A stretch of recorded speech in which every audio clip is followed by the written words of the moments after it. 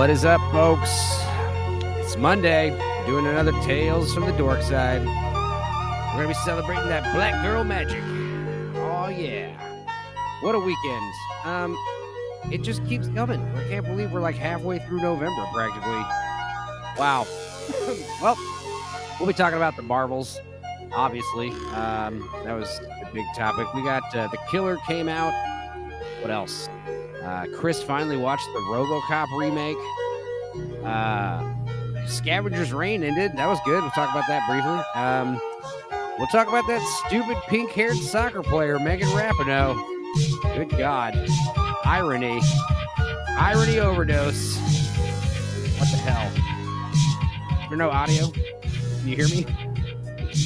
Chris, nod your head if you can hear me in the music. Okay, good.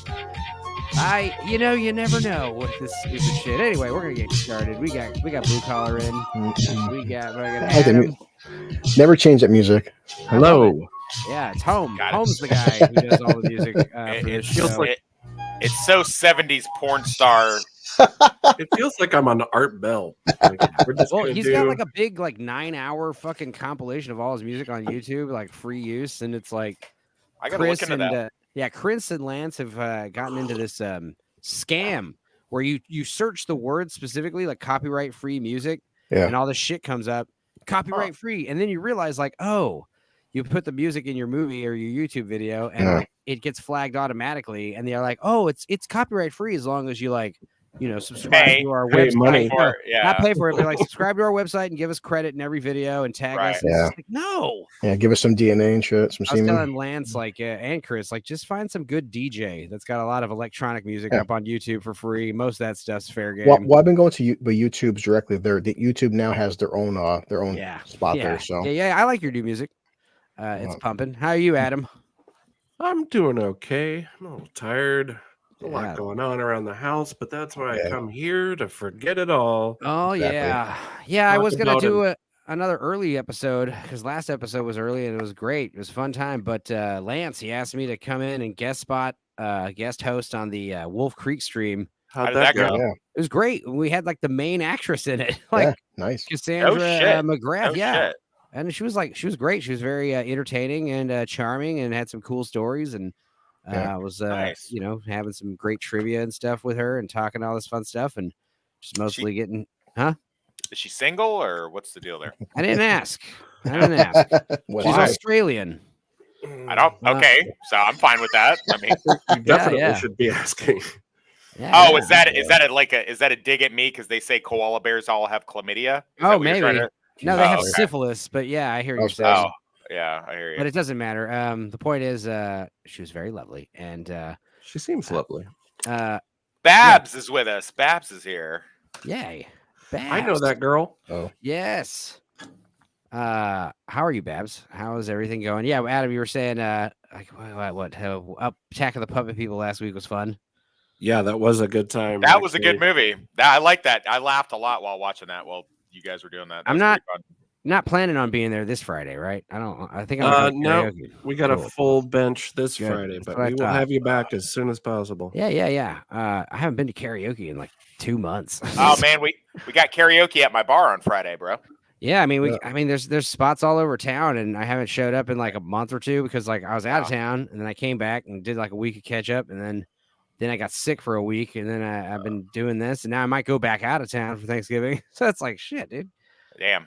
Are y'all ready for Thanksgiving? What do you guys got going on? We're doing a thing at my bar for people who are just drunks and have no family that loves them. So here you are, family. That is my family. Yeah, we'll be doing a potluck. Nice. I usually do that every year. Last couple of years, that's what I've been doing. Cool. Yeah, it's funny. My sister asked me today. My nephew's 13. He loves Enzo because all he likes is horror films. So of course she's like, Chris, you hear about the new Thanksgiving film? I was like, yeah. She's like, do me a favor, go see it first because she's like, there's rated R and then there's rated R, and she's like, it's weird how kids, you're fine with seeing your 13-year-old watch a guy get decapitated, his brains eaten alive, but she shows one sex scene. Oh, Chris, you can't watch that. I'm like, the kid plays Mortal Kombat 1 on his fucking PlayStation, but but in case Thanksgiving has a sex scene, it's like, well, I don't want him seeing a sex scene. I'm like, but I don't agree with that. The kids nowadays have total access to all porno. I used to have to go raid my dad's box of VHS tapes. Right. I was still there. We used to hide magazines out in the Yeah, woods, man. I had more Yeah. porn than most kids my age. But, You know. remember that was the whole episode with South Park and the anime episode of Hilarity, where remember Butters gets fucking a samurai a star to his eye, and everyone's okay with that. But the second Cartman gets naked, the whole fucking town flips out, and like that was another good episode where they got to return the tape of the Lord of the Rings, and they accidentally give them Backdoor Sluts 9. Yeah, and like they're showing it to all the Backdoor kids. Sluts 9. Nice. That's a good title. They show it to Butters. They show it to Butters, and he becomes like Gollum. He turns into Gollum. He's like, I need that tape. I need my precious. And they're like, what's wrong with this tape? It's magical. It's making people act weird. But it's once the precious. Barbara, hey, point him to our gravity short. Boobs. Oh, yeah. We got free boobs on B-roll now. Right. I told my sister. Yeah, Chris, we did watch it. We watched the gravity short twice, and it was pretty funny, but like there's titties. Not just for the boobs. Oh, yeah. It's funny. We got I was looking up Ginger Dead Man because I'm thinking about next November.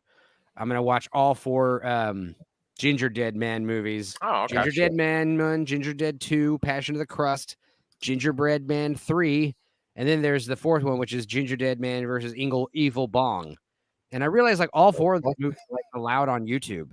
And I was, that's cool. And I was like skimming through them, and there's like titties all throughout them. I'm like, what the fuck is YouTube's deal? Like, is it cool or not? God damn it. I know it's one of the talking points, and we'll get to it at some point. But man, YouTube is like so all over the place. Like they have like some really good movies on there right now for free. But then they're also like, I don't know if you guys saw that article I sent you. They're just like basically essaying us on the fucking ads. Like you can't stop the ads at all. They're just we got ads on some of our stuff that's public domain, and I never got an email about it. Nothing. The ads are just there on it. They are getting super aggressive. They're getting your videos aren't even monetized, and they have ads on them. Right. Yeah. Like for trailers for old Charlie Chan movies and shit. Yeah, that's totally public domain. It's funny. Me and Wes we recorded Banshee episode 2 of season 2, and we even said that, guys, okay, now going forward, and we made a big disclaimer that what's funny is like Banshee, like I actually bought a Banshee t-shirt, and me and Wes were saying we love Banshee, watch Banshee. And in fact, my last 2 videos, I did get them back up, but the fact they straight up blocked my shit, I said, guys, I'm not even trying to make money off this stuff. Just stop blocking my fucking videos. So now we're done. We're doing showing on Banshee. We're done showing all fucking video footage. I'm just gonna show pictures from now on. Shameless plug for our channel. Shameless plug. Yeah, Chris's channel, Blue Collar Loser, and then also like it's getting ridiculous. Adam saying that Gravity Short on episode 10. That was a good episode. I was re-listening to that. I re-listened to that. And I also did the dodgeball stream, and I did the Starship Trooper stream. I was on fire on the Starship Trooper stream. Yeah, you were. Yeah, you were. You were on fire on the dodgeball stream. You were the only entertaining thing on that. Oh, you were the only thing that was keeping me interested. I was the only one making stupid jokes. Tyler was not. Tyler, I felt like Tyler was getting annoyed with me. He always does. He always gets annoyed with you when you makes talk. Sense. You're saying that like that's. There was one part where I was making fun of Ben Stiller for like the 5th time, and he was like, "What is your hang up, man?" And I was just like, "I don't know. I don't like the guy." Good thing I wasn't on there. I like having Tyler on the stream because he's like the Puritan. Yeah. Like he's like such a movie like guru, and he knows so much stuff. But he gets so quick to like get mad at me and Enzo because we fuck around so much. It's also funny because Tyler's like me. He reminds me of my age. Like when I was 20, I also acted like a crotchety 40-year-old man.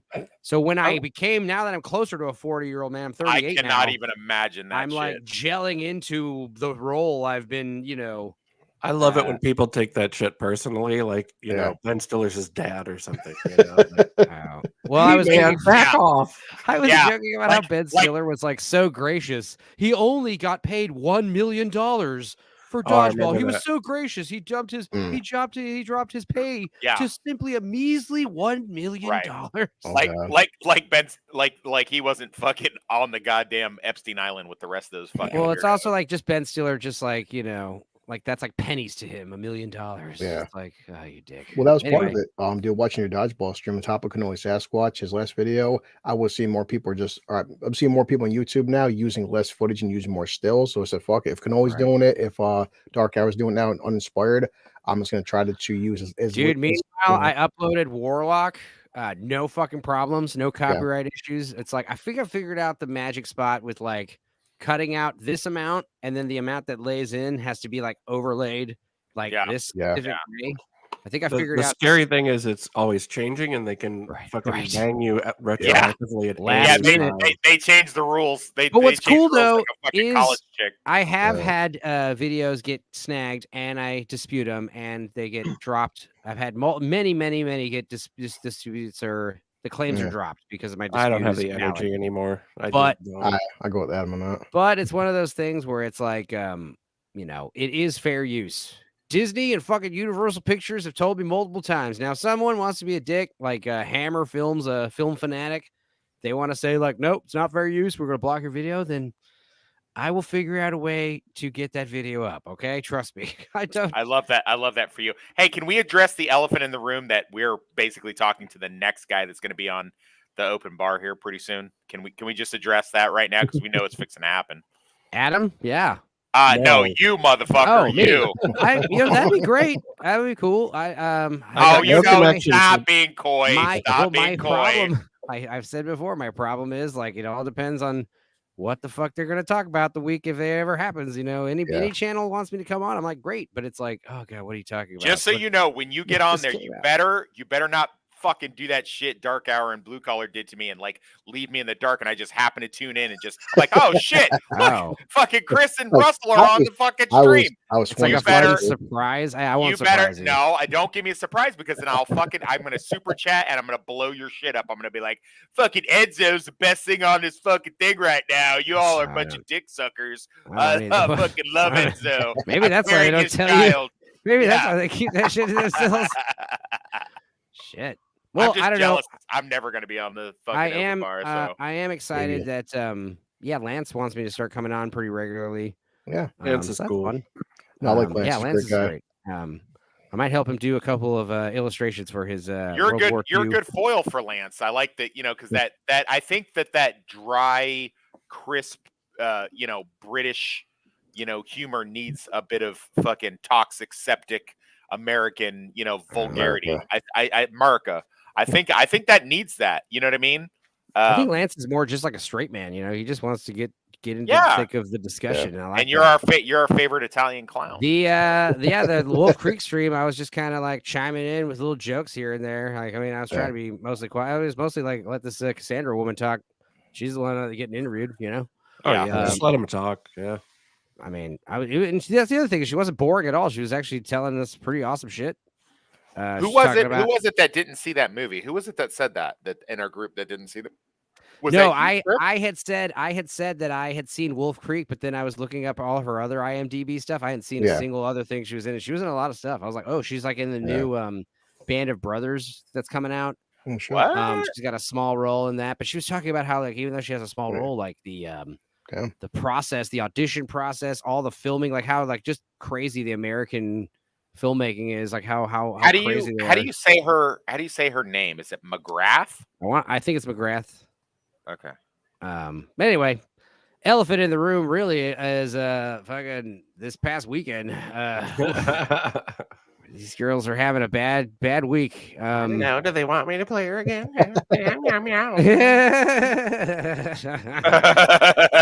Also, we had to actually. Hey, just real quick, we had to actually stop. That's a great picture, by the way. We had to, for anyone who doesn't know in the group, we had to fucking stop. I had to just shut it down. I'm like, listen, we're done. Oh, right. We're not the Marvel's hatred group. Like, we're not going to do this. We're not turning this into amateur. Amateur. Oh, what? Go ahead, buddy. Go ahead. It's okay. Go ahead. It'll die off soon, though. I try not to say things that have already been said, especially things that have been said 100,000 times. Yeah.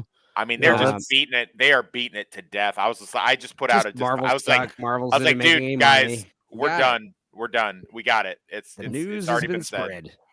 I was thinking about that before the show. I'm like, I don't know what to say that hasn't been said already. Like Marvel's just sliding down the fucking slaughterhouse ramp. Yeah. And they're doing it to themselves. I mean, I guess if I had a question, it would be, what do you guys think? Do you think it's really like as much of this culture war kind of bullshit thing that they're driving themselves into the ground over, or are they just incompetent? Are they just screwing I think up? it's a bit of That's- both. I think it's a bit of both. I think they got addicted. I listened to a YouTuber that was talking about how because they were making we just Gun. look at it as what is that? Mega Shit. channeling or Mega making say it's it's shit. Yes, I DJ. agree. Yes, Jay, I agree. Yeah, he's right. But I think it's I think it's a combination of they were making so many billions. They were making, and that's They got billions with a cocky. B. And they just Yeah. just could not. They're like, that's so much money. It's like just like push some more stuff. And I they were think it's- getting they were I think getting it's away. incompetency, and I think it's hubris and ego, and they just Oh, it's think all that that. they Yeah. could do anything. There's obviously some money laundering going on with these budgets, obviously. Oh Yeah. yeah. But Yeah. I don't really subscribe to it all being some conspiracy about, you know, whatever the Yeah. message or No, whatever. I it's also not- get Go ahead. I also get the the Marvel bashing because it's like, oh, right now, you know, we're like 4 grown men talking about the Marvels movie, and normally I wouldn't give a shit. The problem is like there's all this gaslighting going on the social media, like right now, Yeah. like, you know, it's because you know, it was like Stephen King. That was pretty fun. I saw that too. I saw that too. Damn. This is why I saw the exact like, same thing. This is why I like Twitter, because Yeah. I could tell Stephen King to his face, you know. Some of this, he's saying some of the rejection of the Marvels, maybe adolescent fanboy hate, you know, yuck girls. And of course, Aunt Irma's coat book. Aunt Irma sends her regards. But yeah, I mean, I don't know. What is Stephen King, like 70? Like he's got his pulse, Yeah, his finger what- on the pulse Steve, of fucking Steve, what have teenagers? they done to you, my Yeah, boy? What I have agree. the fucking Democrats Yeah. have really fucking It's warped your mind, buddy? It's so You have- funny because like Nerdrotic, or I think it was Nerdrotic pointing at it, but it's like Stephen King saying, "Hey, what's up? You know, these guys would rather just bash something. Like, why do you guys like cheer on failure?" yeah, And it's he like, said dude, that, all yeah. you do is talk about Donald Trump and how much he sucks. You never cheer Yes, on Joe yes. Biden. You fucking. I can't you know, even God. and listen, you're not going to find too many people that are a bigger Stephen King fan than me. Yeah. And go back to the Coke, Steve. Yeah, he kind of should. Yeah. But Just like Dave Matthews should start drinking again. yeah, just like Nerdrotic should kind of get back on the dope too. But I mean, you know, hey, whatever. I mean, we never Yeah, saw him please. before. Please. I don't think that's a good idea. Yeah. But yeah, man, he like I got his most recent book and I listened to it while I was working, and it was pretty interesting idea because it was one of his non-horror books, which tend to be pretty good. And he kept throwing in this fucking anti-Donald Trump shit, and it was really pulling me out of the story. And you know, I've always been a big Stephen King defender, you know, and I'm just like, Steve, what are you doing, man? Why are you keep, Yeah. like pulling this political shit in your fucking books? Like, I get it, man. You know, I don't put political shit in my books. You know, I mean, listen, Well, I don't put it in any of the stuff that I do. It wasn't just Stephen King. It was like some other, like some DJ guy I'd never heard of, like talking about how like someone was saying, Chris Gore made a tweet about how like this trying to market the Marvels and the Star Wars universes and try to make them girl franchises. Right. That is going to be into proving to be one of the most costly decisions in all of entertainment history. And then this DJ guy retweets it and says, "This is misogyny in full fucking display." Oh my And god. it's just like, how? It's like saying women don't make money. Right. And everyone's like, dude, the Barbie movie made a shit $1 million. Like, it's not. Yeah. It's not. It's like Barbara said. It's not the women. It's just the Marvel stuff. It's just over. Right. Everyone's over it. Oh, thank you, Jay. Yeah, I think it's just that Hollywood has become just filled in its own bubble with its own sniffing its own farts, and these people that are being promoted don't have any real world experience. They don't know how to tell a story. They don't know fucking up from down, and I think it's mostly incompetence. What you got to remember is, you know, when you're seeing a movie and you're seeing a TV show, whatever, or even reading a book, what you're getting, it's like getting a radio transmission on the moon. You know, it's already been sent. You know, it's been sent like a year or 2 years ago, whatever. Good analogy, yeah. So yeah, so you're not getting what's actually happening. It's dying in real time, But the Marvels was already being worked on back in 2018, 2019, 2020, Right. whatever. Yeah, a lot So, of reshoots and shit. and listen, it's not the worst Marvel movie by any stretch of the imagination. It's definitely the bottom handful. It's for in the sure. bottom. Oh, it's for sure in the bottom tier. But then it's hard definitely to like say everything. anymore. Is it the worst thing out of all the past like phase 4 and phase 5? No, I don't think so. No. But the thing is, like Drinker and Russ said, it's just this apathy is the problem. This like lack of like nobody gives a shit. That's worse than the movie being trash. Like, right. because Vex was putting out a poll like, what's worse? It was basically a tie between the Marvels or Mountains of Madness. No, wait, I'm sorry, Multiverse of Madness. Yeah. And I would argue Multiverse of Madness is at least better because we can, talk about it, and there's still a lot going on visually and cool, like effects And at least stuff. Doctor Strange is in it, because Black Widow was one of the worst things I've ever sat through. It is painfully bad. There's no logic to anything. There's no. Yeah, that's probably one of my favorite Mahler videos. The male Taskmaster. Yeah, the Task Manager. Another issue with the Marvel movies is before it came out, this line leaked. Monica, you got to fly. I don't know how. Use black girl magic. Now, here's the thing. I thought this line could have been really fucking funny if it was Kamala Khan or Brie Larson, Captain Marvel. Like, I don't know how to fly. And they're like, use black girl magic? Like, that would have been funny. Right. That could have been funny. But instead, the way it's delivered, of course, it's got to be Nick Fury, the other black dude, the only other black person in the movie. He's got to say it. And he says it in such a way. Listen, here it goes like this. Fly. No. Black girl magic. Like. I wish we could do that Tyrion Lannister throwing up thing right now. That would be great. Like I said, imagine if it was like, I don't know how to fly, and Carol, the fucking whitest, blondest hero of all of them, just like, use black girl magic, and then she flies. Like, that would actually be like a laugh out loud. I would like to introduce instead of hey Vex. Yay! No black girls. Yeah. Yeah. Oh God, I love you. I love. We're talking about the line though. The line that is inspired. If anybody hasn't seen it, check out clickbaity title. All right, and Vex, you're a brown girl. We got a brown girl in the chat. Yeah, so yeah. Representing. Check out Vex's. It's a little old now, but it's pretty relevant. She has a pretty good critique on the Marvel's trailer. It's pretty. It's funny as fuck. Oh, her new Marvel video dropped today. It was funny. Oh, did it drop today? Yeah. I haven't watched it yet. I gotta watch Everyone's it. dropping their Marvels video, Platoon, and they're all. Like let me say this. Let me say a couple things. Number one, I'm a huge Brie Larson fan from back in the Scott Pilgrim versus the World days. Okay. Number two, I would say that there was potential for this to actually be a fucking good movie if they had made it serious instead of this girl power bullshit that they pulled. Had they like snuck Rogan some kind of way, and the movie ends with fucking Carol going down and what's her name, Photon, the black chick, her going down, then that would have been her name. That's the thing. I don't even know.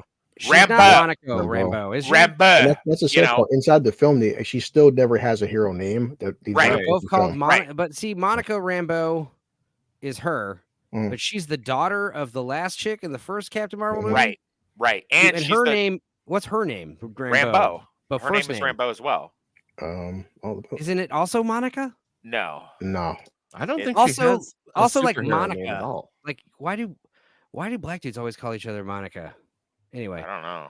But anyway, the point I'm trying to make. Yo, Monica. They had a couple good scenes in there that, like the scene where they're all like kind of trying to train and do a shit where they can switch up each other's powers and they kind of get in sync with each other. That was cool. Make the movie like that.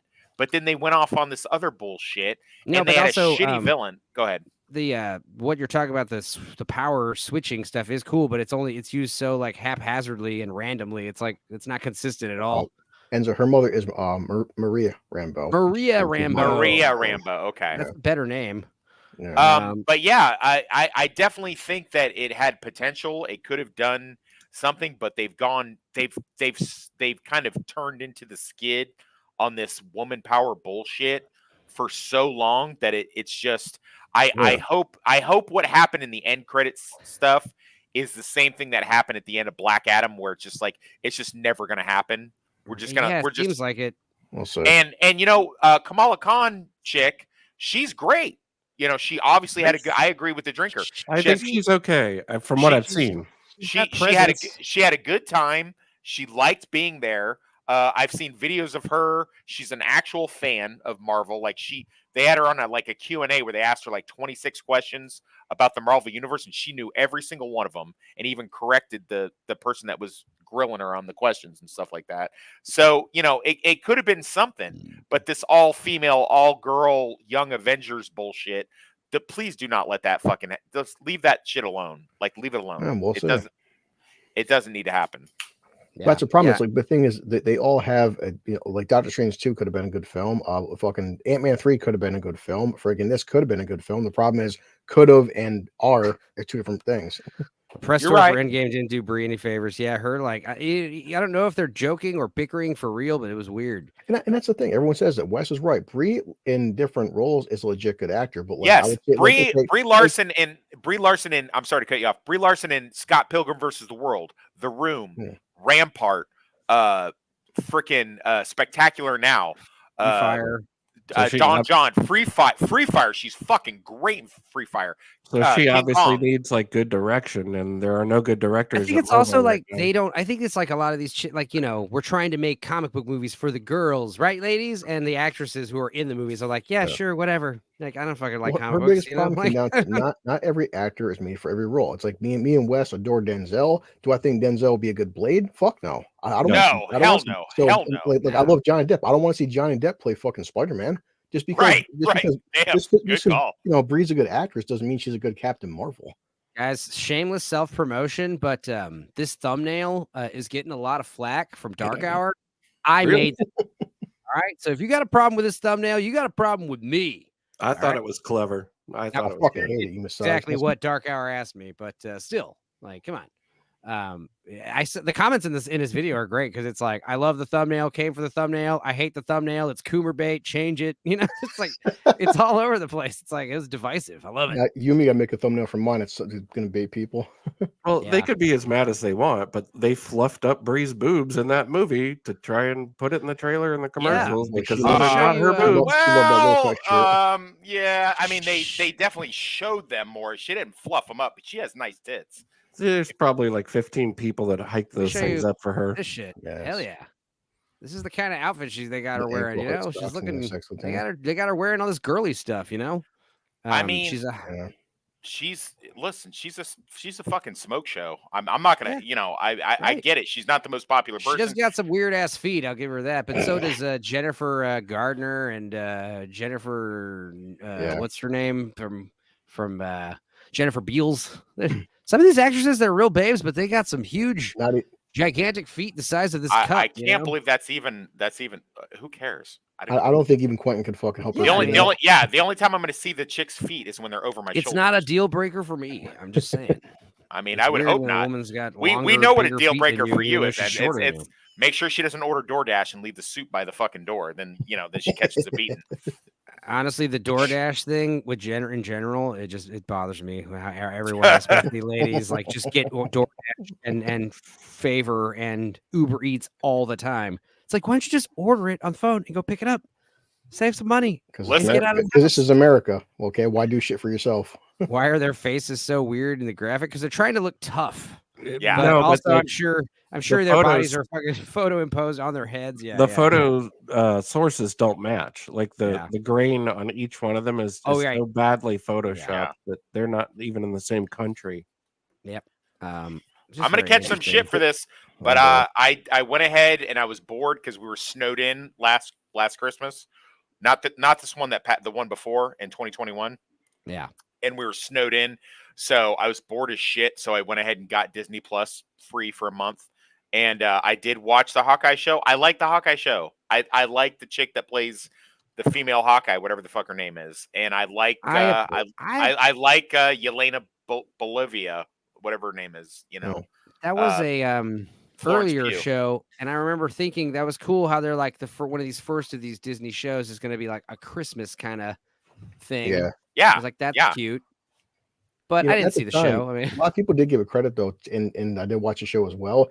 Hawkeye was better than Kate Bishop, and he was training her, and she wasn't some girl boss for the most part. I mean, Right, right. It Yeah, was she was fucking up. She's fucking up through the whole the Kingpin show. shit Yeah, did piss me off though, but overall, Hawkeye, because I mean, you know, she shouldn't be taking down Kingpin that easily, but Yeah, she but didn't. just- She didn't take down Kingpin. She like got lucky, and I know. and you know the fucking Echo bitch took down Kingpin, which Yeah, is, of course that's ridiculous too. But yeah, but still, just you know, you've seen Kingpin the way he was in Daredevil, and you expect that kind of well, menacing, big yeah, fucking, you know, but he's I the think fact the that- issue is like Yeah. woke or gender swapping or any of these Mary Sue stuffs aside. It doesn't matter because it's like the 35th fucking Marvel thing, and it's like at a certain right. point we just don't Yeah, care. they At a certain point, oversaturated. They Yeah. oversaturated. they're all it, like yeah. continuations. They're all like connected. You can't, you know, Correct. it's getting to the point where it's like, all right, I can't, you know, like watching this Marvels movie without seeing the Marvel show or Yeah. what was the other one? Scarlet Witch. Scarlet Witch Um, show. Yeah. WandaVision. I didn't WandaVision. watch so like I was definitely lost in a lot of stuff. I didn't know who the hell Monica Rambeau was. And also, is it just me or Monica and her mother? Like, are they supposed to look the same age? I mean, I guess they're not. Like, she died a long time ago or something. I don't know. It's all very well. It's a mix. quick. Yeah. Well, it's because she got blipped. So Right. Okay. that. And then then top of two, then Captain Marvel took place back in the early 90s. When Right, she went to space, she didn't age, but you know, but Monica aged up. So right. Jay's going to sleep. That's why he's not here. Yeah. Well, we got 2 spots open, I guess. If Goddamn old some of man. you, Yeah. some of y'all want to All come right. in. All right, Vex, get in Feel here, be- Vex. feel better, Jay. Vex, I mean, yeah, Vex total or, sausage fest in amateur. here. Who Get else in is here, in here? Vex. Hostman's in here. If any of you guys want to come in, we got 2 spots open. I did want to say Enzo to everybody, you know, it does get kind of fucking played out. The whole men don't like this. I always say, guys, I got fucking 3 sisters. They used to watch at one point the entire MCU. All 3 of my sisters would hop on Twitter, Facebook, and they would tell anybody, look, all 3 of us women, we refuse to watch this bullshit. So the whole like it's only men that hate this. No, my mother loves. She likes Thor. She didn't hate Thor for as much as Wes did, but she just likes Chris Hemsworth. She won't watch this. Come on. I contend that Thor: Love and Ragnarok was the worst Marvel movie. Or also the second Thor movie is also really bad. Is Thor Ragnarok? Thor: Love and Thunder worse than Thor 2? Yes. Yes. Okay. I haven't seen Thor. Thor: Love and Thunder. Yeah. Thor: Love and Thunder is worse than my 2 weeks in the hole in the Florida State Penitentiary. I would gladly do those 2 weeks again. Like I would even say that. Watch that movie. At least even Thor: The Dark World has some decent fight scenes, but Dark World's a decent movie, buddy. I don't have a problem with Dark World. I have no problem with Dark Crazy how World. from the world I'm from, because like not watching any Phase 4 or Phase 5 crap. In the world I'm from, Dark World and Iron Man 3 are like the worst Marvel movies I can remember. And like Captain Marvel and Black Panther. Oh, not anymore. Yeah, not Sweet anymore. Summer Child. Oh my God! Like you're saying Black Panther is better than everything in Phase 4 Black and 5? Panther sucks a bag of fucking dicks. That's amazing. Black Panther sucks so fucking bad. Right. Oh my God! I couldn't believe. Yeah, Black Panther's terrible. But when you're I saying watched it's worse Infinity than the stuff War, in Phase 4 and when 5. I watched Infinity War, Yes. I was amazed how good the Black Panther scenes were. Because I was like, it's terrible, but it's better than Love and Thunder. Unbelievable. True. Yeah. Now I want to see Love and Thunder. But that's the point. The bar's gotten that low. I did like Ragnarok, even though it was a little silly. Oh. But the problem is, I love Ragnarok. The problem is great. it's getting too silly now. You know, like especially Well, that's like the thing. Thor. It's like the tone shift of treating it, pretty comedically was actually really refreshing after all the heavy shit. It was, yes, correct. But they didn't know when to stop. Like it was just okay. Now go back and treat Thor like a real person again. You know? Yeah. Then of course, how many times, like the drinker said, how many times does Thor have to find himself? He found himself in the first film. I found it. Film. Yeah, I found it very comic booky the way that they just did it. Sort of a sidestep. A what if issue about Thor or whatever and Hulk. Listen, I'm going to go ahead. When to stop. I'm going to say the same thing I said about Star Wars in a post I did in the group a few weeks ago. Listen, Marvel's dead. Leave it the fuck alone. Shut it down. Just shut everything down. Shut it all down. Stop doing shit. Leave it alone for 5 years. Let a lot of this shit die, and then fucking go forward from there with like Secret Star Wars too. Well, Shut it it's like down. people talking about seeing theaters in this fault and this empty stuff, and it's like, it's not the men's fault. Like I said, like they're realizing, like, yeah, it's the ladies' fault. They didn't go see it Women? either, and No they're the one ones went who to are, it. yeah, No Yeah. one it's went. all of our faults. What did It's not people? our Empty fault. theater. It's the fucking Empty Marvel. theater. It's Empty theater when I went. I know I Disney's wasn't. fault that nobody's I seeing know it. that I wasn't supposed to do it because everybody was like, "Don't hate watch this." I didn't hate watch it. I was doing it for my Kelly job. Sue DeConnick, she's like, if you don't like my politics, then don't read my book. Yep. And now So she's hate like, watching is everyone your needs to job. go see Marvels like this weekend, please. Thank you. Yeah. It's like, you dummy. But- And but this is the- the most this is like crazy Coper right here that I've been seeing. People are bringing up the point that it's the highest grossing debut for a black female director. That may be Of true, course, but like of when you're course. talking about Okay. profit, it's like, because Yeah. here's the other It's thing. also the lowest opening for a Marvel movie. Right, but the Yeah. problem is it made like what, $60 million this weekend or 40? Still, Hooray there for was a time. you. There was a time where having a $60 million opening was very, very good. If you were one of the fucking Saw movies Yeah. or the Conjuring movies, and you have Yeah, a but if 40 your million movie opening, costs $300 Yes. fucking million dollars exactly. to make, idiot. that is bad. That is Yeah. very bad. That's what the drinker said as well. Is these films are costing 400 million fucking dollars. How? It's like They're lying Adam about the saying, cost. money. Yeah, it's like Adam Well, Sandler started doing early on. Very I think it's because it said it's the endless reshoots. I guess reshoots cost time and fucking money. How many times does a film have to come? Actors got to come back. Who's Analyst. got to come back? And What up, you know, analyst? it's just endless. That's why I said the creator, the director, Loverhead, the creator, he already knew what he wanted ahead of time. He planned out the CGI ahead of time, and that's why. Like, how the hell did the creator cost 80 million but look better than Indiana Jones Planning. 5? He had a Planning. great camera Exactly. too. Analyst, what did you think about this horror show? That's Yeah, the wrap it MCU? up. Let's wrap it up. Bring it up, analyst. Go for it. Oh, you're asking the one guy who actually hasn't seen it? Oh, Oh, okay. fuck. Well, from the Oh, outside bad. in, what You are your don't need thoughts? to. I mean, My bad. I didn't we know are that. wrapping it up on the Marvels though. So, but I'm- yeah, I'm super done with like anything MCU at this point. It's just Dude. been one disappointment after the other. not just MCU, but like for instance, like I've got a few good ideas for stories. I'm gonna do this vampire comic first, but like I've got four or five, six good stories, and like one of them is a superhero story, and it's like I just like cringe about like the idea of like making a superhero story right now. Like I'll wait 10, 15 years maybe when they're like, bring it back like Unforgiven did, with the Western movies like 20 Yes. years after the fact. Good, It's like, good analogy. Good analogy. but I like but it's that. like I have to now. It's like I have no choice. Like if I try got to make a legit. half-finished vampire script in a drawer, man. Let's spend a weekend together and get this shit Oh yeah, done. yeah. I've got. I also have a vampire book I'm working on as a matter of fact right now. Oh right, Wes is trying to work on the legit John Steakley sequel to the Vampires book. that Good John for you. That's right. Carpenter That's exactly what I'm doing. turned into Nice. a movie. That's exactly what I'm working on. Yeah, I've been working on a vampire comic book. We'll try to go live on Fund My Comic next October. So next October should be pretty wild. I don't know. I'm trying to do a lot for the next year. But yeah, I guess a quick palate cleanser. This Please. shit. This is funny. Yes, please. その人たちさ、実際こっちの方がいいと思うんだけど、まあそれかこっちだよね。こっちの方がぶっちゃけ無難っちゃ無難なんだよね。あ、ちょっと待って。あ、もしもしお世話になってます。はい、あ、お疲れです。はい。 What the fuck, Friend. bro? It's a delayed reaction. Oh, yeah. Yeah. How long would it take for you? It would take you a while. Anyway, I mean, that was quite a while actually, but Yeah. Also, people yeah. are I mean, we've all talked about this stupid poster, but God, who greenlit this? Who okayed this? No one's in charge. No one's driving. Is this Unless just, they're literally like joking, like it's a pussy and an anus. Oh, Enzo, but I did laugh pretty good when I saw that. and then the little girl pops out. Yeah, she's the little turd. I do think it's clever, like this.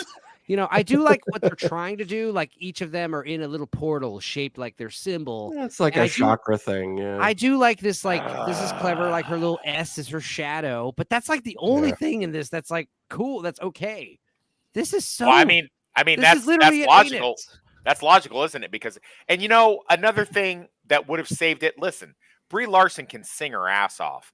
They were going to do a musical number. I don't They know about should have sing her done. ass off, but Oh, she can. Oh, yeah. That Yeah, bitch can she's sing. pretty good actually. I Okay. can second that. She doesn't have a lot of ass to sing off, to be fair. Yikes. But if you're gonna do a musical number, go all like they kept like listen, go all fucking in on it Yeah. and do a whole Scott Pilgrim fucking, like when she walked out on the stage in Scott Pilgrim versus the World, I mean, she owned that fucking movie for that 5 minutes. Yeah. You know what I mean?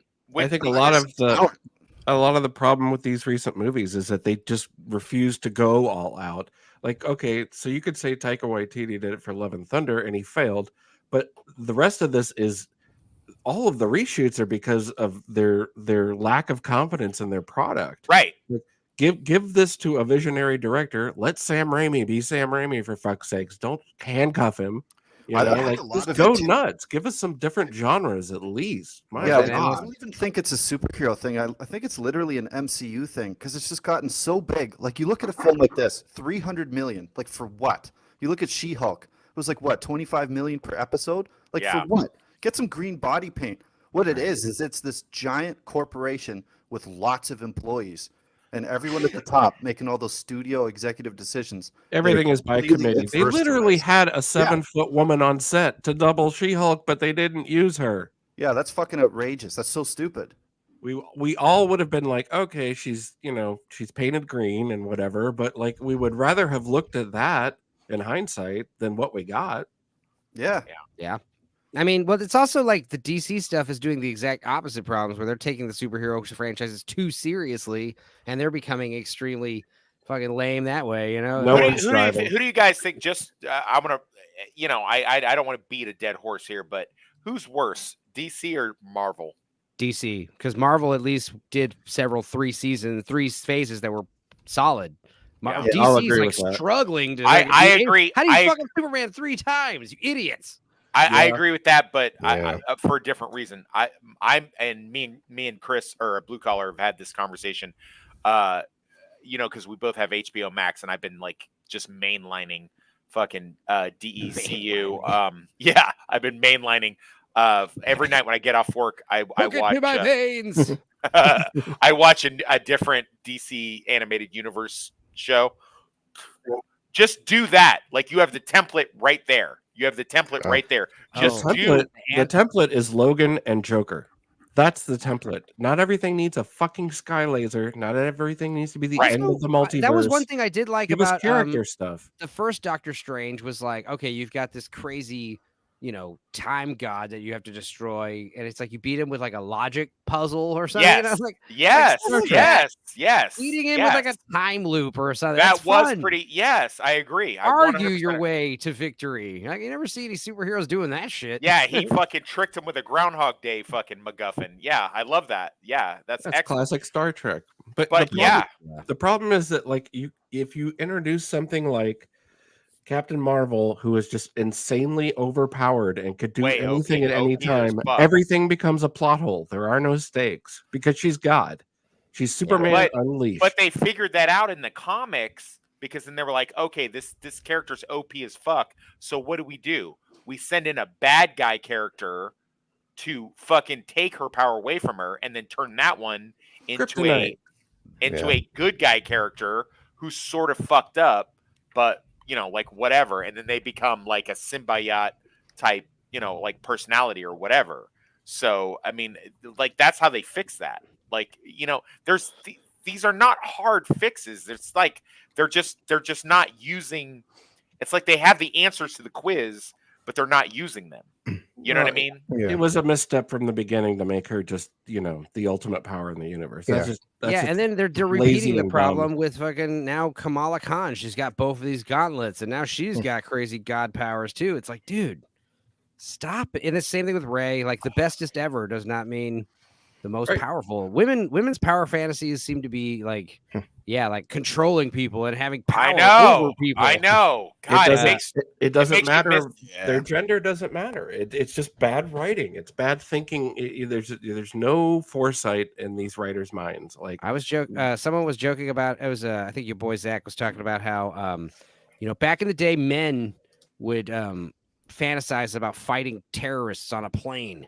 Now like some of these men, because of like they're being programmed by these ladies, they're like their fantasies is like, you know, having to course correct their boss because he's like not up to date with his like ever changing fake bisexuality or whatever. Like you get my weird, you know, fake pronouns wrong and I get to scold you. That's like my fantasy. I think about like, oh, it'd be so cool if my boss like accidentally misgendered me in front of people and I get to like correct him in front of everyone and tell them what a dick he is, you know, kind of subtly. It's like, what is wrong with you? Like, what kind of weird, you know, power trip is that?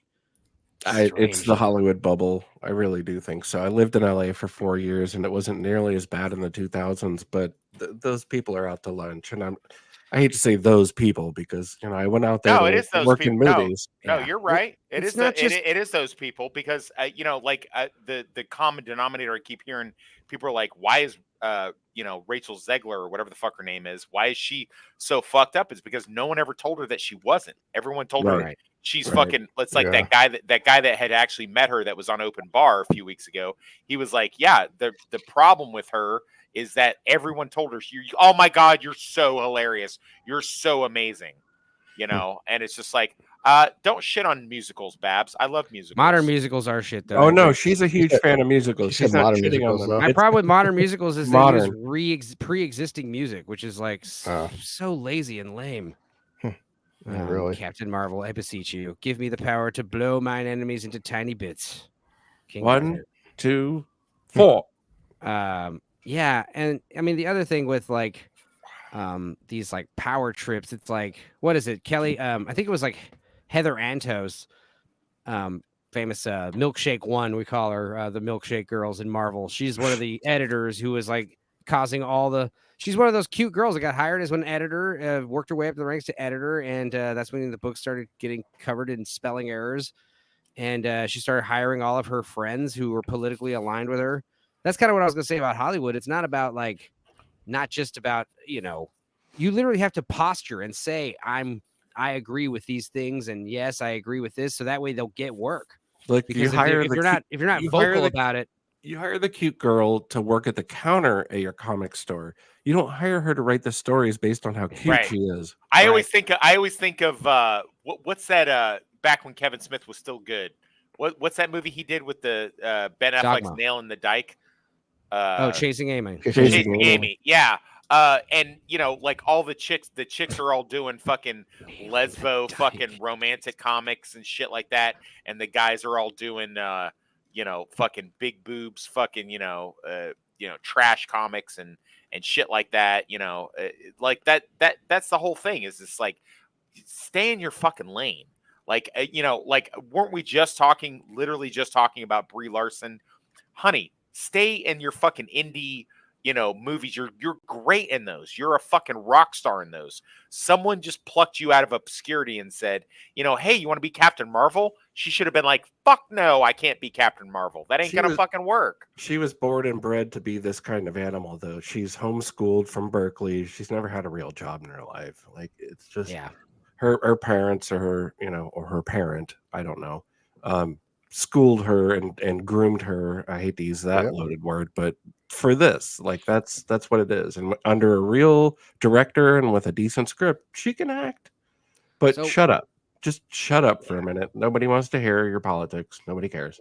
Well, yeah, what's crazy is like, you know, Gail Simone, like I said, Milkshake One, she did this thing November 7th, where she, like, that's what I was joking about, how like in a lot sooner than you think, like a lot of these people that were proponents of social justice and all this stuff, they're gonna act like they were never doing that. They're gonna be like, I wasn't one of those lame cancel culture guys. I know everyone hates those people. I can see that happening. Gail Simone is like doing this right here on November 7th. She says, I love the more modern, slightly military inspired costumes, but really, I'm sure I'm in the minority, but I've always liked this Captain Marvel outfit, the sexy one where she's in the black spandex, you know? Am I wrong? It's deceptively simple. Okay. Now here's what's great is immediately Kelly Sue DeConnick, the same lady I was talking about, comes in on her tweet. Okay. It's like a few hours later. And Kelly Sue arrives promptly to shame Gail right back in line. Whisper Queen. She says, I can never tell when you're trolling, but I'll bite. It's a lovely design. Cockrum is brilliant, but I don't think it makes sense for the modern incarnation of Carol. And then Gail, no, I agree. I agree. I said the same thing on a separate post. It might not ever have really fit Carol. I just think it's a nice design. But no one should listen to me. I thought Infectious Laughs had a baggy costume too. Please, Kelly. It's like these people, like the idea is like imagine how crazy this is. Imagine how insane this is. Like you have a pizza place, right? And it's like, hey, let's try this promotion or something. We have a company and we want to try some kind of new thing. And you're thinking like, is that one lady that worked here? Is she going to approve of that? Or worse, like, could she maybe disapprove of it? If that's the case, then we shouldn't do it. Like, that's insane. That's spineless backpedaling fucking bullshit. But it gets even more insane because it's even crazier. Because, like, let's say that lady doesn't even work at your pizza place. She works at another pizza place. And we're still like, I don't know if we should do this because that lady that works at the other company, she might have a problem with it. Because the issue is, if she has a problem with it, she's going to go after you forever. She's always going to just be your fucking enemy and constantly just be naysaying. They're fucking monsters. They're literally demonic. And they're all in the same club. That's the thing, is it doesn't matter which pizza place you work at. They're all in the same, they have their literal whisper networks where they meet up in a private chat somewhere and they say, hey, this person's the target tomorrow. 9 a.m. We all just start pounding on him because he said this thing. It's a big club and we ain't in it. It's pretty hypocritical too, because they have no problem when the chat's going off about strip down and humiliate Chris Hemsworth in the middle of which was that one? Was it Love and Thunder? It's so bad. Like they don't have a problem with that, but like, oh, you put some skin tight, maybe show some thigh on a female. That's what I don't get. Like, that's brutal, and it's like, why though? That's what I don't get, is that we have to girls get a look at his girls butt. are pretty too. Like, it's not completely sexual. It just looks good. Imagine making a Power Girl movie in this climate. Like, no. Oh my god! And like, better yet, it's not comedy. It's like she's literally like a badass hero, but she just has giant, huge, heaving titties. So every character is like staring at them, but she's kicking ass and saving the day. Right. And no one's really like talking about them, but it's so obvious that like everyone's just staring at her huge jugs. That would be amazing. 90 minutes of that. Hayden Panettiere, we're talking to you right now. We're talking to you. Let's make that happen. Let's make it happen. About this whole situation. We need that redhead from Mad Men. What's her name? We need like huge Power Girl. The joke about Power Girl. No, Hayden Panettiere making her titties bigger and bigger until someone said something. Hayden Panettiere has got an amazing rack. Is she the one from Heroes? She is the one from Heroes. She has an amazing rack. She must have filled out since we last saw her all those years ago. I will send you a picture. Filled out in Heroes, if I remember correctly. Yeah, her rack is fucking amazing. Guys, why are we so perverted? I don't know. Because we're being deprived. Because we like sex? I don't know. Is here's something that'll calm us down a little. Boner killer. Boner killer. I just went from 12 to 6. There is no God. I hurt my foot. So oh my God. Yeah, we'll get into that. But yeah, Megan Rapinoe's career ends after suffering a non-contact injury 3 minutes into the final game. And she blamed God. Yes, it gets better. I have the video of the injury. To be fair, I agree, she should, because I've been praying to God that she would die or get injured really badly. So yes, she is 100% correct. I've been going to church every Sunday and praying that she suffers a major injury. Say you pray to Allah, because then they can't do anything about it. If you said you prayed to the Christian God about something, I pray to the white Christian God with the white beard that hates gays, that hates all gays. This injury is hilarious. In her career. Oh my God! Now she literally just like runs and hurts herself. As of late in her career, and there you see that? That's how she took out her knees. Some injuries as of late in her career, and there she goes. She didn't even fall. What the fuck? That looks like a Three Stooges pratfall. That's like not even real. It looks like she almost like fake soccer. Yeah, I was gonna say like fake soccer. I don't want Akbar. I want Akbar. God is great. I want attention.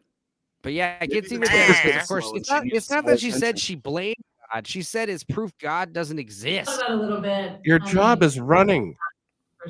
I'm not anything. And if there wasn't God, like this is proof that there isn't. This is up. It's fucked up. Bitch, it is proof that God is real. If anything, it should be humbling you that God is at enough of your shit. He literally made an example out of you in front of the whole fucking world. I just Like, love. I mean, like- I just love the hubris in that logic. Like, yeah, the Holocaust is fine, but I tripped and hurt my foot by myself. There's no God, and it's like, Yeah. give me a fucking break. This is Yeah, my slide this off. Is, this is slide off into obscurity, you pink-haired fucking bitch. This is I don't something give a I need to create more OC memes, OC content. But like, yeah, this is one that is all me. Like, dumb bitch Megan Rapinoe after realizing she ended her career the same way as she played, taking a knee, and then fucking that image of Palmer just Love it. busted. Yup, guilt. Whoops, me. Guess he's got no one to blame but myself. Ah, you stupid bitch. Anyway, here's a cowboy riding a water bear. Love it. Love it. Thank you Another for that. shot chaser. That looks like the quantum realm. Hey, Yeah. somebody wake up Blue Collar. He's fallen into. No, he's No, not. I'm listening. Oh, We're about to talk about his RoboCop because he played the game, and I loved his end of his game walkthrough. We talked about RoboCop 1 and 2 briefly, and 3 a little bit last week, but he told me that he finally rewatched the goddamn remake, right? I watched it last night just because. Oh, what a piece of shit! What a piece of shit! Was it as bad as you remembered it, or was it worse? No, was one thing I respected is that the tone was different, only in the sense that his wife and his kid had a lot more to do in this one, because in the first film, it's very dark. It's very dark in it, but this one, it was kind of cool to see him struggle with the whole like I'm trapped in the fucking hell. I argue that the version you're talking about is actually more dark because he's, you're talking about how it's cool that he's actually kept. Because in the movie, in the original, he's dead. Yeah, they take his corpse and they fucking put his brain into a robot like Frankenstein. Yeah. But in the new one, it's like the machine is like keeping him alive. Like he's like on life support, and that's way worse. It's like Johnny got his gun, but updated, kind of. He lost his dick and his heart. He's basically internal organs. Attached like he to says. like a helmet. Like he says, there's nothing left. There's nothing left. Well, that's what made it more dark, because he actually tells Gary Oldman, he's like, do me a favor, kill me. He's like, just tell my wife and kid I didn't make it. Tell them I'm dead. I don't want to live like this. And basically they're forcing him to fucking stay alive. And the problem is like, that's worse. I have to work. Like, what if I don't want to work? Thanks for the robot body. I think I'm going to be a janitor now. Yeah, I think I'm just going to work at the fast food place. They make him. They make him go back to be. Yeah, you're right. You're absolutely right. He has free will. He's alive. In the original, that's he's a good technically fucking dead. He signed away the waiver. We do whatever the fuck we want with him. That is it really makes good. No sense in the new one. But what else do we notice about the new one? Horror? That's a great idea for a horror book. No, that's what I said. That's why I was like, no. I mean, this damn sure would never match the first one. But I'm just saying that tone right there, because technically speaking, he would live, because Gary Oldman's telling his wife that he's got one leg blown off and never walk again. He's blind in one eye, but he's not going to die. He's going to be alive, but just have a shitty life. And the wife was like, well, fuck it, just put him in this new super program. Like, let's say he's like, I don't want to be a cop. It's like, well, we got to take back the machine body. Sorry, you get the basically you get like a water tank that we put in a wheelchair. That's your new body. Lose the arm. Like a Futurama head. Yeah, just like floating. Yeah. It's just organs just floating in like a cube of water. Like, this is my thing. Is like some stuff should not be rebooted. Some stuff should just be left the fuck alone. Most stuff. Especially if you take a character that was a badass and make him not a badass. That's just like, really? You know what is actually pretty funny that I did watch that was also awful, but better than the RoboCop remake, was the RoboCop TV show pilot. That they had so many of these like successful, movies in the 80s that they tried to turn into shows like Weird Science and Uncle Buck. Dude, the RoboCop show was so bad because for some reason they said, okay, he can't directly shoot anybody. So it's constantly like him like seeing a bad guy with a gun and like scanning and like shooting a chandelier. Or like shooting a fucking like the cartoon. table leg. Shooting a table leg of a fucking dresser that falls on him. It's just every single one is like a Rube Goldberg machine that he's got to kill them. There was a Saturday morning cartoon of RoboCop, everyone. Yeah, just like that. You can't actively just like fucking put 3 rounds in your chest like he normally does. I'll make a poll now, because rewatching all 3 in this one, I think RoboCop remake is at least better than a third RoboCop film. Because that RoboCop 3 is that third one's so goddamn. RoboCop 3 RoboCop 3 was lame because it's like just like Return of the Jedi and a few of these other third installments. It's like, let's make this one a little more kid friendly for the kids. We'll actually have little fucking kids in the movie like cheering RoboCop on as he takes on the bad guy. We'll have RoboCop get a jetpack.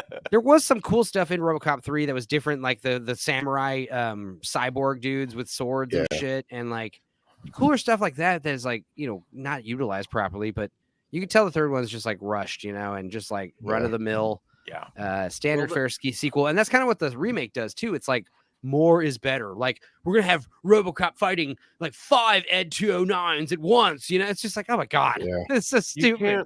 You can't take like Paul Verhoeven and just try and emulate the surface level stuff. Like the great thing about the first RoboCop, for me at least, is not just the gore and the great stunts and all the fun violence in it, but it's a lot like Ghost in the Shell. Like there's questions about like your identity. There's existential sort of threads to pull on and stuff. Like what is he now? Like right. It's that philosophical question. If you take a boat and you strip it down and you take every piece out of the boat, but you rebuild it, is it the same boat? Right. Yeah. Chris, is there like a Starship Troopers game? It's actually I know it's on Steam. It was in beta testing. It's almost officially. It's going to be officially coming out soon. I will play that. I would play that. I know as Heels vs Babyface was testing it, and I know it's like I just seen a trailer for it yesterday. It's not officially out yet, but I mean, from what I've seen, it looks interesting. I mean, I don't know yet. I mean, with the success of the RoboCop game, it's like, let's do it. Let's start firing out just like some simple, sequel of a movie, but it's a video game. I can't wait for the Showgirls video game. That should be amazing. I would play that. You gotta like control Jessie as she like lap dances on it does cocaine in the pool. Start gyrating. I can ask the panel now. And then she does that thing where she like goes all the way back and starts like splashing water. It's so stupid. I was thinking about this since I beat the RoboCop game. Like now with the budgets we're seeing from Jack Reacher to like as shitty as Rings of Power was, and even Ahsoka, they are dumping $100 million into a season. I think RoboCop, if done right, could be a very fucking good TV show. I'm to the point right now. Why not have fucking Peter Weller voice him? You don't have to have him in the suit anymore. Have it be a fucking stunt double. Let him fucking voice it. Yeah, I can get behind that. That's not a bad idea. CGI can do cars and buildings and like a robot really well. Because Pedro Pascal isn't doing. He's not in the suit for. That's what I was going to say, Adam. That's what I say, Adam. It's like, what's he? What he even said was, I seen an article yesterday that the new season of Mandalorian. Does that mean the Mandalorian's going to not be fat anymore? Like he's going to start slimming up, looking good? I guess for the new season that Pedro Pascal will have no airtime at all in the new season. Wow! Just to show how his voice lines on the can. Yeah. So my thing is like with seeing the success of RoboCop, say fuck it, guys. All you need is the ADR Peter Weller's voice over into some actor, fucking go dump 40-50 million. Yeah, we're seeing the budgets now. I mean, this fucker's blew $100 million in Ahsoka. Fucking pumped it out and have Amazon pump that into RoboCop. Come on. Yeah, or make 3 good simple movies instead. I don't know. I fucking original shit. I don't know. It's so hard nowadays. Make 10 mid-budget movies. Yeah. Jesus Christ. Well, because I look at, we never got Evil Dead 4, but then Ash vs. Evil Dead was a way better. That was better than Ash vs. Evil Dead was really good. Yeah, right. I'm just saying, RoboCop, there's so much there you could do with that. Like, even Carl Urban keeps talking about the potential Judge Dredd 2, even a Dredd TV show. Because it would same thing, Dredd. If you don't give us a Dredd 2, fuck it. Give me 2 Dredd TV show, 2 seasons. Oh, that's why Dredd's so good, because it's like a day in the life of Dredd. And it's like just an average day. Right. So let's go see another average day here and there, another here and there, Well, I mean, look how good they did with I don't dislike the Tom Cruise Reacher films. I like them. They're fine. They're great. But the TV show is miles ahead. And I saw a clip of the new one where he like walks up to a car and just like kicks it and the airbag goes off in the dude's face. Yeah, I would watch Carl Urban buy groceries. Honestly, he's very compelling. I like his Star Trek stuff. Yeah. He has the role of it. Billy Butcher is the role of his life. Oh, fuck yeah. It's he deserves it. Yeah. Which I'll go see it for him, but I do admit that making him Johnny Cage is a very weird choice. But I'm gonna watch it because it's Carl Urban. But like it'll be old, washed out Johnny Cage probably. It's so weird. It's so weird that they literally made Johnny Cage to be fucking Jean-Claude Van Yeah. Damme, but never use Jean-Claude Van Damme to be Johnny Cage. Well, That's they so used it weird. recently in the new game, but it's like I don't care about the new movie because the last movie sucked. Last movie, I Yeah. talked about the last movie Well- like back on the Facebook days. I re-uploaded it. Not to jump all over the fucking board game here, but is it just me, or would an aged Wesley Snipes as Blade not be a fucking great? Just like who would not just like to see that? The problem with Wesley Snipes, why they recast him, is like by Blade 3, he's like so crazy, his ego.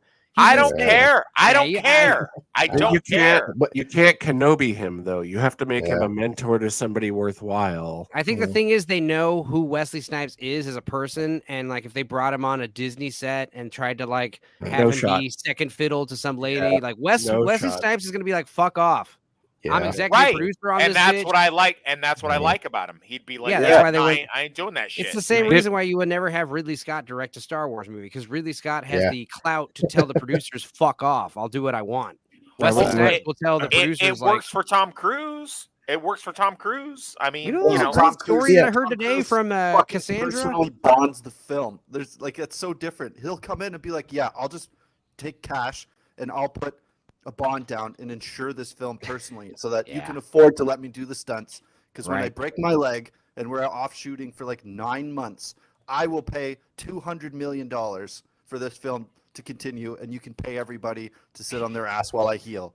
Tom Cruise has so much money, it's ridiculous. You would have to give Wesley Snipes the Chris Christopherson, part. I think he would do. He would have job. to be. He would have do to be good in the that, tired old man now, and that would work. He'd have let to him kick ass every couple episodes. I hate to be cynical to Wes. You know what the problem is? Because like Enzo would say, Disney owns Blade, and fucking Disney doesn't care about pleasing the fans anymore. It's just about agendas. Blade is the reason we have modern Marvel. Correct. Blade is the reason that we have it.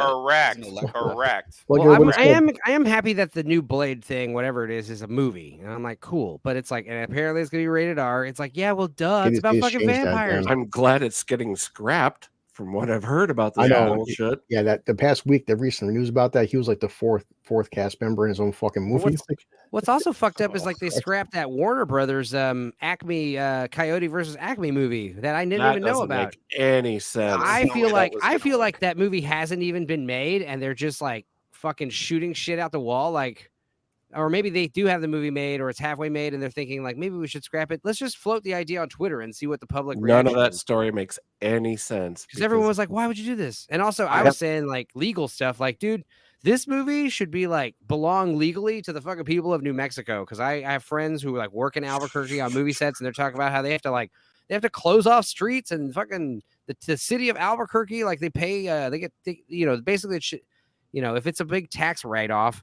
That's whose money? That's the people's money. It's not fucking Hollywood assholes' money. The thing that I don't understand, well, I mean, I understand it to a certain extent, but I don't understand like the logic. Like you have like, okay, so you have like Amazon, right? And then you have like, Rings of Power. So it's like a woke version of the Lord of the Rings. But then they also go do Reacher. And I'm not going to lie, I was a little scared. About that too, because I've been such a Reacher fan for so long. And I was like, oh, please don't let them wokeify Reacher. And they don't. They actually went whole hog. They legitimately just took the book and turned it into a TV show. They literally it was a big success. Yeah. Wow. And so I'm like, okay, so like, because I've wrote a book. And like, if they took my book, because I have the N word in my book, I have violence, I have sex, I have all kinds of crazy shit. If they were like, hey, Mr. Kelly, we want to change your guy from an Irish ex-military guy to a lesbian black female. I'd be like, clearly need more sensitivity readers, right? Apparently, but I'm just saying, like, sometimes they do it, and then sometimes they don't, and I don't understand where the disconnect comes from. Like, where does it? And because there's another writer, she's from Atlanta. Her name's Karen Slaughter, and she writes amazing crime thriller novels.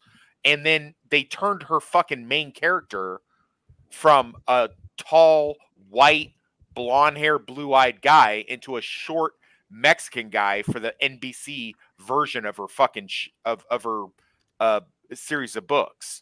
And like they race swapped literally everybody in the thing. So I'm just like, where does this happen at? Like, at what point do people just go, yeah, fuck it, go ahead and just destroy my IP? You know, like, where does that happen? Hollywood. You'd also be surprised how little control you have over your IP once it gets a movie deal. Oh no! Once you sign that paper and take the check, it's gone. out of your hands, and it'll Yeah. get rewritten 20 times, and it'll go into production hell. And if it ever gets made, it's a miracle. Like that's. But just, yeah, I kind of want to Enzo, watch. Enzo, Yeah. pull up Hostman Socrates thing here about Reacher. Reacher Okay. is a little more talky than the book version, but it's TV. That's not true at all. The Oh my God. TV version is way more action. The book version is way more talky. Way Okay. more talky. R.I.P. Paul. He gave the perfect death scene. Paul Rubens. best Yeah. vampire ever. So there's a new movie coming out called American Fiction, and it looks very good. It's coming out in December. This is why I was saying, like, because we were talking about doing a top 3 stream around December. I was like, dude, you got to wait till at least January. We're going to do it on January 1st. But, like, Okay. that means we have All to right. watch all the stuff that's coming out in December, like, pretty, like, I'm glad you brought that up. I got to forward you the email. TBR Schmidt got back to us, and they want in. Oh, on okay. that. By The Well, only thing I'm watching is Godzilla -1. I don't give a I know. shit. I have a feeling that's going to be number 1 for me because I'm such a Godzilla fan, and I loved I'm Shin gonna- Godzilla. I'm And if this catching is that. anywhere near that level, I'm all for it. But I'm gonna catch the fan screening for that because it's a 2-day early access. I want to see that shit. But this new movie with what's his name? I can't remember his name, but it's the guy from Westworld. It was the new Commissioner Gordon. I'm sorry, I got his name right here. Oh, Jeffrey Wright. yeah. He's in a movie called American Fiction that comes out December 15th, and it's about this novelist who's fed up with the establishment that profits from black entertainment. He's a Yes. black Yeah, that novelist, looks good. That looks good. and he's like, none of his books sell, so he starts like writing. He like, starts this, writing like, hood novels. hood shit novels that he knows nothing about, and everyone Those are loves it 'cause it's so like, popular in prison. Drink. Everybody drink. everyone's drink. basically everyone's racist that makes these movies. But yeah, Shin Godzilla was fantastic, Barbara. Also, I'm what a you were saying earlier, huge fan Wesley of Jeffrey Snipes Wright. was fantastic in What We Do in the Shadows. And the fact that you said that made me second guess. Like maybe you could bring Wesley Snipes for Blade. He could probably. You play just ball. have to write it correctly. That's the You thing. just have to make Wesley happy. Otherwise, Yeah, he's you gonna got- make you.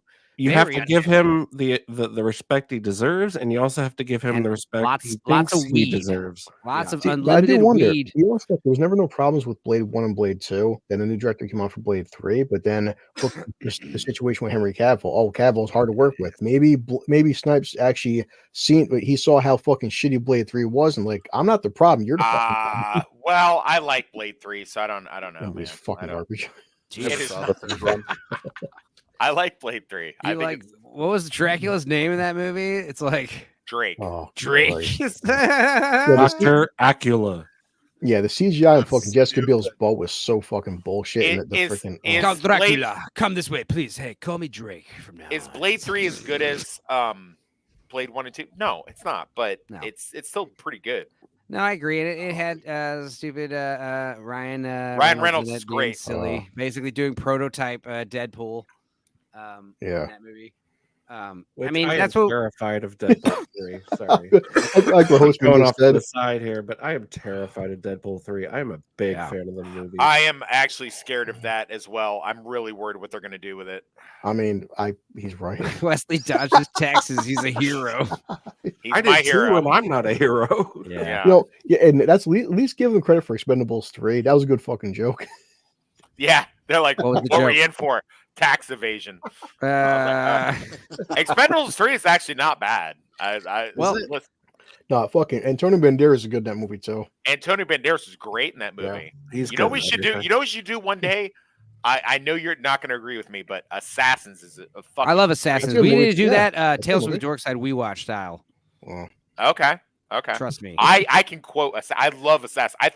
I honestly think besides Rocky 1, that's Sylvester Stallone's best performance. Assassins movie, is okay. so silly. But what I love about Assassins is there isn't a single gunshot in that movie that isn't Yeah. silenced. And there's all this lame, like early 90s hacking Incorrect. stuff. Incorrect. Is there a single gunshot that isn't silenced? I Yeah, don't know, the two bodyguards that shoot at him. Well, still, during the funeral. 99.9% of the Correct. gunshots have silencers on them, and I love that. Correct. You are But, correct on that. I do love all the early 90s like computer hacking stuff. That's always such a guilty pleasure of mine. I just think they have such great conversations in that movie. That movie is so well done. I really like that movie. I just like it with Sylvester Stallone. Like, this time I'm going to be the same guy, but I'm extra smart. I wear glasses and I'm smart. I love it when he does that, like in Tango and Cash and Assassins, and you know, he's like, because he is a smart guy. I mean, I'm not saying he's a dummy. And you know what? I also like Tango and Cash. I'm not gonna lie. I like really Tango and Cash. I love Tango and Cash. Actually, Tango and Cash is guilty. Well, something I'm excited about is we're getting into Hallmark Christmas movie season, dude. I'm just looking at the page right now, dude. There's Our Christmas Wedding.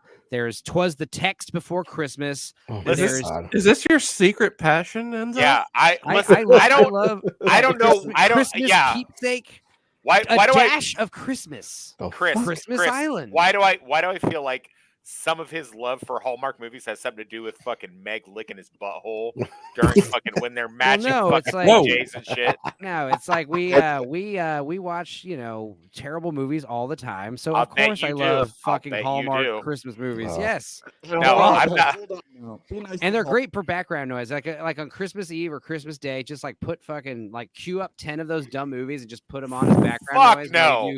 Fuck shit. You know what, Chris? It's amazing. Every time you look at the screen, there's something ridiculous happening. Bro, this is coming from a guy who's never done time. He's high. They fucking play those movies nonstop. They play those movies nonstop. My guilty pleasure is Cy Stallone. That's not a guilty pleasure. Actually a pleasure. Demolition Man is literally turning out to be one of the most. Yeah, Demolition Man is like a fucking modern day classic. Holy what Christ! are you talking about? That movie, every age like a fine wine. Here's the thing. Like, that's the thing is like, that's one of those movies where like, just like Starship Troopers, like I could have still talked like 2 or 3 more hours about it. But like Demolition Man, like that's one of those movies where like, I would want to like watch the first scene, pause, talk about it for 5 minutes. Like I could talk about Demolition Man for 5 to 6 hours easily. Just the movie, just what happens in the movie. We should make a stream just for that. Not even talking about like the making of the movie, just talking about like the implications of what we're seeing in the future. Like everywhere you look in the movie, it's like telegraphing. It predicted the future so spot on in so many aspects. We're like, whoa! Idiocracy. Idiocracy. I submit that it's Wesley Snipes' best performance. Yeah, he's great as a villain. Fucking good. He's so good in that. He's a great villain. He's having so much fun. You can tell how much fun he's having in that fucking movie.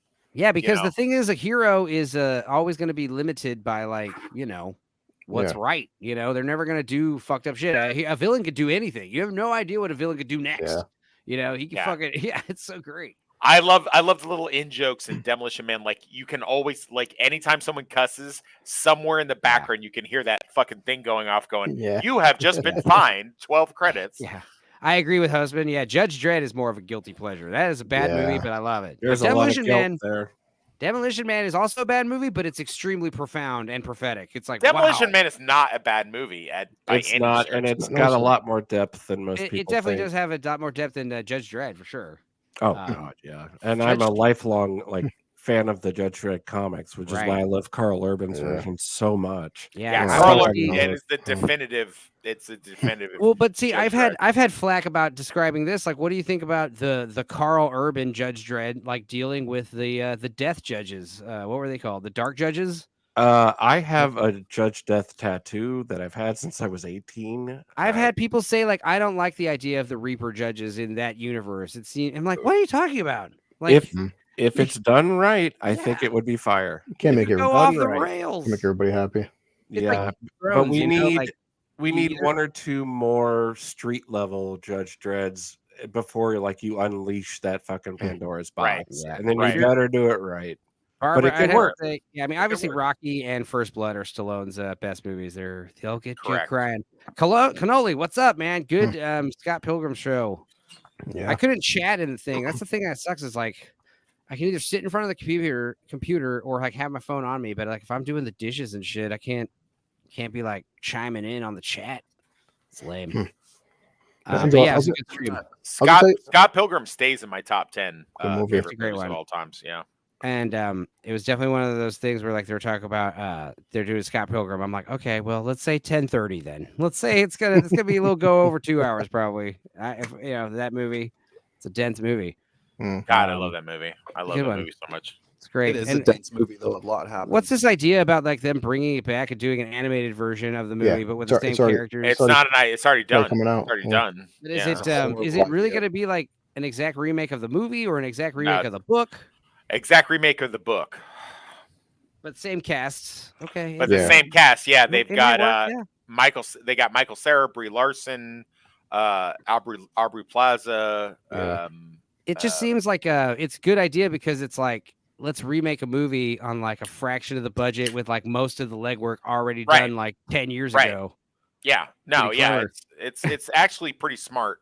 It's pretty smart the way you couldn't do that with just any franchise. Like, I hope that doesn't start a fucking trend of like, oh, well, we'll do that for to a certain degree. Well, to a certain degree, it's being done. Like they're redoing Buffy the Vampire Slayer in audiobook form with the Slayers, and they bring a bunch of the cast back to do voice work and stuff like that. So interesting. Out Friday. Nice. Yeah, out Friday. Yeah. Wow. Well, what else came out Friday? Go ahead. Yesterday they put out the teaser for the Netflix Terminator anime, which again, I mean, anything can be done right. You know, we'll see. Should we? We were just talking about this when we did the Starship Troopers thing. What weren't we? We were talking about the animated, the anime Starship Troopers sequel that they did. Yeah. Oh yeah, there's a few and they're good. Official announcement. Oh, okay, so it's just text. All right, okay. We're not missing anything, folks. It's just like Terminator coming soon. All right, cool. All right. Good for you. Yeah. But yeah, what else? We were talking about earlier how we were like, yeah, once you hand a movie or a comic book or a book over to someone, the movies, this is whatever they do, and kind of brings us up to The Killer, which I liked, but I read the book, the comic book, and the comic book is it's different enough, similar enough. I'd say this movie is a great adaptation, but also just like the book, it's a pretty simple story. Not, it's not the most profound story ever. Am I alone? Yeah. Am I alone in like Hitman stuff? Like, is anyone tired of the trope of the last job or fucked up? We fucked up a job. We fucked up 2 days from retirement. They actually got rid of that trope from the book. In the book, he's very explicit. Like, I got one more job to do, and then I retire with a cool $5 million. But they kept fair enough. Yeah, like they did keep the job goes wrong. Yeah. The job goes wrong, and then he has to do that, and then he breaks his own rules. Bullshit. I don't object to it out of hand, but it is a little overused. Yeah, I loved Michael Fassbender in this movie. I mean, it was great seeing. He's a great actor. Yeah, he's great. He's great. One thing that I thought was very like it does look like a Fincher movie, except a lot of handheld camera, which was weird. A lot of shaky cam, which I'm not used to seeing in Fincher movies. In David Fincher movies, they're always the camera is very like, it's like a separate entity that's like kind of omnipotent. It can kind of just like omnipresent. It can go through walls. It's always like moving. Like it's always moving like on a track or on a tripod. It's always smooth, whatever it's doing. And a lot of times with David Fincher, camera angles are low. Camera angles are looking upwards. A lot of times. And the thing I love about Fincher's lighting, the blacks, they're not like totally blacked out.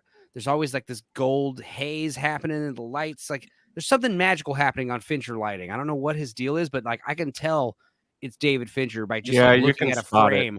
Yeah. You can always tell a David Fincher movie for sure. But when it does this like handheld camera a lot, I thought that was like jarring, and I was like weird. But I'll allow it. I mean, it's not like David Fincher's not allowed to do. Does it handheld camera? The story is my only question. Like if it's I guess it's appropriate. Like he's running. Okay. These things are, but it's like I always think of like how smooth David Fincher's action scenes are because he doesn't use handheld camera. All right. Well, since I know them, the only one that has seen The Mechanic, the original with Charles Bronson. I can tell you right now, this is a total ripoff of that. Sure. And, you can do a lot, like the voiceover bullshit was lame. You don't need it. I remember watching the original, The Mechanic, from the 70s, back when I was a kid. I caught it late night on cable. And, I'm watching something I don't really, it's the whole argument that I always say when I'm talking about plot and story. It's, you don't give the audience 4, you give them 2 + 2. You let them figure it out for themselves. So I'm like, I'm watching The Mechanic, the original, which is still one of my it's still that's in my top 10 still. And it's, you're watching this guy, he breaks into this guy's apartment, he puts something inside of his stove, you don't know what it is, and then he puts something inside of a Bible, and you don't know what that is either, and it turns out, spoiler alert for a 50-year-old movie, he had put a piece of paraffin inside the stove to blow out the pilot light, and then he put a piece of plastic explosive inside of a book in the guy's bookshelf, and then waited for the guy to come home, and then waited a few hours, and then shot the plastique, which exploded into the gas leak in the stove, which made it look like it was an accident, which it was, that's his main thing. There's no dialogue. There's no nothing. But the killer, they feel the need to have this monologue because they don't trust the audience to understand that they're watching. Yeah, but it's also just like the book, the book is very, like I said, the book's kind of cliched. The book is like a French guy. It's a French book, French comic book that was translated into a lot of languages. It's did really well. And it's also kind of one of those comic books that's like, it's just a storyboard with like lots of words, people are talking a lot, and there's a lot of like inner dialogue going on with the hitman. Because in the book, like in the first chapter, the book's only 4 chapters. I think the movie turned it into 5 or 6. Six chapters. 5 chapters plus a prologue. So yeah. So in the original first chapter, it's like he's in that station. He's like doing that stakeout with a sniper rifle for like 7 days, and he's getting antsy. Like he's trying to make phone calls. Like, what's going on? It's taking too long. I thought I did my homework. It's okay because it's like I know everything's cool. I just got to stay cool. But it's like it's all going on in his head. So it's like it would have been hard to make this movie without doing the stereotypical inner monologue. But yeah, I thought what was interesting was like things that they did different was like things that were different from the book was like the Smiths. I don't know what all he listens to is the Smiths and Morrissey. Yeah, that's stupid as fuck too. I thought it was like it was one of those things where I like the Smiths. I like Morrissey. I like the Smiths too, but that's just a dumb that's just dumb. And I get it because like every song they play has something to do with lyrically with what's happening in the movie. And it's like, I get it, but at the same time, it's like, is it just cheaper to get all the songs like in bulk from one artist? You want to see a better Michael Fassbender movie where he's an assassin? Go watch Steven Soderbergh's Haywire with him and Gina Carano. Haywire, much better movie. Much better movie. I would like to watch that. I have not seen it. Well, I think the thing was you're missing out. It's really Carano's fucking great in it. But yeah, she's badass and sexy. But I think the story's just kind of unmemorable. But anyway, yeah. Well, it's like that's the thing is like they're going for that realism. Like a lot of times, like when you get paid to like transport or kidnap or assassinate someone, like it's like all that stuff is like irrelevant. Who it is and why. It's like whatever, dude. I had to be there at the time, and fucking we put the guy in a van and sent him off to some other people, and then correct. Later you don't realize like, oh shit, this guy got killed, and like I'm being set up for that, and it's like okay, well fuck. But with this movie, like I said, it just keeps that trend going where like every Netflix movie is like, okay, it's good. It's satisfactory. It's never excellent, outstanding, magnificent. It's never like, fuck yes. But that's a better assassin movie by Netflix was, I forget the name of it. I think it's called Kate with Mary Elizabeth Winstead. Mm-hmm. That's a much better assassin movie than Netflix did. Were you saying who was saying Adam or analyst who was talking? Yeah, I'm sorry, I jumped in, but that's the part of the problem with streaming is that it's Netflix's business model to just deliver something to you that is enough to spend time on. Well, they're not out to make Citizen Kane, and they never someone will. at Netflix just recently stated in a quote. I saw a headline where it's like they're going to start focusing on quality over quantity. Yeah. For 5 years. Sure. Bullshit, and it's also easier said than done because all the great writers are like over it, and you've got all these bottom feeders that are like, especially like when you talk about that's a cool tweet to put out if you're Netflix. Yeah, that's a great tweet. Exactly. Thank you. Cobra Kai, like I told Chris or Blue Collar the other day, Netflix. I will do Netflix again when fucking Cobra Kai and Stranger Things do their last seasons, and then after that they can go fuck themselves because they've screwed me on way too many shows that they started me on this month. Yeah, we're just done. Wow. Yeah. Yeah, and I it's was all about to cancel mine, but then Jay, Desolate Souls, convinced me to watch Blue Eyed Samurai. Holy shit, is that I've good? heard good things about that. It's I don't know very anything good. about I've it. heard nothing but bad stuff about that. Actually. Really? Yeah, nothing What did you but hear bad that was stuff. bad? That it was a woman power fucking bullshit. What show? It's not. You know, what show are we really? talking about? Blue Eyes Samurai. Blue Eye Samurai. Oh That it's yeah, a woman I keep hearing. power. Fucking, Well, you know, to be fair, Toxic hated Scavenger's Reign. I loved it, and everyone's been I like, "Ooh, you like fucking Scavenger's hate- Reign."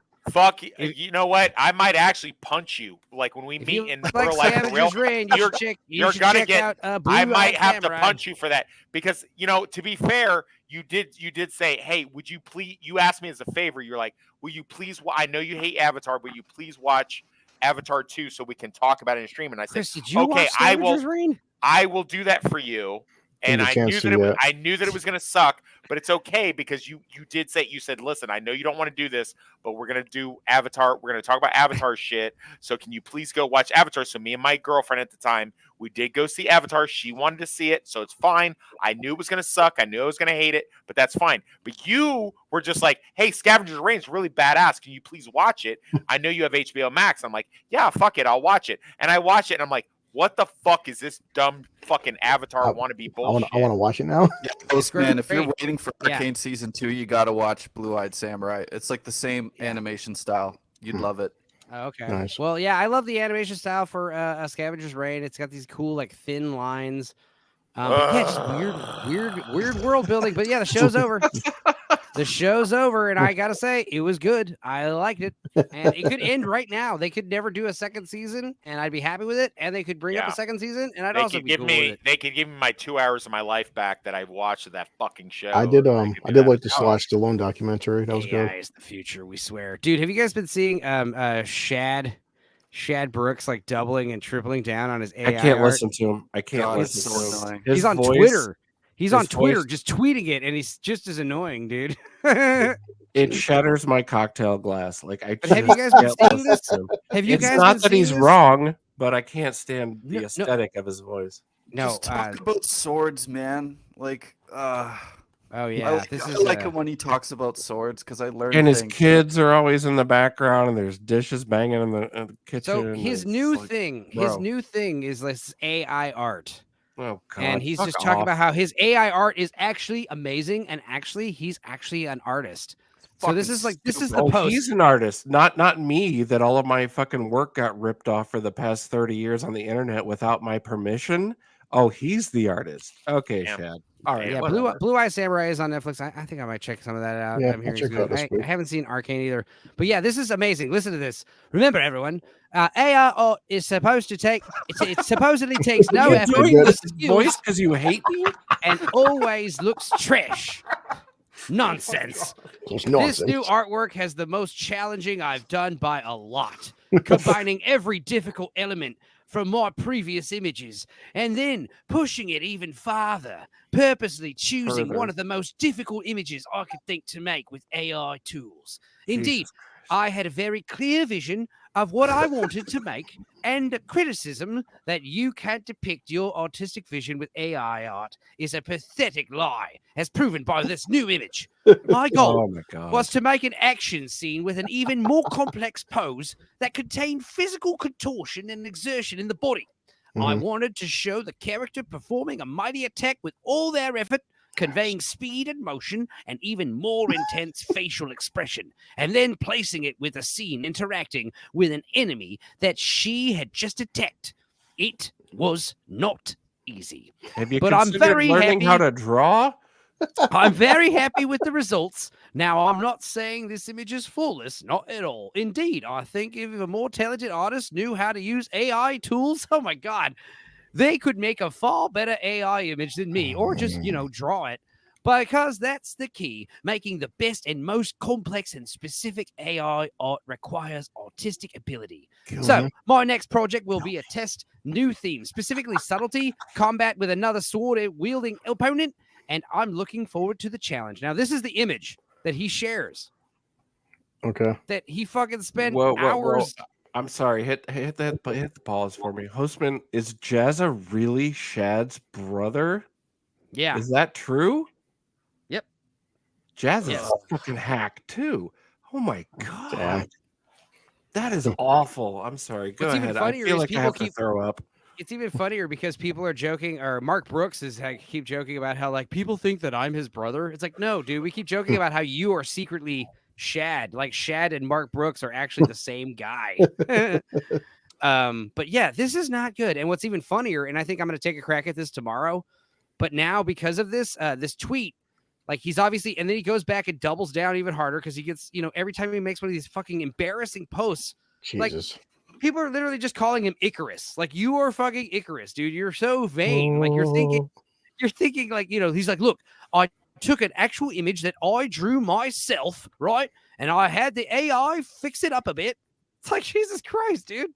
And then because I use AI art all the time, but I certainly don't say like, oh, I fucking made this awesome AI art myself. Like, no, I put this in Midjourney. Check it out. It's awesome. But what's even funnier is now there's people like reposting his shit, and they're doing like their own versions of it. So like people are just like showing like their version, like, hey, I spent 2 hours just drawing what you said, and it's just like way better. So I think I'm gonna take a crack at that. In fact, I should pull up. What am I even looking at? What is happening? I almost feel like just putting the Gooch picture in the comment section, just being like, "This is actual art." Yeah. Like, fuck you. He's basically trying to say, like, look, this is what the comic book people are doing, and you're saying this is worse. It's like, dude, you're taking the worst of the worst and comparing it to your splendid, amazing piece of art. It's like, calm down. Is amazing. Like compared to I was telling if you're not solving lighting, you're not doing reflections and stuff and proportions, and like you're not actually making visual art. It's so stupid. Fuel. Like, why are you doubling down on this? I'm triggered. Yeah, because it's like watching a parliamentary debate. Like, he doesn't understand the criticisms, and then he just keeps doubling down on the same point. And it's like, stop it, Chad. He doesn't understand art. This is fucked. Yeah, and what's even funnier is like I was talking to like what you were saying about comic book art. Like I was talking about with that by the way, you guys should check out that land stream I did with that Cassandra McGrath today on Outcast Creative about Wolf Creek, but she was telling us some cool stories. One, this is a bit of a tangent, but it's kind of relative to earlier what we we're talking about like star power, about how Wesley Snipes don't fuck around. She was telling a story about how she worked with Guy Pearce on one of his shows. I can't remember what it's called, but Guy Pearce is there, and he like walks on set real quick, and he's just like, I don't think that table should be there. And like without even anything, 5 guys just came in and moved the table, and it's just like, damn, that's awesome. But another interesting story, what she was talking about, is how she worked on the very popular Australian soap that I've never heard of called Neighbours. And I was looking it up. It's like Neighbours, one of those Australian soap opera that's been around for 3,000 episodes. Yeah, so many of the fucking Australian people that Margot we know Robbie and all the everybody's Guy Pearce, just like fucking Russell Crowe. Everybody's been on that fucking show. Yeah. Well, she was saying that what was interesting about the soap opera stuff was it was such a challenging shoot because it's like a really quick like play. Like you show up, you fucking do the scene like twice with like 5 cameras rolling at once. And if you flub a line, you just redo the line and pick up where you left off. And it's very like grueling. So when you have these like soap actors who are like recurring cast members, people don't give them the credit that they deserve as actors because they're really doing like this high pressure, really quick, fast paced form of acting that it's like they got to keep up with the script. Is not easy. People give it a lot of shit because and it's very plastic. I was comparing it with comic book artists because like they get a lot of shit, but it's like, dude, they have to draw everything in perspective, in proper lighting. Nobody gives comic book artists the proper credit they deserve. No, it's one of the hardest art forms to master. And yet it's one of the lowest respected. I spent like 2 hours last night watching a pretty in-depth video essay on Roger Rabbit. It's fucking insane the lengths that they went to like shade these characters and make them fit in with a live action. You look back on that, how fucking disturbing was that fucking movie? Well, like, and it's pure I would have just Jessica Rabbit. He's like, I would have sure. I would have fucked. Well, yeah, but a cartoon. Yeah, like but weirder like than fucking an alien, But the guy murdering just straight up murdering the fucking tunes and shit in front. Yeah, it's pretty gruesome and horny and all these things a child movie shouldn't be. I'm triggered by this fucking AI shit. Chad, I'm sure, loves the AI version of his face that he's. Well, like I said, you should. Oh, right. You should also look up, like I said, the reposts of it where like everyone's like doing their own. Fuck, I'll fucking look for it myself. God, what am I saying? What am I doing? Look guys? it up, so you might as well. What are you doing? What are you doing? Well, here's a funny meme about Scavenger's Reign. If you saw this, you'd find this funny. If you like the show, Wes probably doesn't. Yeah, what the fuck is this thing's problem, dude? He's an asshole. But this big frog creature was quite a compelling villain, even though you had no idea what the hell he was doing. He was just fucking shit up, bro. Listen. I'm trying to watch the show and I'm like, okay, so I get it. I'm like trying to figure out what you're trying to make me watch. And it's like, oh, we have to make a flux capacitor at to keep our power going. And let's rip apart some weird alien fucking avatar moose. And I'm gonna dig inside of his diaphragm.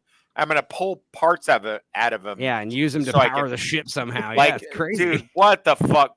And then it goes right to a black lesbian and her fucking fuck bot that she takes alien cum and puts inside of it to keep it running. Are these spoilers? Yeah, it's spoilers. Kind of. Yeah. Just for the first episode, really. I'm gonna pack my robot with alien cum in order to make it keep functioning. It's just like, dude, what are you making me fucking watch right now, bro? It was like a weird Richard Attenborough type show for Alien Cartoon World.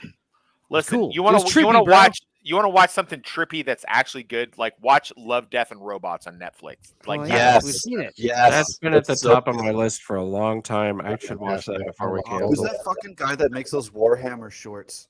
He does it by himself. They're like these photo real. They're insane. No, you're talking about what's his name? Astartes. Astartes is such a fucking badass show. It's so good, and he does it by himself.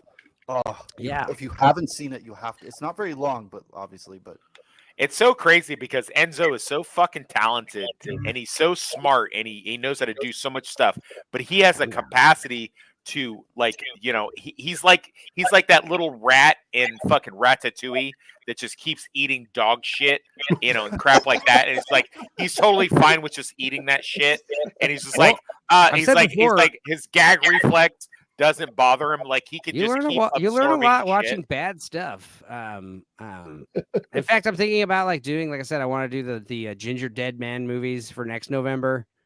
Those look bad. Yeah, I don't know. It's like they're short. 90-minute crap fest. To watch terrible shit. You know what I meant to tell you? I was gonna send this to you. I watched like an hour-long thing that somebody did on Stephen King's The Jaunt. I think you'd really like that. Really good. That's a good short to read. It's fun. But yeah, I don't know how much I could play of this. I mean, I don't know. It's probably you'll get wrecked. But probably not much. This is insane. Like, go watch it yourself later on. It's 13 minutes. This is the clip this is the video that got me into Warhammer. I'm like, I don't know about this Warhammer stuff, but it seems cool. I don't know shit about Warhammer, but it piqued my interest for sure. Yeah. Is Warhammer like comics or is it novels? I don't even know. No, it's a board game, and then they have novels that are based off the game. Yeah, it started as super nerd shit. Yeah, that's fucking, but that's pretty rad. All this stuff about these giant 10-foot tall Primarchs that wear battle armor, and they're it has colossal world building, right? But also heavily influenced by the Catholic Church. It's very they have fucking crosses, and all their guns are blessed by popes and cardinals and shit. It's like this so cool, extremely fascist military. Oh yeah, civilization. We talked about it. We talked about how Starship Troopers is not fascist society at all. On Chris's on Blue Collars. A lot of people say that it's a militaristic fascist society, and I'm like, no, it isn't. The bugs are innocent victims. It's like, no, they're not. The bugs are a fucking existential threat to mankind. But in Warhammer, the humans definitely are fascists. They are space xenophobes going around killing. They're just purging the universe of heretics and aliens. That's to be fair, I contend that in Starship Troopers, it's a woman's fucking Yeah. You know, He had a it's great. her He had, fault that Wes she- had a great theory because I was joking how like the war is triggered by the Mormon settlers, but actually Carmen said he says that it's actually Carmen like redirecting the map and flying into the quarantine zone that actually triggers the asteroid launch. Right. Triggers the they knock the asteroid off course and accidentally send it towards Earth. I don't know how that works, by the way. We talked about I that. always thought Starship Troopers was showing all the blind spots in like the military industrial complex and whatnot. Like I got a bunch of dudes that were in the military, like Canadian military, so still very similar.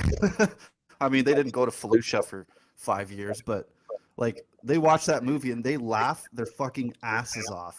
They think it's so damn funny because it's just like, yeah, that's exactly how it is. This is insane. Funny. We were joking about how it's so funny how like exaggerated, obviously, but it's not about fascism. That's ridiculous. People need to actually like go on the internet and type in the definition of fascism and actually read it because it's you know. Exactly. I was talking about how like the propaganda reels, corporate interests. They keep calling them propaganda reels in Starship Troopers, and it's like everything they show in the propaganda reels is true. Like I'm doing my part. They would be propaganda reels if they were false, like they're lying. You know, they're not lying. They're telling the truth. The bugs sent meteors our way. They're gonna kill us. The other thing that's interesting, and I didn't really talk about this in the stream, was like, you know, I think what the problem is, people seem to mistake militarism for fascism, and they seem to mistake having a military for militarism. So it's like it's a war movie and it takes place in the military. So like for some reason they think the military is like this all-encompassing power in the world of Starship Troopers, when it's like no, because we see Rico's parents and all these other civilians, they don't live under the boot of the military, you know. But there is a limitation. If it's the path to citizenship, so if you don't, and Rico's parents have class. Rico's parents are higher class and they're not citizens. Yeah, they're not obligated in any way to. Yeah, you can do just fine by not. Rico's family shows that you do not need to be a citizen, right? As long as you own a business and you're a merchant, you're totally fine. In fact, in the book, like he talks about Rico's father talks about how all the military people are just freeloaders because there's no war anymore because we're in like peacetime for the past like 100 years. So the idea that people like enlist to train for war is silly because they're just doing it so they can get all these cool perks and benefits for the rest of their life, and it's kind of cheating the system. But then we don't realize that we're going to go into fucking crazy war with the arachnids in like 1 year time. Which was really interesting because at the time that I joined the army, there was no war going on, and I can remember my family telling me the same thing, going like, "Why are you joining the army? There's not even a war. Like, what is even the purpose of that?" I'm like, "Well, I want to pay for college and I want to have a job," and they're like, "Well, that's because all of my family members joined when there was a war going on of some kind," and then of course, as soon as I graduated basic training in 2001, it was 9/11 happened. So well, that's why there's no draft anymore. Is because the economic situation has been shifted deliberately so that it's you can join a gang or you can join the army, that kind of thing, or you can get your teeth fixed if you join the army right now. Whatever to people that wouldn't have a dentist or access to healthcare. So there's no draft anymore because they don't need to have one anymore. Yeah. Right. Well, the other thing is, with the this military training, military enlisting, like that's the idea is like, that is something that is true with people who talk about Starship Troopers. It's like, okay, it's a bunch of rich, dumb, handsome, sexy, young people with their whole lives ahead of them who are tricked into like joining this military, thinking it's going to be a cakewalk. Thinking it's going to be a smooth ride, and then you don't realize that's the other thing is like they don't realize. And then you lose your arms when they're training for fighting. They're training to fight other humans. That's why they're training for war. But they don't realize that they're going to get an alien war with giant insects. Like we know about the arachnids, we know they're dangerous animals, but we don't think that they're like a fucking army that is literally launching an offensive attack against us, which they are. Those asteroids somehow making their way to Earth and causing millions of fucking casualties in a single instance. It's not cool. But all the information that we get in that movie about the scenario is only from the people of Earth. So True. you- But the it's idea an is like unreliable narrator. right. But the idea is, and I said this on the stream, was like, the humans are trying to. Our goal is to communicate with the bugs. Like Neil Patrick Harris' whole point is like we got to find that brain bug to find out what the fuck they want. What do they want from us? They all we can tell is they want us to die. They hate us. They It's literally, afraid. yeah, it's literally like I said, it's communism bred. So like they don't view us as individuals. They view us as one thing, and that one thing needs to be taken care of. So like it's like it's like another hive, another colony it's a that must hive be mind. destroyed. Yeah. And like I was saying in the book they say, the Arachnid warriors expel soldiers at the humans like we expel ammunition, and we don't care about the bullets we're wasting, just how they don't care about the Arachnid drones they send off to get killed. It means nothing to them. They don't understand it. They're literally of a different mindset to where like collectivism is everything.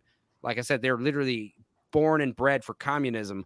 And in fact, like the idea that like, it's the Arachnids are a criticism of communism, because they have no individualism. They've got no, and like that's kind of lost in the movie. But the thing is, like I said in the stream, is like Paul Verhoeven set out to make them this like fascistic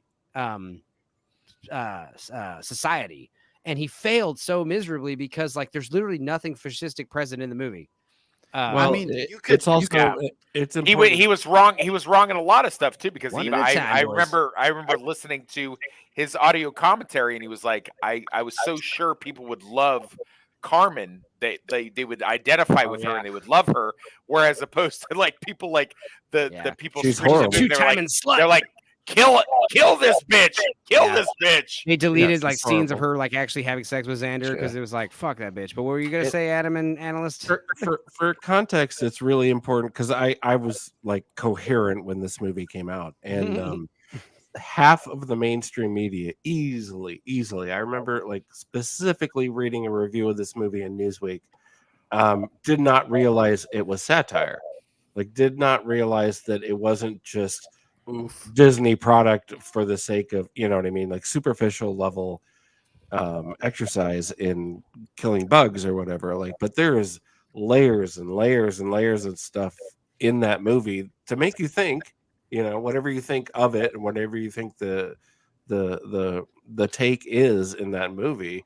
But there's tons of stuff just like RoboCop, and most of the population of Northern America missed the fact that there was way deeper. Yeah, it's like it missed the mark entirely so much that it does like a full like 180. Like that's the thing, is like if it was this like fascistic society, then like why do so many like libertarians like endlessly quote the movie? Can we talk about Dina Meyer's boobs instead? Yeah. We were talking about. We were both talking about. We were all talking about how.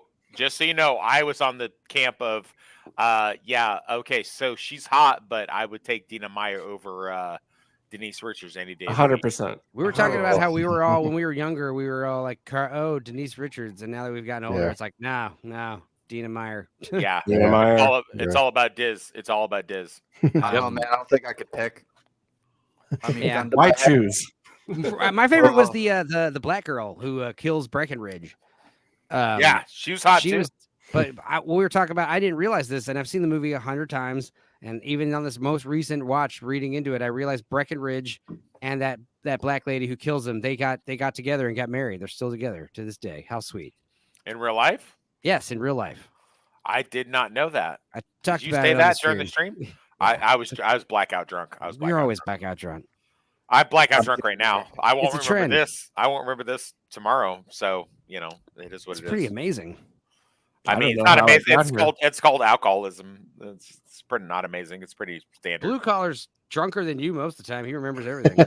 Yeah, he does. Blue collar has drunk. Dude, we watched Commando with Wes and Chris, and I think my buddy Max was there too. Yeah. And he drank a whole fucking handle of vodka in that movie. That's an 80-minute movie, man. Blue collar looks like I feel. Yeah.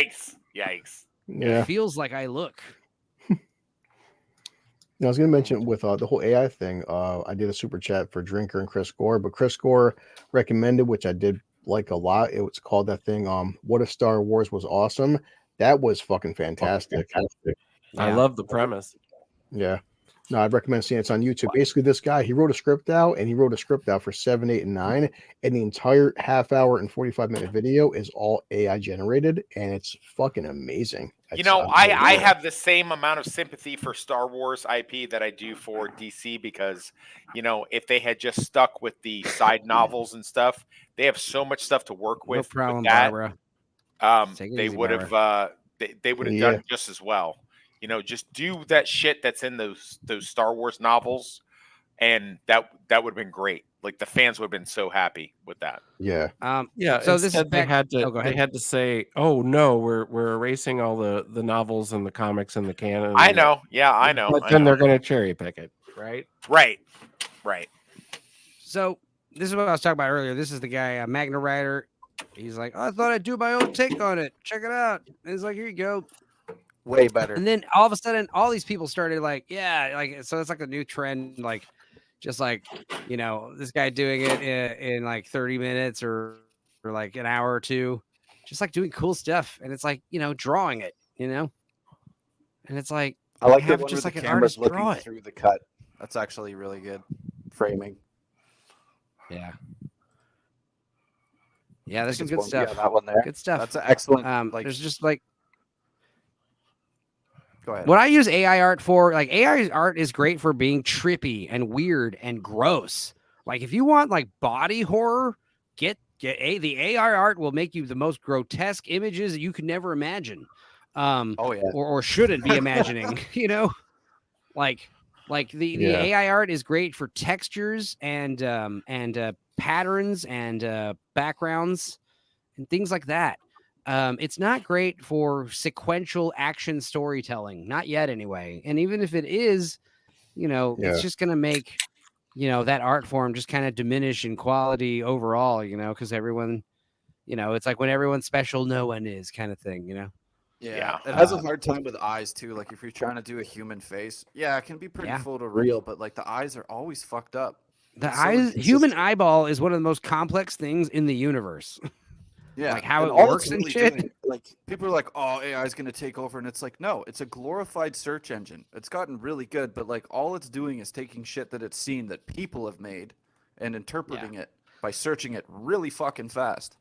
Yeah, but the argument is that's what all artists do. Like the way every artist gets better is by looking at other art and copying it and interpreting it and kind of learning their own here's thing. the thing. Like by definition, what makes it art is the fact that a human made it. Like the definition of art is the creative process by a human. Yeah, that's actually the definition. So like the whole AI art thing, it's almost the artwork is the artwork isn't really the art that it produces. The artwork is the craft of like being a skilled conversationalist to where you can get this AI. You can get this AI to make whatever you want. That's the new thing is like getting it to trick the censors because like you're just playing a video game at that point though. Right? Like, it's a fun. The problem I have is that it's creative theft. This whole thing has been trained on real artists doing real sweaty work on DeviantArt or whatever, you know, posting their stuff out, trying to hone their actual talent. But this is just button pushing. That's bullshit. Chad needs to fucking get a grip. Yeah. Well, we're great. It's like Romanian V. I don't know if you like him. I love him. He's hilarious. But he has he was talking about how he's trying to get the anime, the AI art to make big booby anime women, and it won't do it because it's like that's not allowed. So he'll say like, okay, here's what I want you to imagine. You work for the very successful big booby anime show, whatever the fuck it's called. I don't know. And you work for this show, this anime, and your job is to design a character that wears this kind of clothes, and it has to be designed in the realm of this show, and it has to be a character that's going to be successful and make money. And then the big titty anime girls just start coming out like yes, it's so funny. I actually saw somebody a while ago, a few months ago, when this was first like popping out. Pardon the pun, but somebody said, "Make me." I don't know which program it was, but they said, "Make me the perfect YouTube thumbnail," and it was just giant Big boobs. tits. Yeah, because that's what sells. Hell yeah! Thanks, I remember having man. this discussion with TUR, and I'm just like, "Hey, man, don't overthink your thumbnail. Like, just take the face of a girl and just one word that's a little bit evocative. That's it. Like anything beyond that, you're wasting your time." Yeah. Like, I man, when agree. I saw Copa drop his video and it was just Lush and then the cute redhead from One Piece, and it's just like, yes, that's all a thumbnail needs to be. Yeah, Anything beyond agreed. that, you're wasting your time. Because, like, Yeah. you look at the data and it's just like, yeah, human face, huge psychology there. Female face, YouTube's like 90+% male. You know, you got that right there. You putting a bunch of words, you putting your title, you're putting all kinds of shit in your thumbnails. Like, I've done this, but like, it doesn't matter. The title of your video has nothing to do with the thumbnail. You don't even need text most of the time. It's good to have Yeah. text, but like, It people are seems to be overthinking true, the yeah. crap out of it. Because like, Yeah. I see videos that explode and they're dumb and it's clickbait and there's a Are you pattern. gonna be upset if my Renfield video debuts in a week or two and it's Nicolas Cage as Dracula with huge titties? I was That'll do upset about amazing. Renfield long before I met you. Yeah, I That'll do know. amazing in my Renfield prediction. sucks, Especially- and it's just like especially fucking if Cage is making eye contact with the audience, that's a Nicolas Cage with guaranteed fucking vampire titties. 100%. 100%. I'll give you guys a shout out for the thumbnail, like, cause that's the kind of thing is like the Renfield video. I want to like kind of lampoon these critical video analysis review formula in general as well at the same time. So yeah, like you got to talk with a nice, sexy voice, not too over animated. It's got to be informative, authoritative, and approachable, and it's got to be the kind of voice where you could kind of fall asleep to if you wanted to. It's got to Yeah, be and if smooth you're on and- camera, you got to move your hands a lot. Who Oh, do you yeah. guys I'm- who do you guys have as a YouTuber that you will turn on and fall asleep to when you need to? Mahler. Oh, Mahler's definitely put my ass to yeah, sleep. Mahler. I Also, have Adam- Oliver Harper. Yeah, Get- Collative Oliver Learning. Harper is amazing. Like his retrospective reviews are amazing. You put his shit on, and I yeah. not only Oliver are they Harper's fun to old watch. school. I forgot about that guy. Yeah, he's fucking great. He is Well, great. He's not even that, he's Collative not- Learning, Rob Ager, he's got a fantastic like hour and a half long video about the production design of Blade Runner. And it's one of those videos where it's like just like regular Blade Runner, like I could fall asleep to it or I could stay up and watch the whole thing. Agreed. It's a great Agreed. video. Yeah, Mahler's big. Even though it's incredibly dense and pretty fast paced, like it's soothing somehow because his voice is so His voice good. is deep. Here's You my know what I like to problem fall with asleep Mahler. to? Anna, that Star Wars girl. She lulls me right to sleep. God, yeah, she's Joking. amazing. Oh, I'm joking. tried She's to got a He's supposed to be shrill, to crazy sleep voice. like Grace Randolph. Really? puts me to Really? sleep. I love her voice. I mean, I love love it. her voice, but I couldn't fall asleep to Anna. God. You know, Hey, you and know, that's who, another thing about this thing. you know I who's a can fall great asleep to mix Mahler. I'll is just be like engaged for 2.5 hours. Next thing you know, it's fucking 5 a.m. and I gotta go to work. Critical like- Drinker and Mahler, or not Mahler, but Critical Drinker and Anna, the Star Wars girl, are a really great, like when they go back and forth and shit. It's pretty fucking funny because Yeah. she's like totally thirst trapping on him. And you know, he'll throw shit at, he's like, you know, she'll say something like random, like, oh, I love Chinese food. He's like, oh yeah, all Chinese food tastes like shit. And he's like, search your feelings, Anna, you know it to be true. You know, and it's shit like that. Like it's some fun shit if you ever get a chance There's to a listen to reason it. why the drinker's the most successful among us. That guy's got some freaking wisdom, man. Yeah, Like, he his does. delivery on his videos, it's like he could have the shittiest microphone, no background music, just pure fucking trailer roll, and it'll get millions of hits. And it's For like, sure. yep, For sure. he's a Well, wordsmith. he's got the like 9 everyman. books.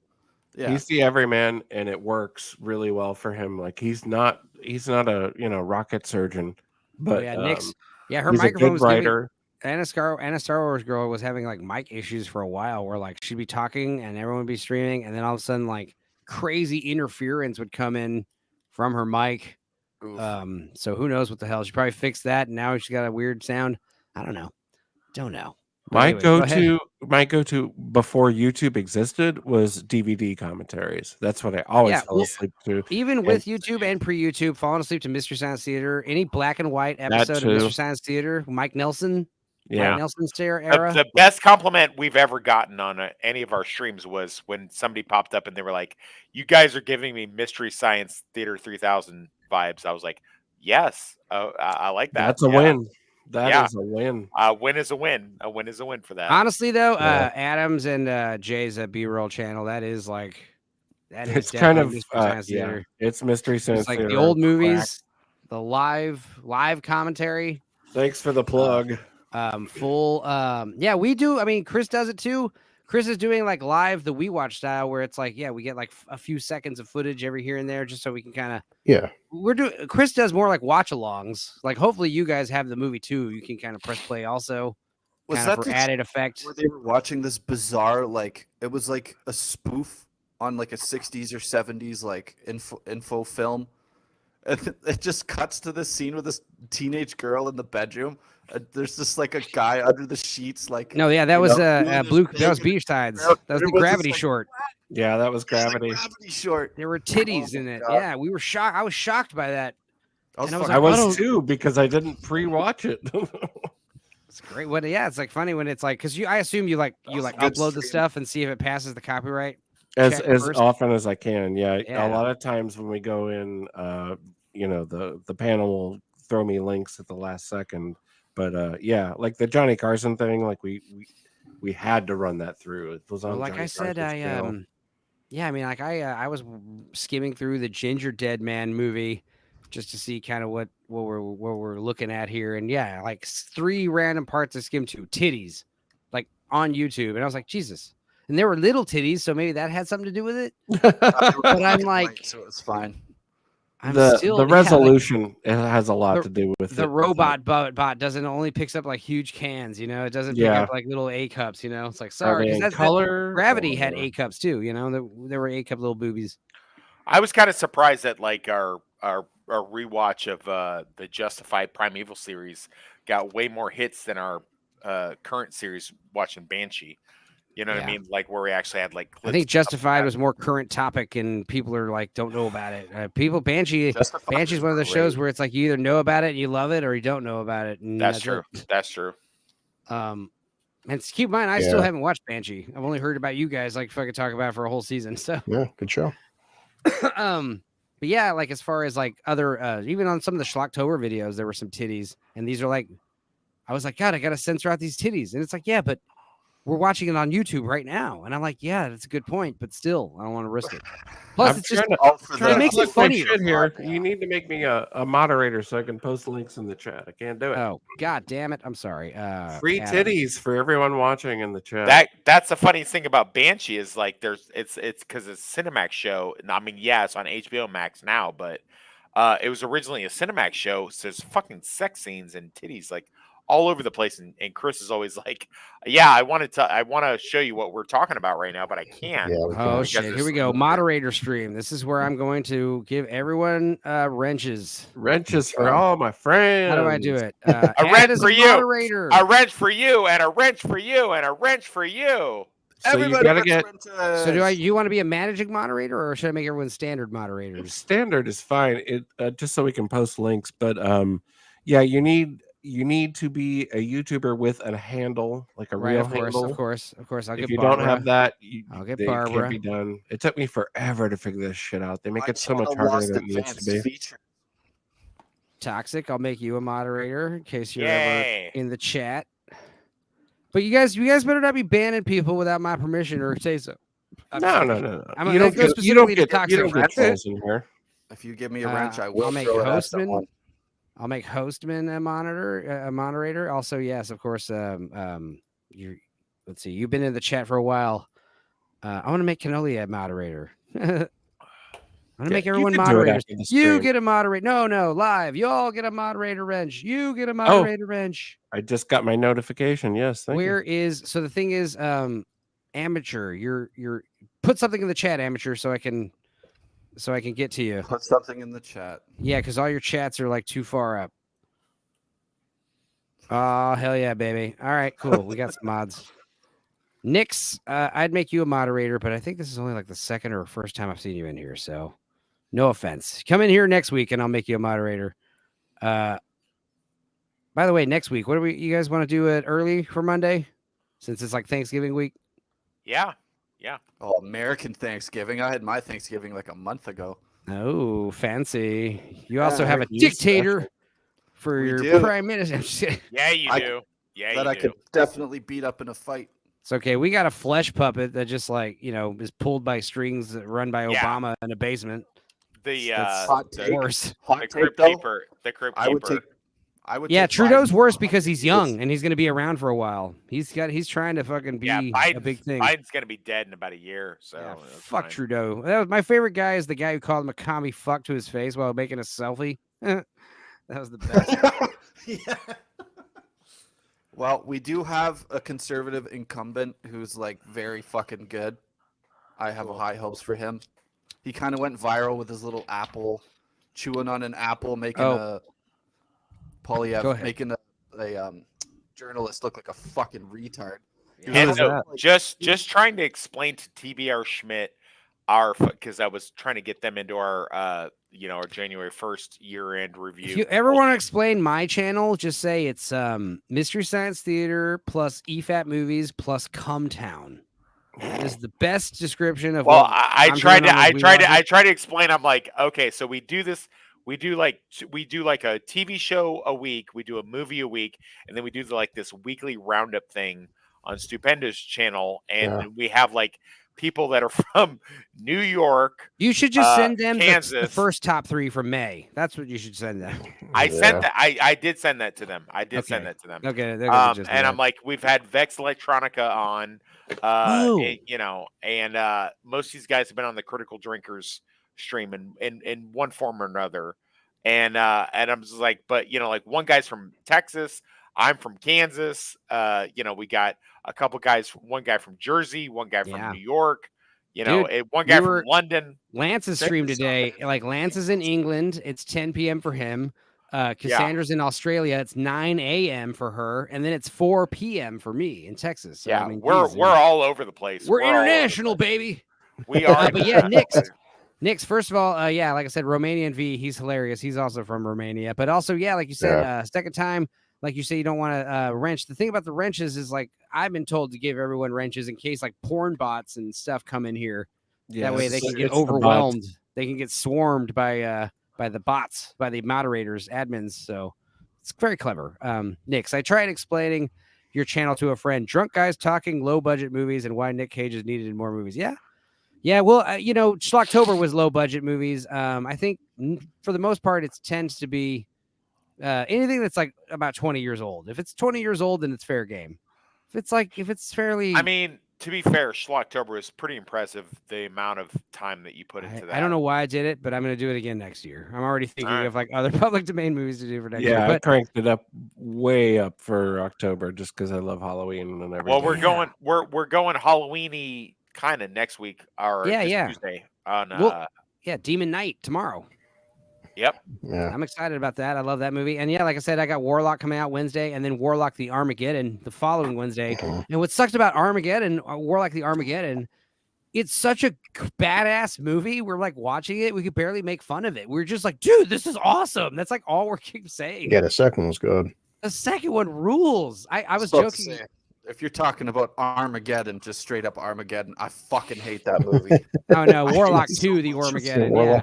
And you have to understand, Warlock 2 is before all the Marvel movies, before Mortal Kombat. Hey, I worked at a movie theater when Armageddon was in the theater, and we were forced to watch that about 20 Ben times. Affleck made fun of Armageddon famously on his own commentary track. It's great. We had that problem with Hell's Poppin'. Sorry, what are you saying, analyst? I was like, is your microphone like right in front of your mouth? Is it? Yeah. Yeah. Okay. Is it? Am I really quiet? Or am I too loud? No, it just sounds like maybe your microphone's like by your forehead or something. You're a little low. Yeah, but you're good. Lean back. Yeah, like I like writing sci-fi. So when I watch something like Armageddon, I know way too much about like orbital mechanics and shit to accept that film. Yeah. It's so fucking bad. Well, Scavenger's Reign was great because it's like so wacky and silly and makes no sense, but it's all alien world shit. So that's why it's like funny. Yeah. It's like no, it's it's a piece of dog shit, actually. Don't listen to Wes. Okay. Wes's favorite show was Yellow Jackets. Don't worry about him. That is not my favorite show, you fucking dick. And you said you like that show. You said you like that show. I certainly didn't say it was top 3 of 2023. Of so far, it was top 3 of you guys hearing 2023 that from the so horse's far. mouth. We did that back in May. So don't be discouraged when he tells you Scavenger's Reign is bad. You are so full of shit. It's okay. You can make fun of my taste too. I get it. Back in May, it was the top 3. Yeah, I'm pretty sure like around January, like I'm excited about the Holdovers, even though it looks a little hammy. Like I think Adam or Jay said, I do like Alexander Payne, and we need good holiday movies around this time. But I'm excited about that American fiction movie I was talking about earlier about the Black Rider. I'm excited about Godzilla -1 is definitely looking like. I like God. what's his name? Is it Michael Wright or what is his name? Jeffrey Wright. Jeffrey Stephen Wright. Wright? I'm sorry. Yeah, You're Stephen right. Wright. Jeffrey Wright. Yeah, Stephen Love Wright. Stephen Wright. I woke up one morning and found out that everything in my apartment had been stolen and replaced with an exact replica. replicas. Yeah. It's like such Yeah. a good. Jesus. I spilled spot remover on my dog and now he's gone. I put in some coffee in the microwave and almost went back in time.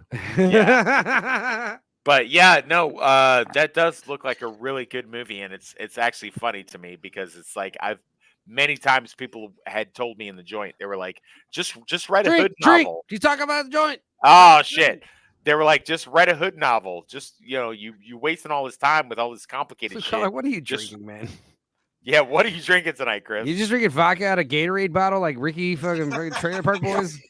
He's like, First I got coffee. Yeah. Coffee. Yeah, my ass. That's my favorite joke. My glass. favorite joke about Ricky on Trailer Park Boys. He's always drinking like out of like a fucking sawed off, like 3-liter bottle. Yeah. It's so Blue funny. Collar's like, I've got some people to murder tonight during fucking Uber. So yeah, I've got work after this. That's like a running joke that it's like it never gets old and it's always funny because it's true. It's like I got people to drive after this. Yeah, and it's like video evidence too. So if you ever get in like a crazy accident, it'd be like, Your Honor, Exhibit A, taken on the night of the accident, November 13th. They call us in for witnesses, and then we all go head out to an island. I ain't fucking saying shit. Yeah, I ain't saying shit for my boy Chris. I'm like, I don't remember. Chris, I have Chris PTSD. couldn't make it. Chris couldn't make it. That PTSD. wasn't actually Chris. That was a special effect. That was the AI. That was AI, Vex, Chris. That was Vex He's not even Electronica real. using an avatar. Yeah. He's to not even pretend to be real. Chris. That's not a real person. That's a rubber doll that we made. Well, what else are we going to talk about today? I don't know. Out of curiosity, what are you drinking, Blue Collar? Oh, it's Powerade Zero. That alcohol in it. Oh well, actually, I mixed it with this. I got the Smirnoff Red, White, and Berry. Jesus Christ! There we go. I knew it. Jesus Christ! There had to be something gross about it. It's There had to a be warm bomb pop. blue again with the blue. Color drinks. You're with my boy, lots of Blue. sugar. You're my boy, Blue. I'm not worried about your liver so much. I mean, your liver is it's not doing good, but I'm more worried about not like doing good. Yeah, your kidneys with like the sugar, the fucking dialysis, and the diabetes and all that stuff. That's you gotta watch out for that stuff, man. Bad. It's bad stuff. I had sugar-free coffee. Yeah. It's, Okay. The sugar-free stuff. makes You up should when for you all say of it. sugar-free coffee, you mean I had no sugar in it. It's Yes, nothing. It's see? black. He You was don't out say. of sugar. I hope you're not putting like aspartame or stevia or something For- like crap in it. I had this For- here. This is for a 99 topics. espresso coffee shit. So Oh. it's 99 proof. No, that's like 99 bananas. I know what that is. That's not good. Does blue know. curacao count as sugar? Oh, Yeah. boy. No. Oh, yeah. Enzo, for topics, you were right in one of our Oh, you sent me a previous picture. streams. We're getting a lot of like re-release into the theater, older movies and stuff like that. So that's happening a lot this week. Yeah, this Well, year- the strike is Lord of the officially Rings over now. trilogy. So, sorry, Yeah, what? but go ahead. What trilogy? We talking? No, analysts. Uh, Analysts, you are kind of a little. The re-releases in theaters. They're playing the entire Lord of the Rings trilogy as a marathon. Yes. Like I think they do that every Christmas. yeah. They definitely think don't that do is- that up here, but Oh, Well, that's definitely none like of a this common new thing at crap Alamo is Draft making any House. money. Yeah, they do it at Alamo Draft House. They've done that for like I think years, almost a Yeah. decade now. Like, Like once a year. Chris, didn't you go see Saving Private Ryan the other day? No, I told you that's next week. Oh, I'm it's next week. drunk, are What's you? crazy about the Lord of A the little Rings bit. extended A little versions, bit. A though? little bit. What's crazy about the extended versions at the Alamo is they'll serve like the 11 Hobbit meals. They'll serve Wow. like 11 whole meals. that's fucking dope. Let's see if I Where's can pull up the this fucking at? menu. There. Yeah, Alamo Draft House. I know there's one in Austin. I know there's a few other ones, We have, but we have Alamo one, Draft we have House. one in New York. Let's see here. Lord of the Rings menu. Here we go. It's like literally when you put in LOR, it's like the Steaks. second. Fucking tea. Let me check eggs. right now. I'll take a day off work for that shit. Okay, let's see Cheese. here. Here we go. This is fucking see. badass, guys. Are you ready? So you're gonna watch Sausage, all. So you're tomatoes, watching nice all. crispy bacon. Yeah. Lord of the Rings, the Trilogy Fest. You're watching all 3 extended versions in one go, okay? All right, you get served I need to 11 play. meals. That's Here we fun. go. Number 1 is first breakfast. We get fresh local hen eggs, nice crispy bacon, grilled mushrooms, and rosemary caramelized orange. As It's opposed to served- rooster eggs? Yeah, it's served with a Canella blood orange mimosa from Italy. All right. Second meal, second breakfast, strawberries, cream chantilly, and Round Rock honey, served with a Cristalino Brute Rose Cava. Okay. Third meal, 11sies, pan-seared sausage and tomatoes with English cheddars, ale, braised cabbage, ginger, pickled beets. The drink is an Oberhof mead from Texas Wildflower Honey Wine. Fourth meal, the luncheon, grilled New Zealand lamb chops, Cabernet mint demi with mashed potatoes, roasted baby carrots. That's served with a Concanon Petite Syrah from Livermore, California. It's Jesus Christ. All right, sixth. It's a red wine. Yeah, here we go. We got fifth meal right here. Afternoon tea, served with baby arugula and flower petals in blackberry garlic vinaigrette, salted pork, salted pork Good. yeah, salted pork goat cheese, galette, with a black salt shortbread and ginger snaps. The drink, hot tea. Okay, sixth Orange meal. Pico? Yeah, what's that? Orange Pico or English breakfast? I don't know. I'll Whatever take tea the you orange want. I assume piece. there's a few tea. 5.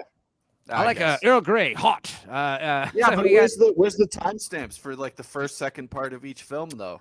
There's nothing about that. I think they just serve. I assume this is I just a can't menu. handle this level of chaos, man. Look, I as long assume as I they- can lay on a recliner and you I bring it assume to they me, bring I don't it give out- a fuck They when I bring show it you out at all organized. I think they bring out everything at once, so you finish. I mean, it's all split up amongst so each movie's like what 3-4 hours long. So you Yeah, probably but get the- two of these. Asking you like you're the fucking dude that came up with it. Oh, sorry. You get 2 of these per movie, I think. So Okay, that so makes finally sense. we're in dinner, and it's a stewed coney with taters, carrot, parsnip, celery root, and leek, finished with fresh garden herbs and sherry, served with crusty bread. The drink is a JK's Scrumpy apple cider. Then after dinner That we actually have sounds very supper. good. Yeah, except every one of these sounds awesome. Then we have supper, which is a swirl of tomato and spinach soups with wild mushroom crouton and apple pie, served with a Schloss Walrads Riesling from Germany. And then finally, Lembas bread. Lembas bread. That's the last meal, and I don't know what the hell it is, but holy fuck, that's a movie crap. worth like the $100-$200 tickets, whatever the fuck it costs. I would sit down Totally. for that. Totally. And it's I very just paid $300 to go see Tool next week. So Oh. $200 Yeah. to do that, that's not that bad. So in the next week out here in Kansas, we've got Dr. Seuss, How the Grinch Stole Christmas. We've got Scarface 40th anniversary. Ooh. We've got Thanksgiving, and we got Elf 20th anniversary. So just Ooh. in the next week, The Grinch, is that the cartoon or the Jim No, Carrey live action? Jim Carrey, the Jim Oh my Carrey. God, That Elf is one's 20 fucking years now. excellent. God.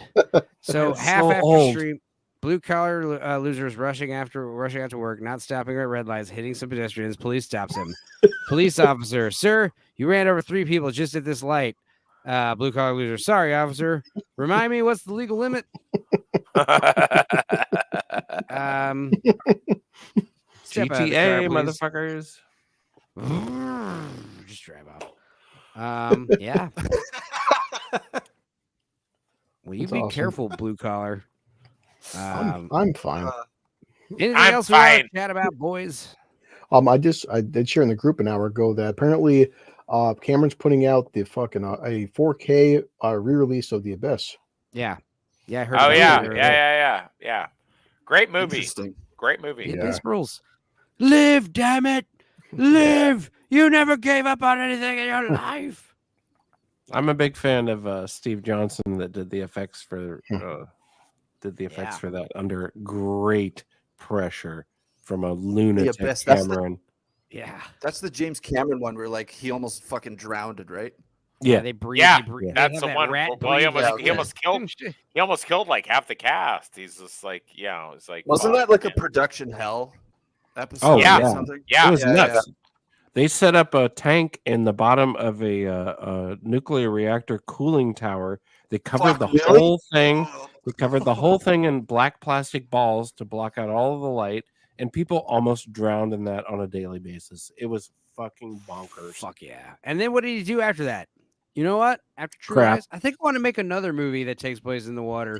Have more people in the water. I know I kind of fucking almost killed a bunch of people with the Abyss, but I'm down to do it again. Let's do Titanic. And then Avatar 2, he made Kate Winslet hold her breath for 7 minutes for no reason. 7 minutes. They were talking about how Kate Winslet broke the record for holding her breath, right? Underwater. She beat Tom Cruise. But you realize like that's not even used in the movie. She's like literally just like holding her breath. I was like, about to say she's never underwater for a significant period of time in the movie. And like, it was like 7 minutes, like 10 minutes is the theoretical limit that the human brain can go without taking a breath on paper. That's pretty cool flex, though. You know, that's like world fucking record level. They used to do this thing in when I was in the 82nd, where they once a month they would make us go into a pool, and we'd have to turn our uniform into like flotation devices, and try to. In the Air Force? No, I was in the Airborne Army. Or Airborne. That's fucking sweet, dude. That's actually badass. Thanks. That's totally trained. That's okay. So we'd have to get in the pool, and like we'd turn our uniform into flotation device. Man, I'd swallow half that fucking pool. Like that shit was so ridiculous. And I would sit and think about like these guys that are like regular just movie actors and actresses, and I'm just like, that's crazy, the amount of shit that they put them through for no reason, like for literally no reason. Show me the money. They did that to the fuckers on Top Gun too. All the all the actors that were the pilots in Top Gun Maverick. They had to go through like literally the entire whatchamacallit, I forget the name of it, but they had to do all the water safety stuff that actual Navy pilots would have to do. Yeah. And like the commander, I don't remember his name. I guess he'd be like some kind of sergeant, but he's just like, they basically did 6 months worth of work in a few weeks. It was insane.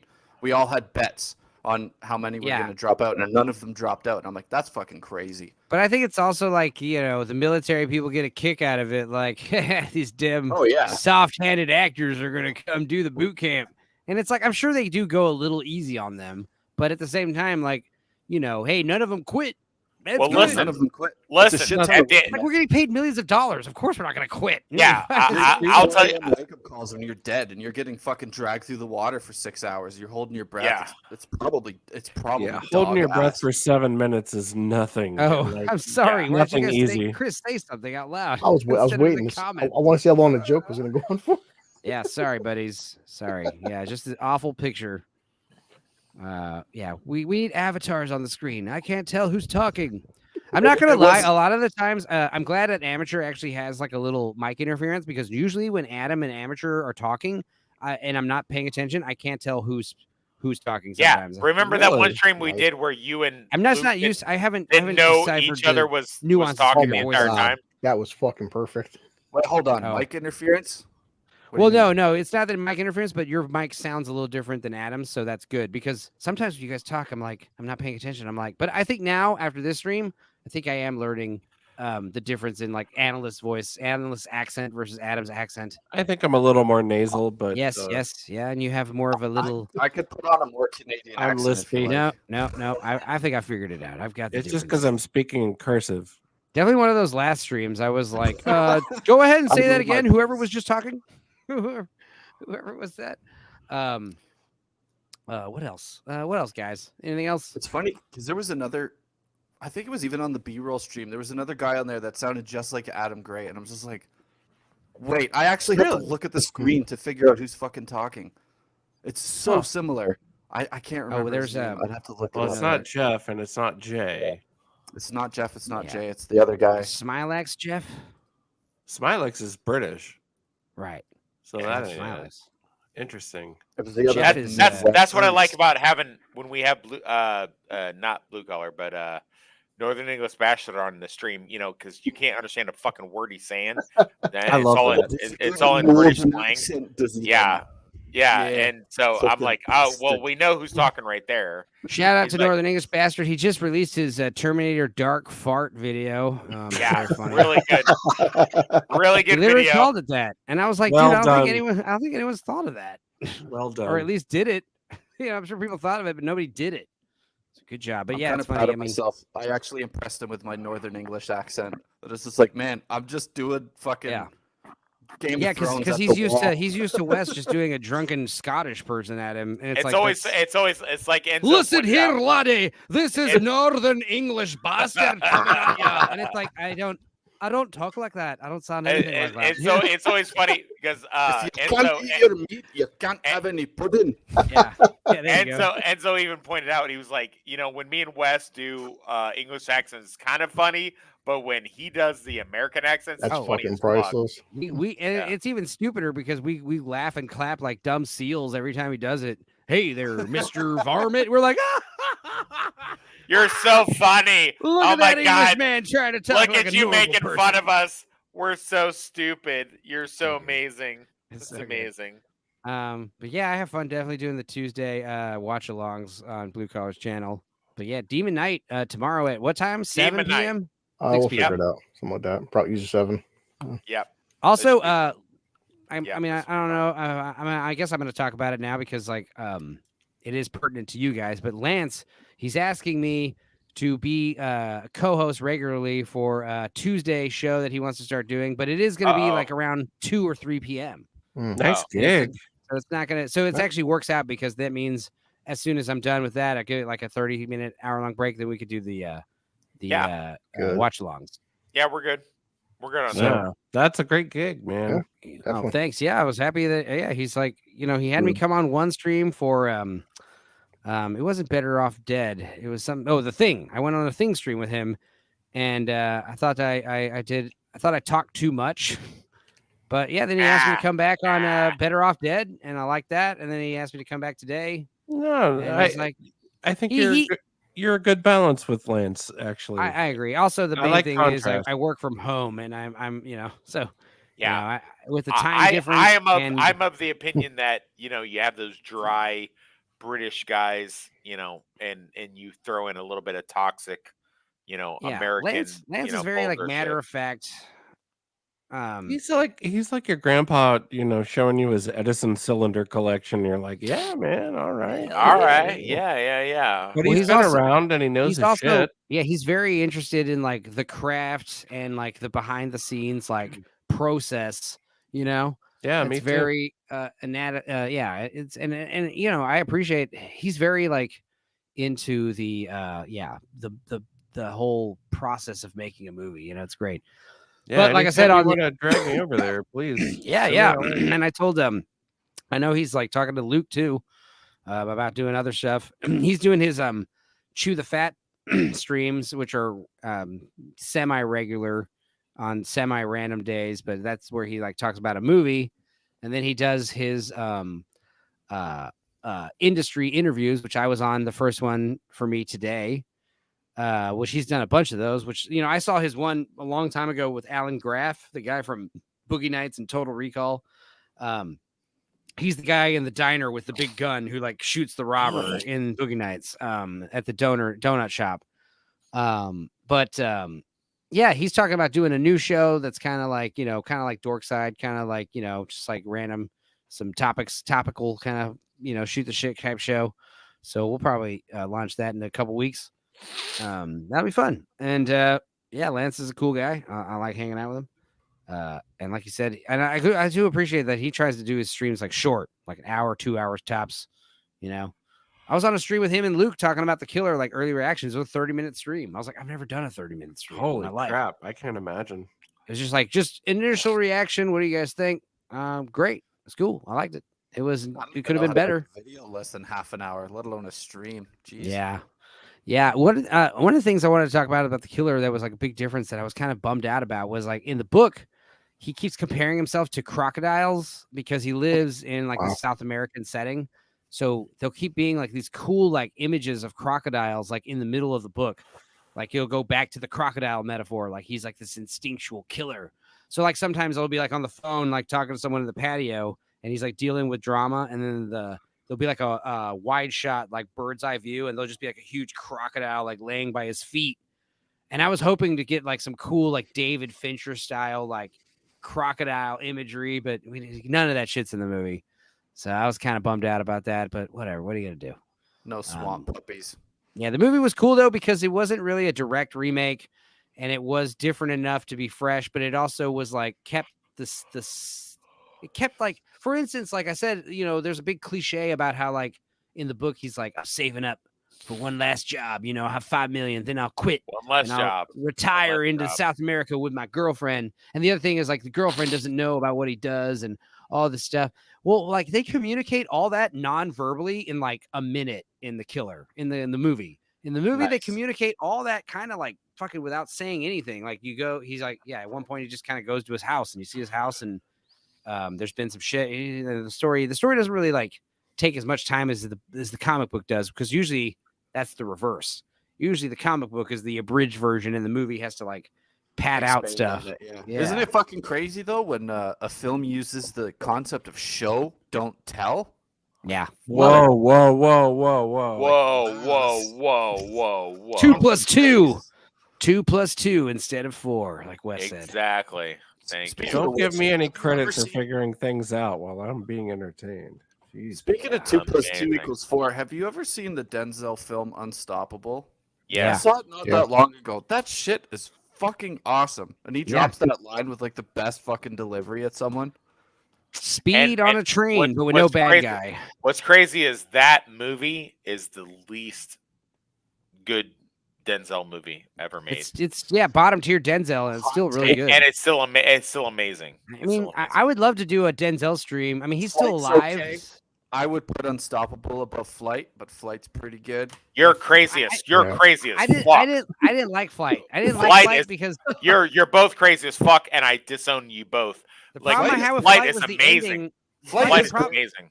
The problem I have with Flight is like he ends with like, I shouldn't have done that, and it's all my fault, and I fucked up. It's like, bitch, you saved everyone's life. The fact that you were drunk just makes you more badass. No, that's not how that ends. You need to watch it again. That, like, no, you need to be need to watch it again. The plane didn't go down because you were drunk, right? What I will say though is Flight is 10 times better than Sully. Oh yes. Yeah, that's correct. Yeah. Yes, correct, totally correct. And also, like, Flight is definitely one of the better of the recent Zemeckis installments. Like some of the Zemeckis movies, like What Lies Beneath and Polar Express. Like, but Beowulf, I liked Beowulf, but I'm not. That's not a popular opinion that Beowulf is cool. I don't know. Did you guys like the computer animated Beowulf movie, the motion capture? No, I much prefer 13 Warrior. 13 Warrior. I have the riff tracks of it, and it's one of the few riff tracks where I like watching the riff tracks and the normal movie equally. So, yeah. Bit of a tangent, but Lord Toxicity.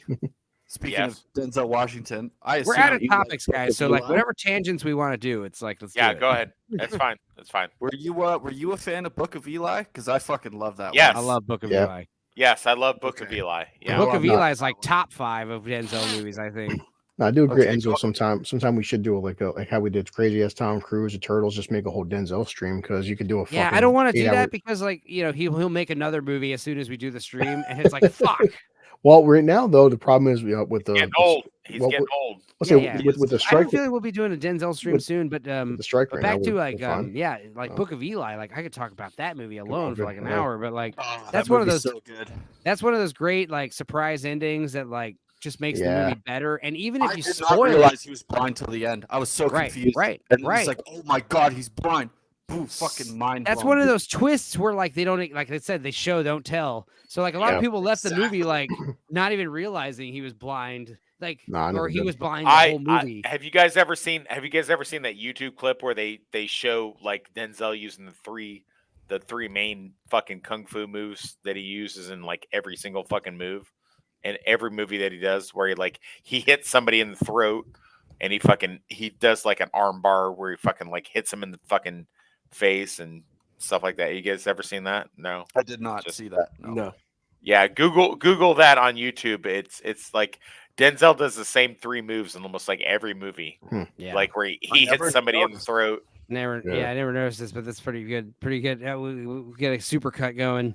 One thing But, that hit yeah. me about the Book of Eli, especially when it came out, is it dropped. I want to say it was like a year after Fallout 3, and like the whole Yeah. concept of it was just Yeah. right there in that aesthetic, and it nailed it. 2009. Yeah, Yeah, it 2009. nailed it better than the video game did. And I remember bringing a buddy of mine to that theater. He was very atheist, and like the whole, sort of like I don't even want to call it Catholic undertones, but It's obviously the whole Catholic. biblical. It's Catholic. Yeah, it's Catholic. It's So Catholic. that whole biblical thing with that, and like he had zero problem with it. He fucking loved it. And I was like, Yeah. huh, Yeah. that's pretty powerful. If you can do a biblical story, super based, very Catholic, and like that's the penultimate moment or the ultimate like climax of the whole thing. It is the purpose behind everything. It explains why he's good at what he does despite being blind. He's almost like a modern. Yeah. Well, he's a God's post-future a prophet. great. And God's a great. that can appeal. Yeah, that can appeal to some like metalhead kid with fucking long hair and red dye in Look, his hair. a who's, like, good fucking hates story is everything that has to do with A religion. good story is a good story. It doesn't matter what the framework is. It doesn't But, matter. like, Exactly. A good like cop out for the Constantine is supernatural stuff. Catholic, but it's Yeah. a good story. Right, and Yeah, they, I like love sometimes that's Constantine. always like a great cop out for they don't do it enough. Like frailty is another good one where Yeah. like no, like that's the twist. God is real. God really is protecting them. God really is doing all this all powerful shit that you can't comprehend with your human brain. Yeah. Days of Egypt And the is idea, best like- animated 'cause, like, feature when you film find, ever like, made. Yeah. At the so hey, real quick, amateur, where is your microphone? Is it like on a headset? Is It's it like- on Is your it in headset? your asshole? It's up your ass. It Is does it up your sound a asshole? little weird If somewhere, it's up your asshole, that's like fine. location wise. He sounds like he's on earbuds. Are you on earbuds? Don't fucking kink shame me. I have my fair. face right up against this thing, like it's That's a fair. cock that I need to breathe. And All right. every Okay. time I turn my head to take a drink, you guys are like, is it up your ass? And it's like, I need a new microphone. That's Yeah, what I you need. have to re-listen to the stream and you'll get an idea what I'm talking about. Yeah, But it's yeah. like it's Yeah. not terrible. Like we can't understand you or He you sounds can't like hear you.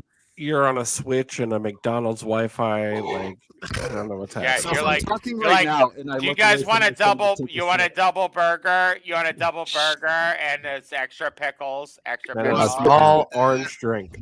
It's more like that. It's more like Wayne's It does World have a too. little drive-through sound, doesn't it? Yeah, we're all white here where there's no purple drink. Mm. Sorry. Purple. Drank. We got that lean up in this bitch. I remember hanging out with some rapper friends of mine and like actually drinking like codeine cough syrup with Sprite. And I was like, yeah, this stuff is cool. It makes me feel good. Sure. Wow. And then they told me how much those bottles are. And I was like, you guys are fucking retards paying that much money. Pro this tip: shit. skip the Sprite. Oh, yeah, I'm sure. Skip the Sprite, whatever. I was drinking it in the 2 styrofoam cups the way they're doing it. I was like, this is Yeah. retarded. You kids. I was like 20 something and they were like, teenagers. And I was just like, you guys, I don't understand you kids. You a bunch of wiggers, that we like? call them. Yeah, what is that like? Explain it to me. I mean, I Oh. grew up shoplifting Robitussin. I mean, Yeah, I mean, it's not like robo tripping at all. It's like it's very like mellow. It's very the like I'm prescription relaxed. stuff actually has like actual heroin in it. So. Are you guys Oh, talking nice. about lean? Is that Yeah, what you're talking lean. about? Yeah, Oh, lean. okay. I'd had Yeah. lean before, and I was like, yeah, it definitely mellows you out. It makes you feel real loose and relaxed. And Bro, I went smoke catatonic some and I weed pissed and- myself. It's not for me. no, yeah, it's definitely none of that shit's for me. Like, I mean, if like, you want to stand on a street corner for 8 hours, that's probably the drink well, like, you what should was have. funny is like I drank a little bit. Like they put a couple shots in a glass and they put some Sprite in it, and you drink it in the fucking styrofoam cup because that's how the rappers do it. And I'm like, this is stupid. This is funny, whatever. But it's like I'm not paying for it. And then they tell me like, hey, this little like fucking 16-ounce cough syrup bottle cost us like $500, and I'm like, you fucking morons. Like I wanted to just like vomit it in their face and just be like, kiss my like, like Bro, if you want like when you're drugs like in high school, just learn how to play an instrument and be in a band. You will be given Yeah. more drugs than you will Dude, ever know. What professional to do with. drummer here, dude. Yeah, exactly. Like I haven't paid for weed in 10 years. You play No. drums? Okay. I haven't fuck paid with- for yeah. TV in 20 Yeah. years. Like if you just hang out long I- enough, it'll fun come fact, to you. I don't really talk Enzo, about what's this your- what's your specifically, genre? but so I play drums currently in a String Cheese Incident tribute band. We're the only one in the country. We're called the Cream Holy Cheese shit! Accident. We're No called the- way. I play drums with the Cream Cheese Accident, and we tour all over Colorado, and the hippie kids fucking love it. It's Just insane. shut the front door for a second. You're in a String Cheese Incident cover band? Oh The my only one. God. We know the That's band crazy. personally. We That's know the band crazy. personally. Here's a crazy story. My bass That's player, fucking right? awesome. So it's my bass player's favorite band, right? And I always make fun of him because his favorite band is String Cheese this Incident. bastard's here. Speaking of which, Bastards sorry. here. Ooh, what up? Hey, bastard, if you want to come in, man, we got a spot open for you, buddy. We The were links- fucking link- you Okay. have the link. Oh, that's So not only do I get the reference, but like I'm mind blown that there is a String Cheese Incident Well, cover I band. only joined because the name Cream Cheese Accident is so funny. I was like, of course. Oh, it's gold. And when we first started, our keyboard player Zach, he's like 2-time Austin Chronicle Award winner, best keyboard player. Like we're like a super group. We're all in our own original bands, but it's funny because we started this stupid Cream Cheese Accident band, and it became like one of the most profitable projects because like the amount of time we don't practice. That's the thing. We just Got like, laid hey, that very it's night. all jamming, it's all improv, and it's like we got to basically just learn the basic gist of the songs. And like, yeah, we'll show up and do like a dry rehearsal maybe at sound check, and then we'll play for 3 hours and fucking play like 8 to 12 songs in 3 hours. And like, so that's hilarious, bro. yeah, dude, That's people so love cool, it. It's man. so funny, dude. I would But- love that. I don't even what- know. I don't even know the band you're covering, but I mean, I've been in Well, several cover so bands. hippie and bands, that's there's just the best. hippie bands, the most famous hippie bands. There's Fish, there's Grateful Dead, and number Yeah. 3 is arguably String Cheese Incident. They're like a Colorado ski bum band. They're a bunch of ski bums from Colorado. Yeah. They've been playing I since know like all the about late Grateful 80s. Dead, but Oh yeah, Grateful Dead. I saw Dead and Company with John Mayer and was impressed by John Mayer, his ability to really channel Jerry. He's doing Jerry really well. John Mayer gets a lot of shit. But man, yeah. if you ever see him live, he is He rocks. phenomenal. He's He does phenomenal. what- he's a great He's musician. very, very good. And yeah, I feel spoiled because like I've always been around A+ musicians my whole life, like ever since my high school Same. band. You know, yeah, exactly. It's like, I was competing with like Berkeley graduates and fucking Humber College, like Oh, there you jazz go. What do you musician play? alumni. you play drums? Yeah, Okay, I'm a drummer. cool. I was in marching band playing tenors, you know, all through high school, and then got on the set.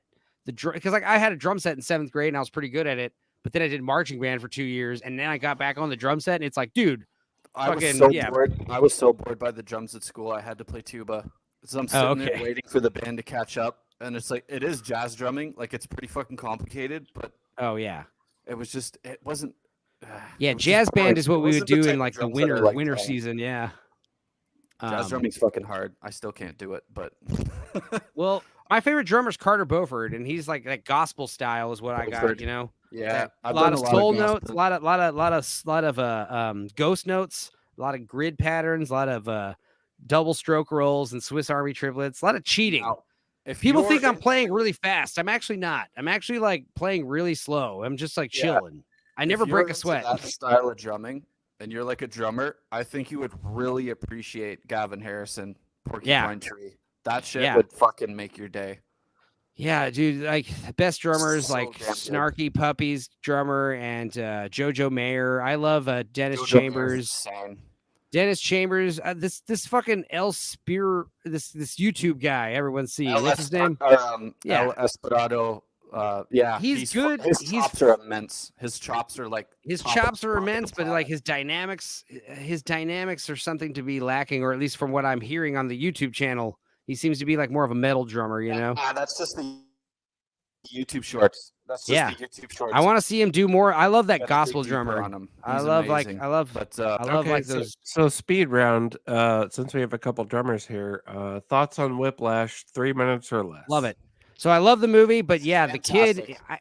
I appreciate That's the not kid what jazz playing the school is drums. like. Yeah, I appreciate the kid playing the drums himself, but like honestly, he's not as impressive as I'd like to see. You know, because He's like not- I would he's have not loved it. playing them. Yeah, I would have I'm sorry, loved it he's if not we had playing them. actually got like an actual fucking drumming prodigy who can do one-handed rolls and push and pulls and all that It's- crazy shit. It's as close as you can get in a Yeah. film. Yeah.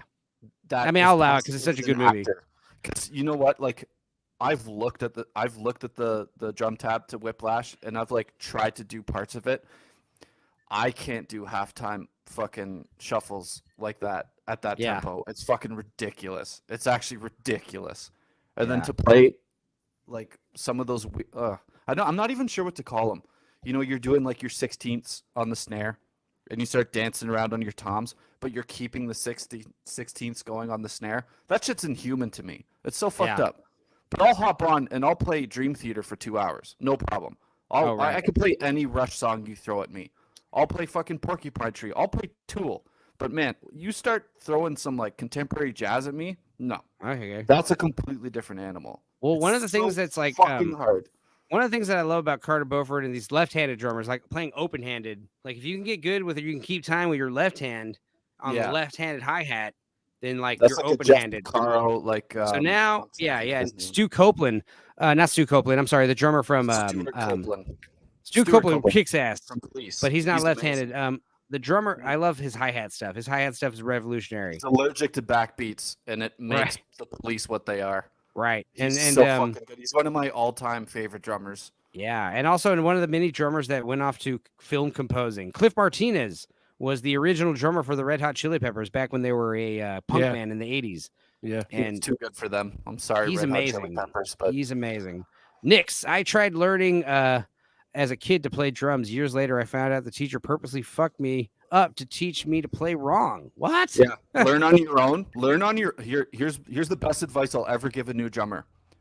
Learn on your own for a bit, play things that you like to play, and then go find someone who plays drums for a living to give you lessons. Do not go to Long and McQuaid or whatever fucking music store. If they start throwing like Marco Minute books at you and shit, they have no idea what they're talking about. It's the same with they start making you hold your sticks in the middle, they have no idea what they're talking about.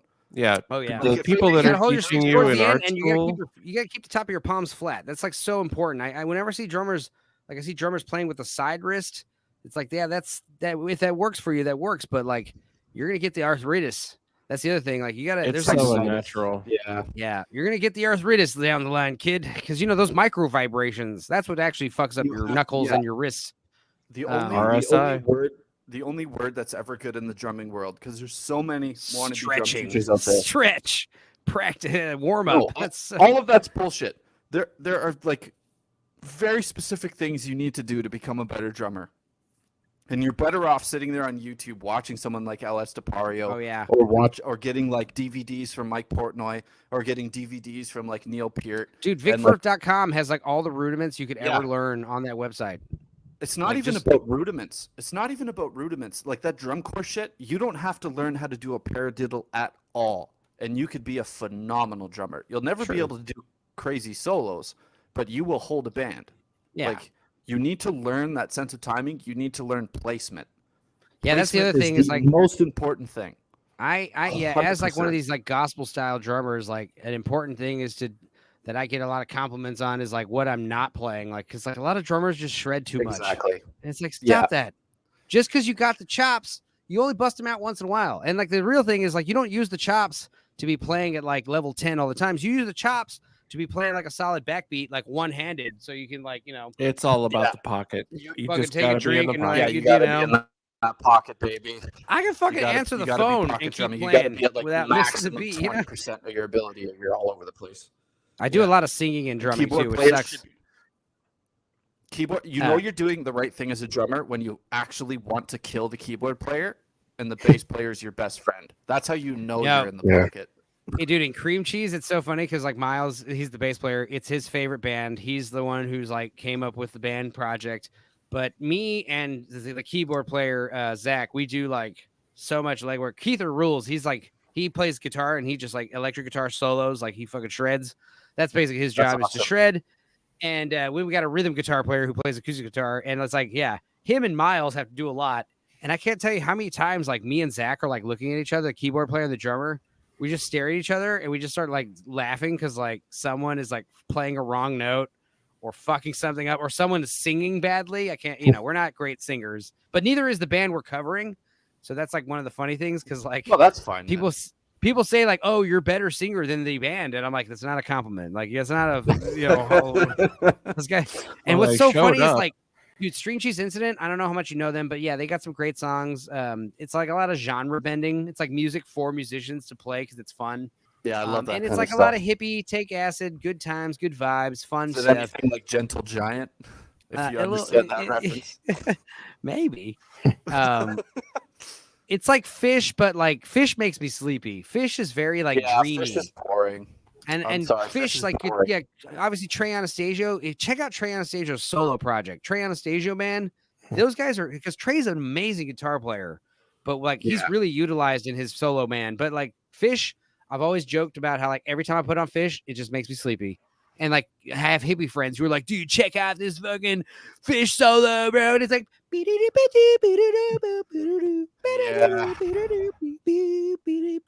it's just like, what the fuck are we listening to? Like elf music. And I'm listening to it. I'm just all like, of my fuck, friends, man, it's like their so favorite boring. band. I have a dozen friends who like Fish is their favorite band.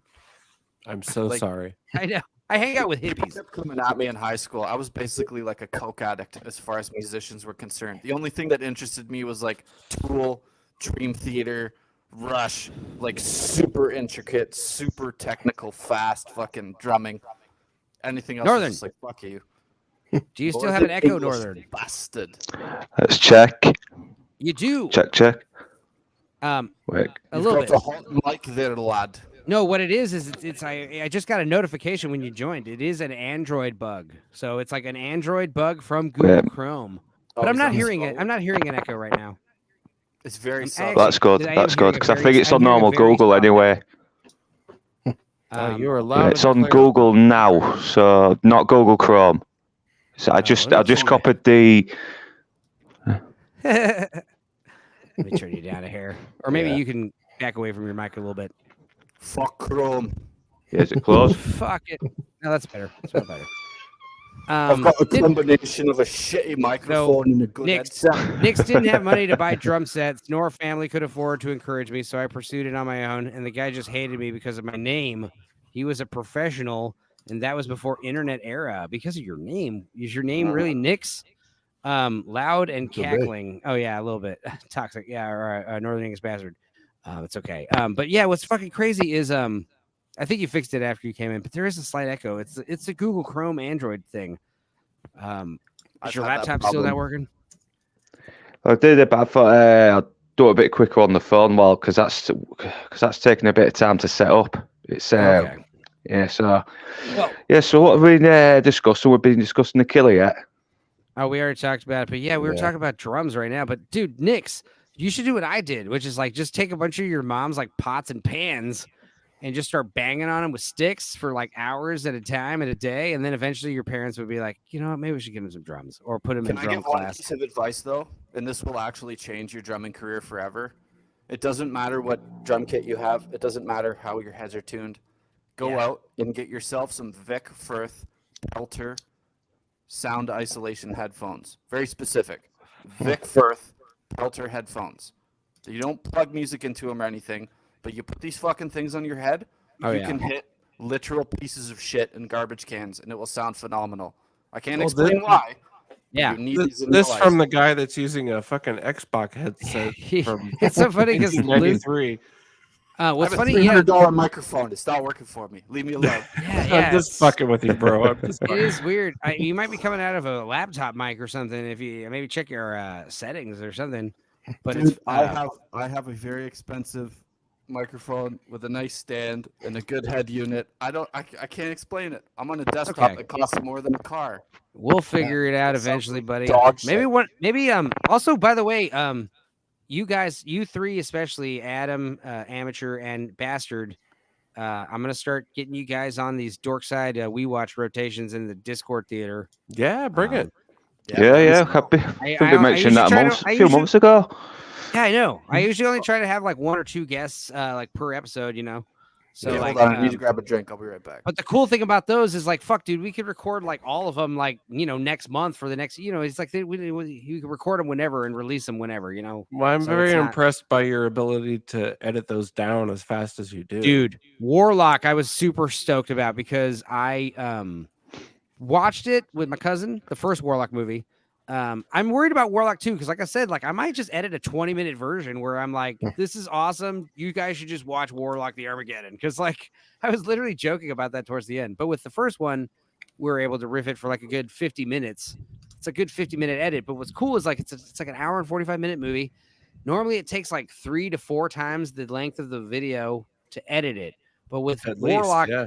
I woke up at midnight and I woke up around 2:00 in the morning and I was done editing completely by like 5. So it only took like twice the length, a little less than twice the length to edit that one.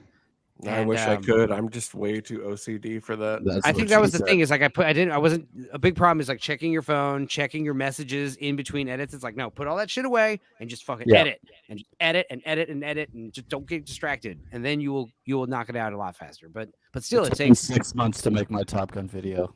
Yeah, God, exactly. Yeah, That's why it's so funny because the Renfield video is only going to take me like a week, but I spent 6 months saying I was going to make it.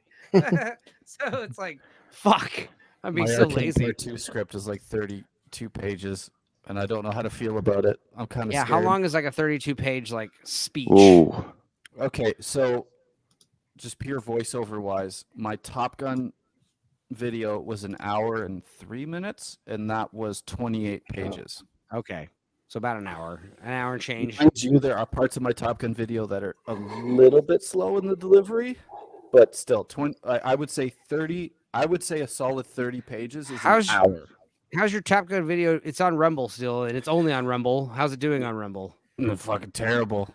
My Arcane video on YouTube that's now 2 years old gets more views per day than my fucking Top Gun video total. I hate Rumble. I had a very bad experience with their bullshit DMCA. I just walked away from it. Rumble or YouTube? Yeah, Rumble. Yeah, Rumble doesn't have a good algorithm. It's all manual. At least it was when I walked away from it. But I submitted 6 or 8 videos that were already cleared by YouTube standards, and they suddenly slammed me like 2 weeks later on a Friday night.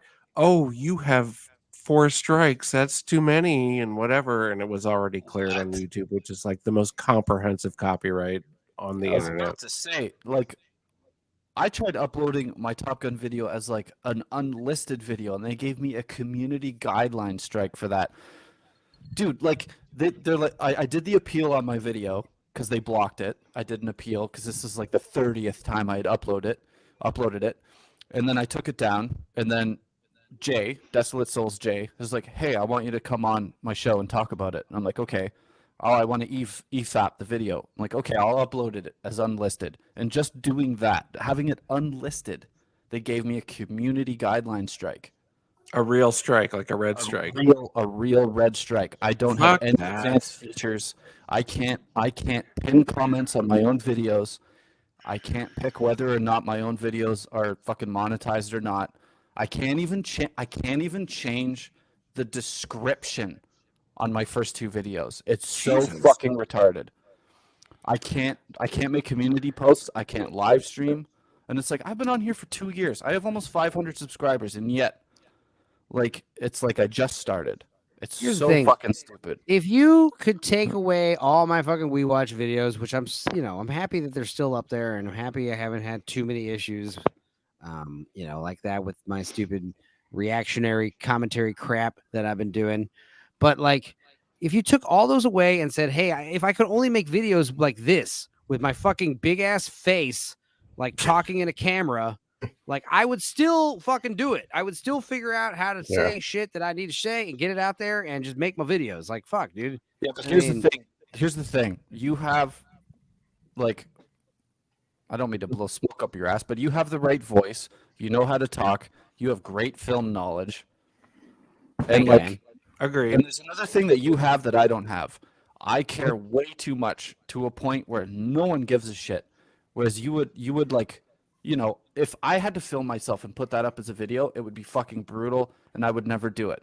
Yet, I know you. I know your cadence, like the way that you have yourself filmed. That would be fine. That would make a good video. I can't do that.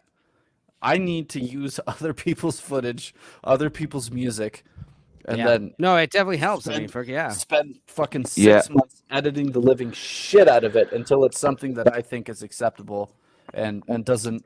Enzo's got that classic radio DJ voice. He does. Thank you. Really Hey, ladies, give it up for Vanessa on the stage. Could do a game show. Thank you. I know. Yeah. You got it, dude. I've always talked about how much I love Blue Collar's voice. His voice is very like jelly. Yeah. It's smooth. He's got that So- southern shit going on. But like seriously though, Stupenza, why the fuck do you only have 300 subscribers? I That you know, pisses the me fact off that dude, the fact immensely. that I just looked, I have 284 right now. It's like I feel like I Yeah. had 250. It's not from like, lack couple of weeks ago. content, that's for sure. No, I But know. I'm should just, definitely I'm just have it saying there. though. My this- whole this theory was channel- like okay. channel's So my theory was like I'm going to spend the first 10 months of the channel just churning out content, and then October I'll do Schlocktober and promote the channel. And it's like that didn't really go as well. So like the idea is like, look, you find my channel, that's cool, but it's so cool when you find a channel and you're like, this guy has a fuckload of videos already. Hell yeah. Yeah. Like I got a fuckload of stuff to watch. Nice, but you know, because it's but you also don't want it to be too overwhelming, which is where we're getting at. But you know, I don't care.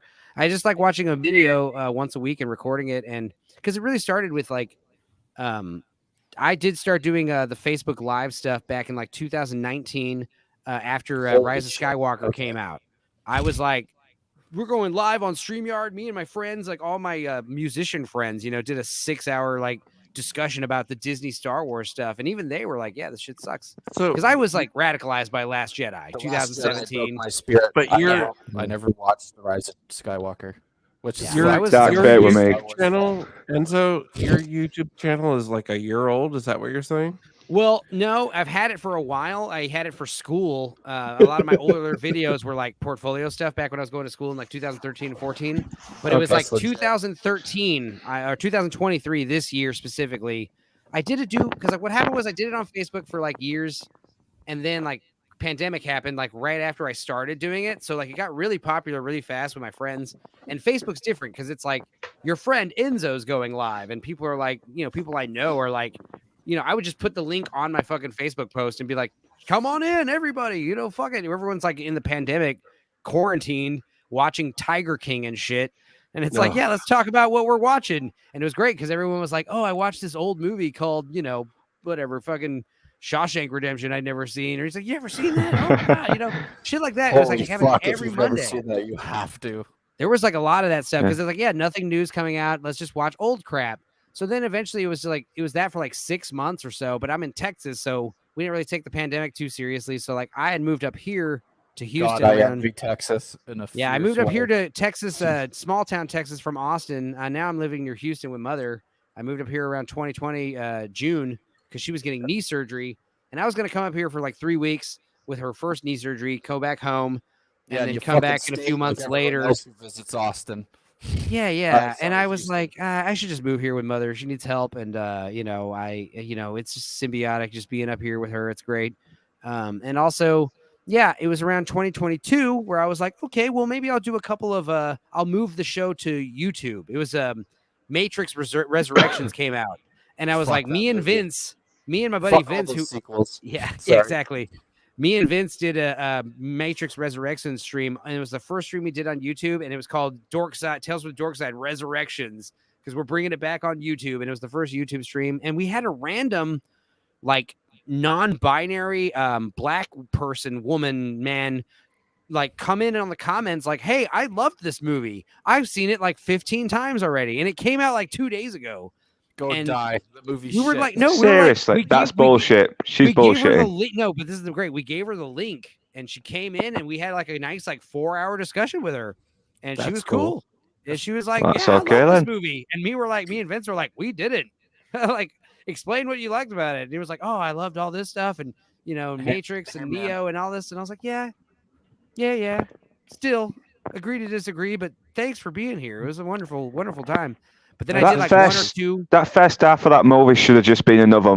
It should have just been another movie. You know, a guy having with real bad mental health problems, and he's questioning his own reality, and he's going to say, "Yeah, that should have been just a straight drama about mental illness."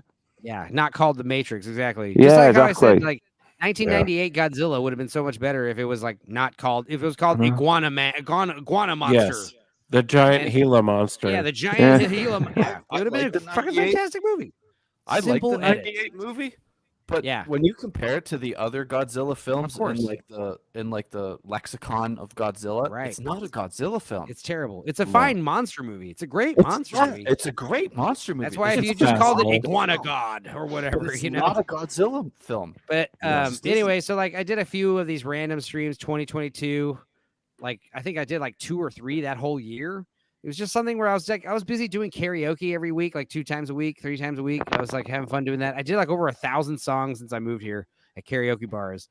Nice. But 2023, I don't know. I was starting to hang out with Russ, and I did a couple of his streams on his channel late last 2022, talk about Boogie Nights. And he was like, I met him on the drinker page, met Chris, and I was like, you know what? I'm going to start streaming too. I was also playing Jackbox every Sunday on Twitch with my cousin. That was fun. Yeah, and we were doing that every Sunday on his Twitch channel, and I was like, you know what? I'm gonna bring back my fucking Dorkside show on Monday, and I just started doing it every Monday. Yeah. Here's the thing Blue that Collar pisses- Loser is what got me onto this bloody shit as well. Right, All right. I did was ask, send me a link to your video. I'll support your channel because you seem like you want to do some actual proper movie reviews. Yeah. All of a sudden, we start becoming fucking friends, and yeah, it leads me to Now here. you're making videos. Shit. I It's like know. a pirate. It's I like couldn't Minecraft. resist. I just wanted to support, like a few posts, and that's it. But no, it's like I think, well, the fuck not. I think Yeah, watching good creative outlet. watching Toxic's Covenant video was probably the one that really motivated me to do it, because it was like, all right, he's just This playing idiot can trailer do music. it. Surely He's just, I can. I know. No, I'm joking. He's just playing trailer music. He's just playing the trailers. And he's saying what he has to say about the film. He's doing it well. I was like, all right, I'll start off simple like that. But now Drinky gives me this advice about getting some clips, and I'm like, now I'm putting fucking clips in and jokes in and all that. It's yeah. Well, what were you gonna say that pisses you off, analyst? I'll touch back on that in a second, but I know Blue Collar is in direct communication with the drinker, and you are. Yes, sir. I used to be, and he stopped answering my emails randomly. He just hasn't for like months, and it's like, okay. But anyway, yeah, what pisses me off, Stupenzo, is you'll be watching a stream, that's getting like 40, 50,000 views, like a Mauler stream. Yeah. And Mauler's great. Mauler, however you fucking pronounce his name. Mahler. Most of the guests he has on EFAP are fucking morons. And Yeah, you, yeah. Stupenzo, I remember watching you on someone's stream. It's how I found you. And I'm like, this guy is a actual film buff. He has seen at least 50 times more films than I have. He's got the voice. He's got the cadence. He's got the delivery.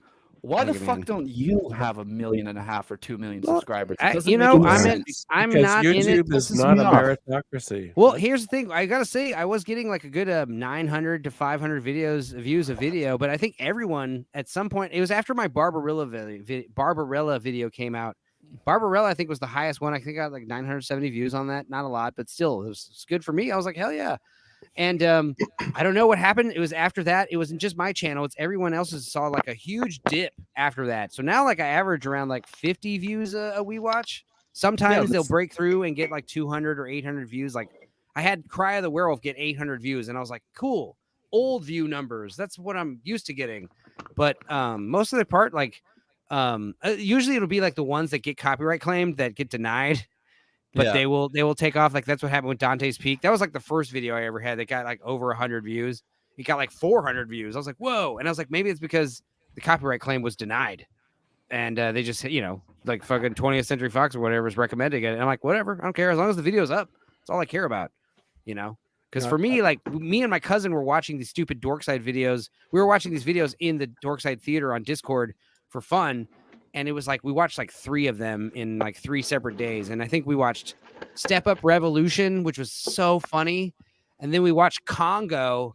And it was after I watched Congo, I was like, I'm getting OBS tomorrow. I'm going to start recording all of these and putting them on YouTube just for posterity, just so I can revisit them and rewatch them because they're so funny. Me and my cousin just like shitting on these movies. It makes me wonder if the people at YouTube that actually have to like be in the trenches and write the code realize that we hate the algorithm.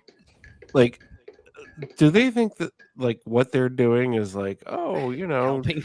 Become a creator on YouTube and do Can we the go back to thumbnail of the days- month and Can we whatever. go back to the days of YouTube before PewDiePie dropped the N-word on that bridge? Right. I remember Back in that. those days, like, and that's the other thing. It's like Days?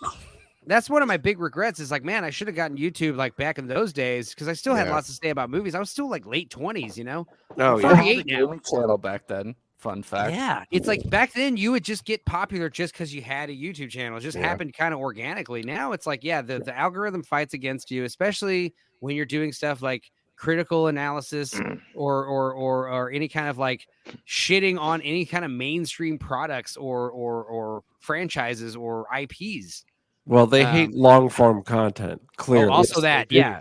Yes, Yeah. they That's do. another thing I said I'd never do. It's like, oh, you should live stream on this channel and obviously like keep all your videos. It's like I don't give a fuck. I don't give a fuck. If you know, And bump it over I to want to get another channel and content change video the and title stuff. and change the thumbnail within 24 hours. get and- popular despite Fuck you. breaking all the rules. That's my whole fucking Yeah. goal. Like I'm gonna break every goddamn rule I could think of on YouTube and still get like if I get 500 subscribers, that's still awesome. Yeah, It's 500 500 is people. all you need to get donations and super I've chats. been and all that stuff. crawling. thought it was so- Rules 1,000. are meant to be Still. broken. I have the weirdest fucking YouTube stats. Okay, I don't have 500 subscribers, but I've been slowly crawling there. But I just hit 7,000 watch time hours with 2 videos. Yeah, that's It's I just hit Oh, man, 20,000 nice one. weirdest shit. Like I I hit remember 20,000 watch hours and I can't get 500 subs. yeah, I know. It's a bitch. Do you do, I'm- sorry, I'm very unfamiliar with your content. Do you do long form shit? Well, okay, so I B-roll. of course went about this the hard way, but what I did was about 3 years ago when I started was just reposting public domain classic black and white movies like Bela Lugosi and Charlie Chan and all this kind of shit like that. Yep. And I sort of just built this slowly built this garden bed, right, to plant seeds in.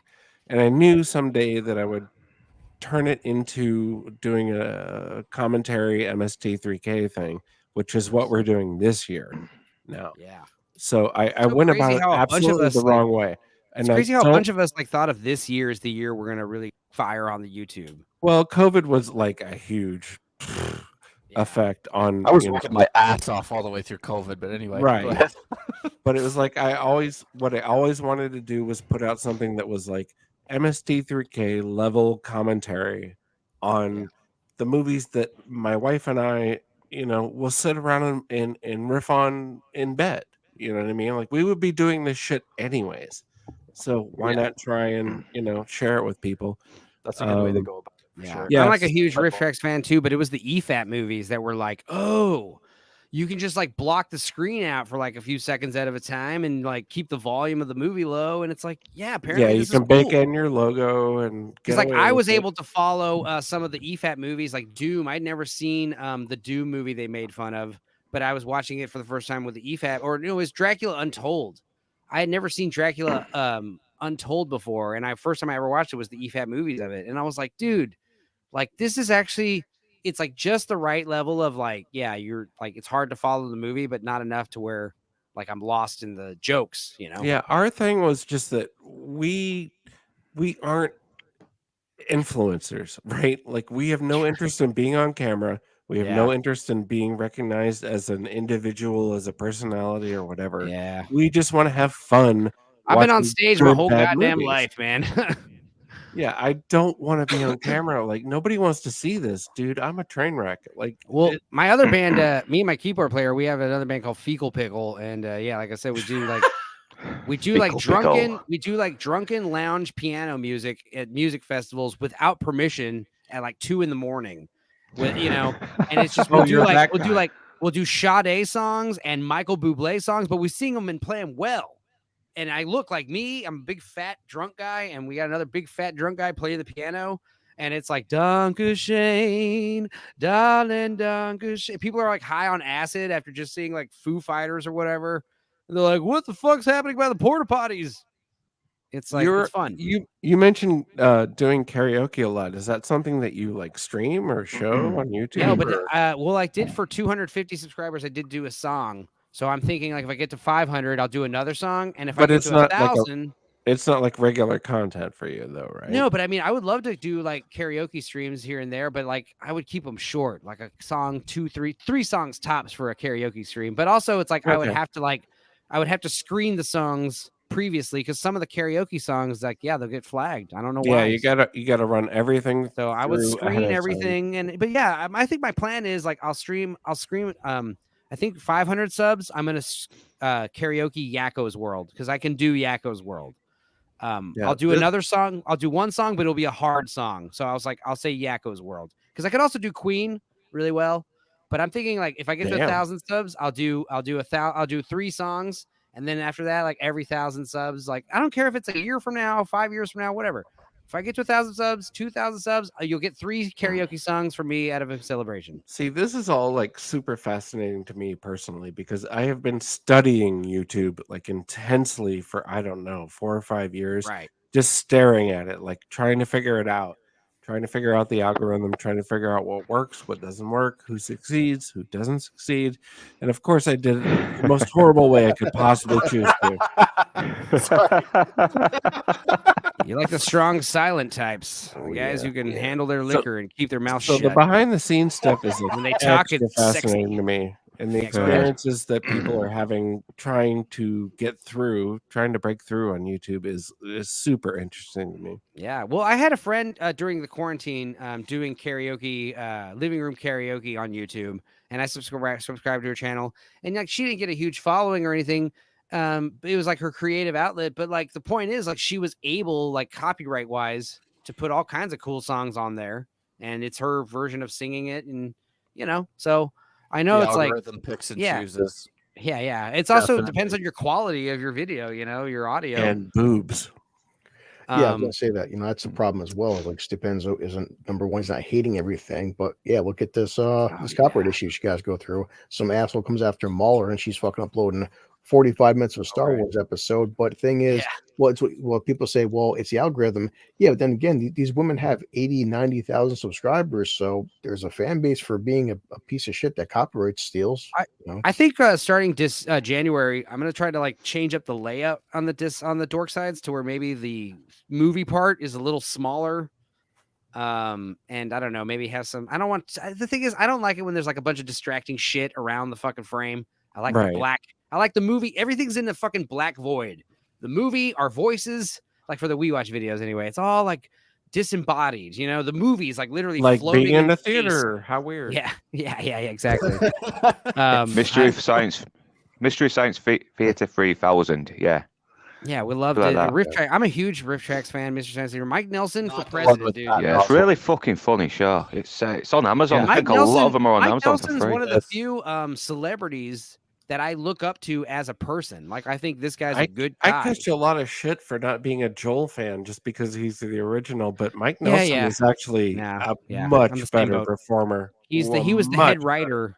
And that's the thing is like, I would like to see like a fictional story that's kind of like a parable to that kind of work dynamic. Cause like, you got to feel for Joel. Cause Joel, the thing about Joel, and I said this once in the comment section of one of Cannoli's streams, but I was like, Joel seemed like he was having too much fun. He's like really kind of stoned. And he's just like, yeah, let's watch this movie, man. Mike is like, it's very naive. Mike is like, please kill me. Like he's got this like subtext. That's like, I don't want to be here. I don't like watching these movies. These movies are bad, and it's like, it's in every joke he delivers. There's this dryness to it. And then also Bill Corbett. I actually like Bill Corbett a lot because he's an old man, Misery makes comedy. Misery does make comedy. That's, I mean, why do you think our British comedies, our characters are all fucking miserable assholes who get shit on? Homely, yeah. I mean, and also it breeds a character, But but the thing about Mike Nelson is like he seems like a good husband and a good father, and he's got his shit. He's not a drug addict, He's not a sex pervert. He's like a guy from. That's why he uses the riff tracks to get his fucking anger out. He's frustrated. But the idea, what I was gonna say about like the work dynamic between Joel and Mike, like imagine like, okay, you got a character who creates something, and it's like his baby, and he's like really good at it, and it's like catching on. It's like a new sport or something. And it's like, yeah, I created this cool sport and everyone loves it. And then this new guy comes around and he is like fucking awesome at it, to where he gets he's like the 'cause Mike was Jesse hired. Owens. Mike was yeah. hired as head fucking writer. commentary. You know, he just kind of showed up to audition, and eventually, like in a few months, he's the head writer of all the riffs. Yeah, So I then, don't like the politics and everything that whatever went on there was Of course. obviously an It's all a ugly mystery, thing, too.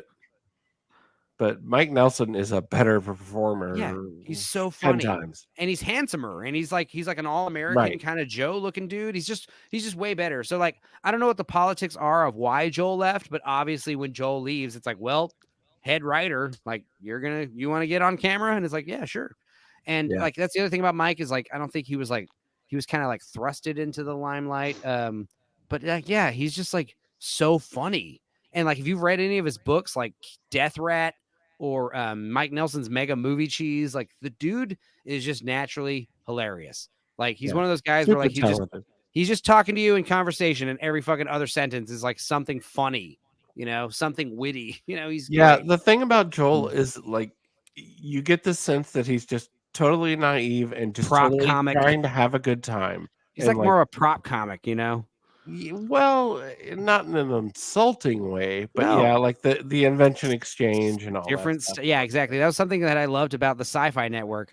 People like usually when shows like get moved to another channel after like season 7, it's usually like a downgrade. But when they moved to Sci-Fi Network, it was an upgrade because we got the Holy Trinity of Mike Nelson and Bill and Kevin, and then it's like only sci-fi and horror movies, you know, and that was like a strict rule. And that was like their one rule they said for sci-fi.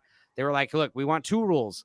There's got to be like a continuing story between episodes, easy and silly, and some of the best jokes come from the 7, 8, 9, 10 storyline.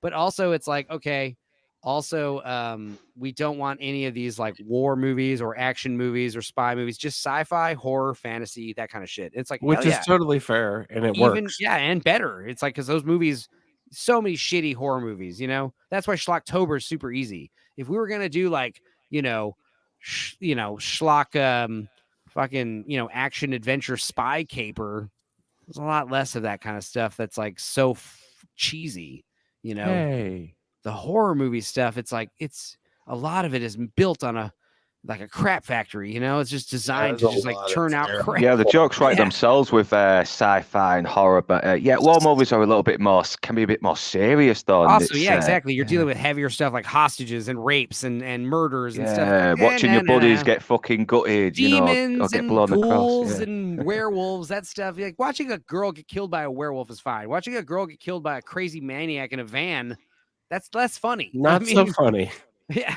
When it's a fucking guy, when it's a werewolf, but he's wearing a goofy ass suit that's low budget, it's like, okay, you know. Yeah, it's a dude with a carpet on his back crawling through the woods in the park, and you got some movie about the toolbox killers. Like that's not as funny. Alleged space shuttle crash. It's basically movies you can watch with your friends and have beers and have laughs with, like the Miami Connections. That's the beauty of it. That's the beauty of it, is that this is the stuff that we're all doing anyways. So like to the watch stuff I want, the stuff that's been on the list for me for a long time for the We Watches is like Mario Van Peebles' Full Eclipse. Like we watched I Come in Peace. That was one I wanted to watch for years. Suburban Commando, stuff like that. Just like crap.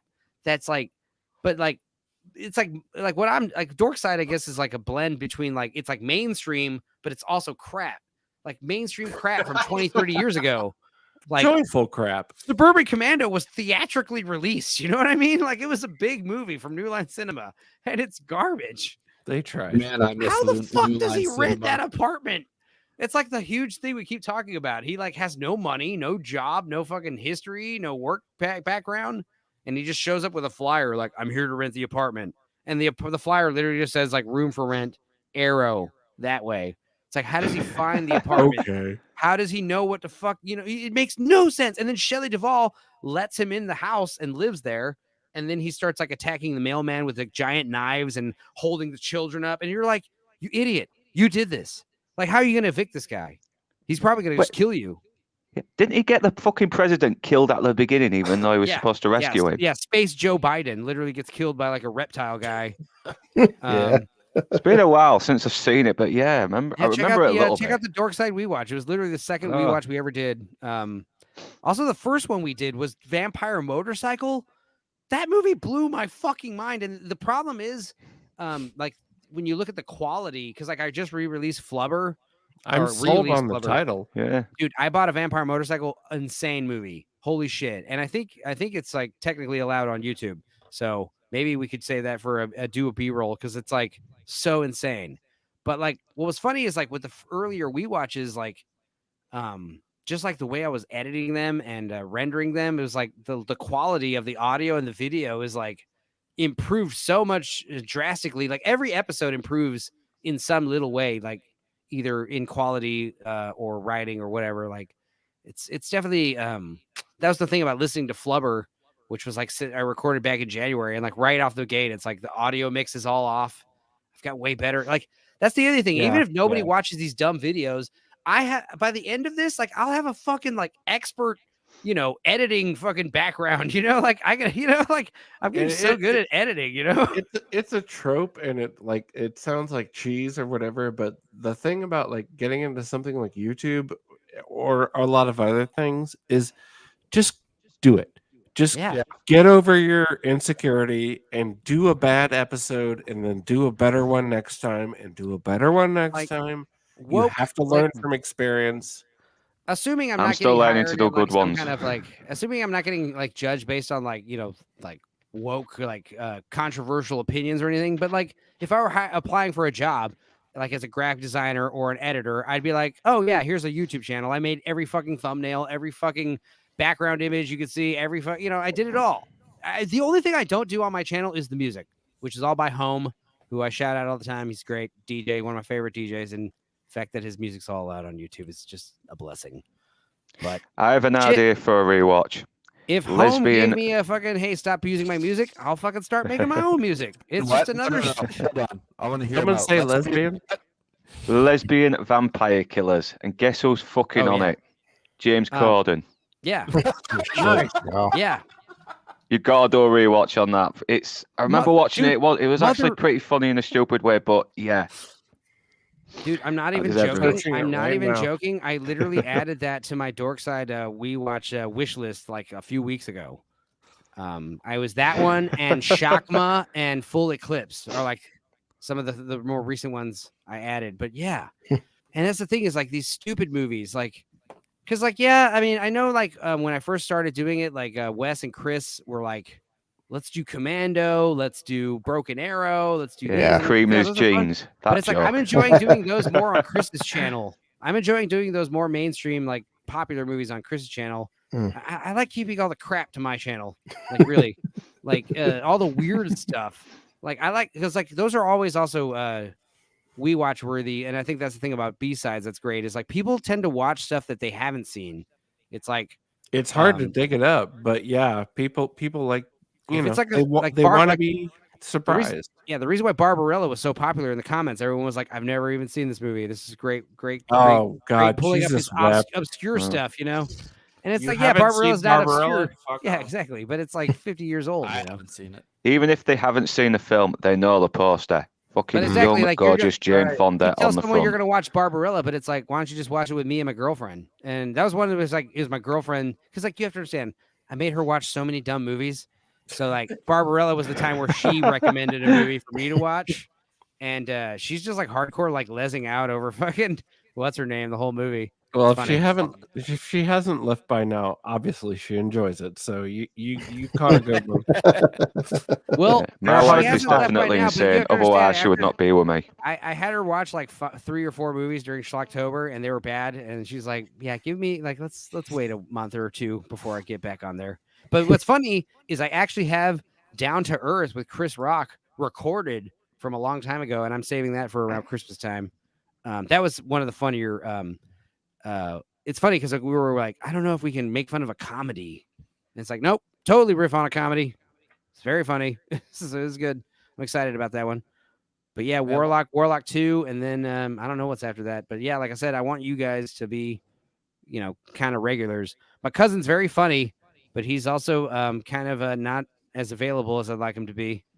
And also he's got a bad stoner problem.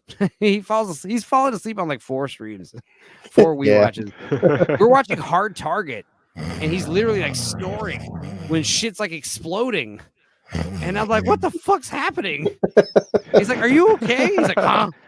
He's like, I ate like a weed brownie, dude. I'm fucked up. I'm like, oh my What god. the fuck happened? Let some shit explode, man. And I tell him, and it's all in the final cut. I'm like, dude, I'm keeping this in the final cut, dude. All the shit's staying in. Like, all the shit is staying. It's hilarious. Like, normally I'd be pissed, but it's so funny.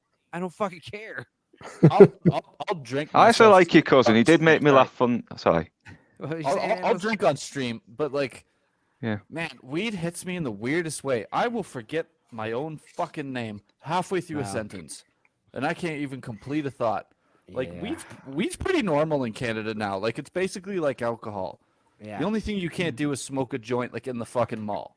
Well, that's the other thing is nowadays with the weed, like, back in my day in high school, like, smoke joints all the time and bong bowls and all this shit. But nowadays, it's like smoking a joint of weed is a waste of weed.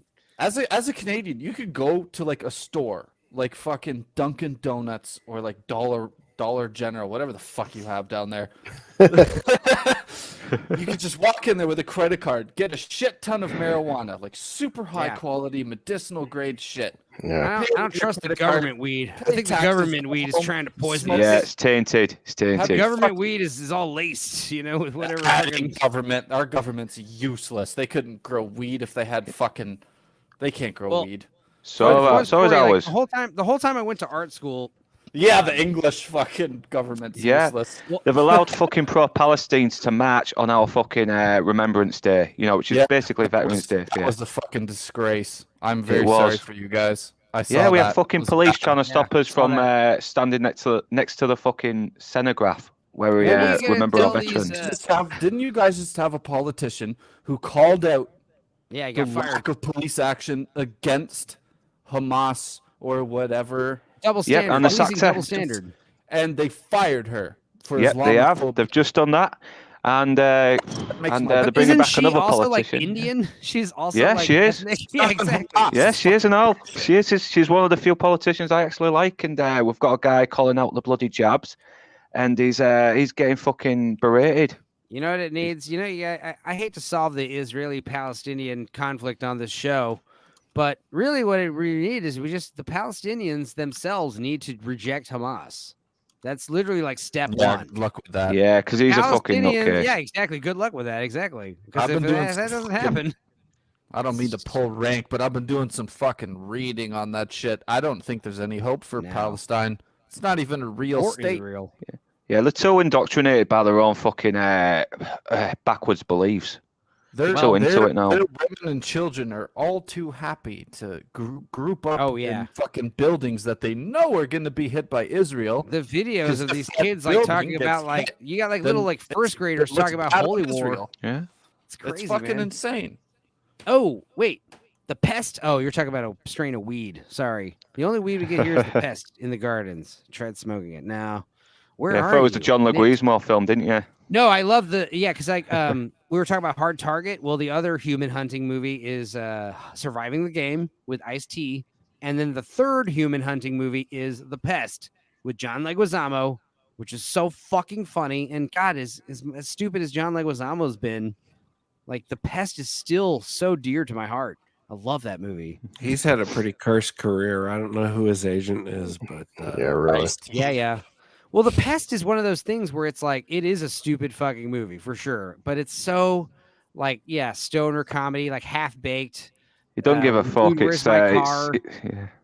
But dude, that's the thing is also back to the idea of how identity politics are so stupid. As a kid, I never, I always watched the Pest and never thought about it it's Puerto Ricans and black people and Chinese people. No, it doesn't matter. It's funny. It's literally about human hunting. It's about a guy being hunted by a crazy German dude, and Jeffrey Jones too.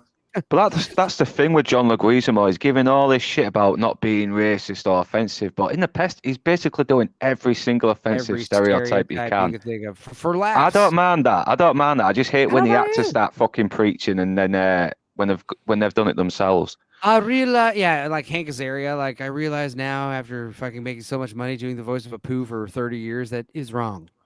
It's you I know, idiot. I know fucking Indians who love a poo.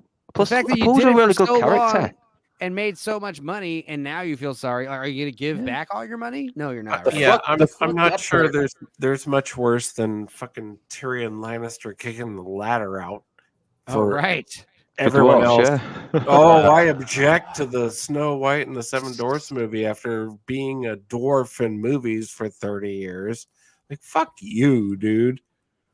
Yeah, That's just crazy. He's in some new movie. Oh my god, let's see if I can find this. He's in some new movie, and I just saw it the other day. I'm not going to show the screen, but it's it's called. Who is it?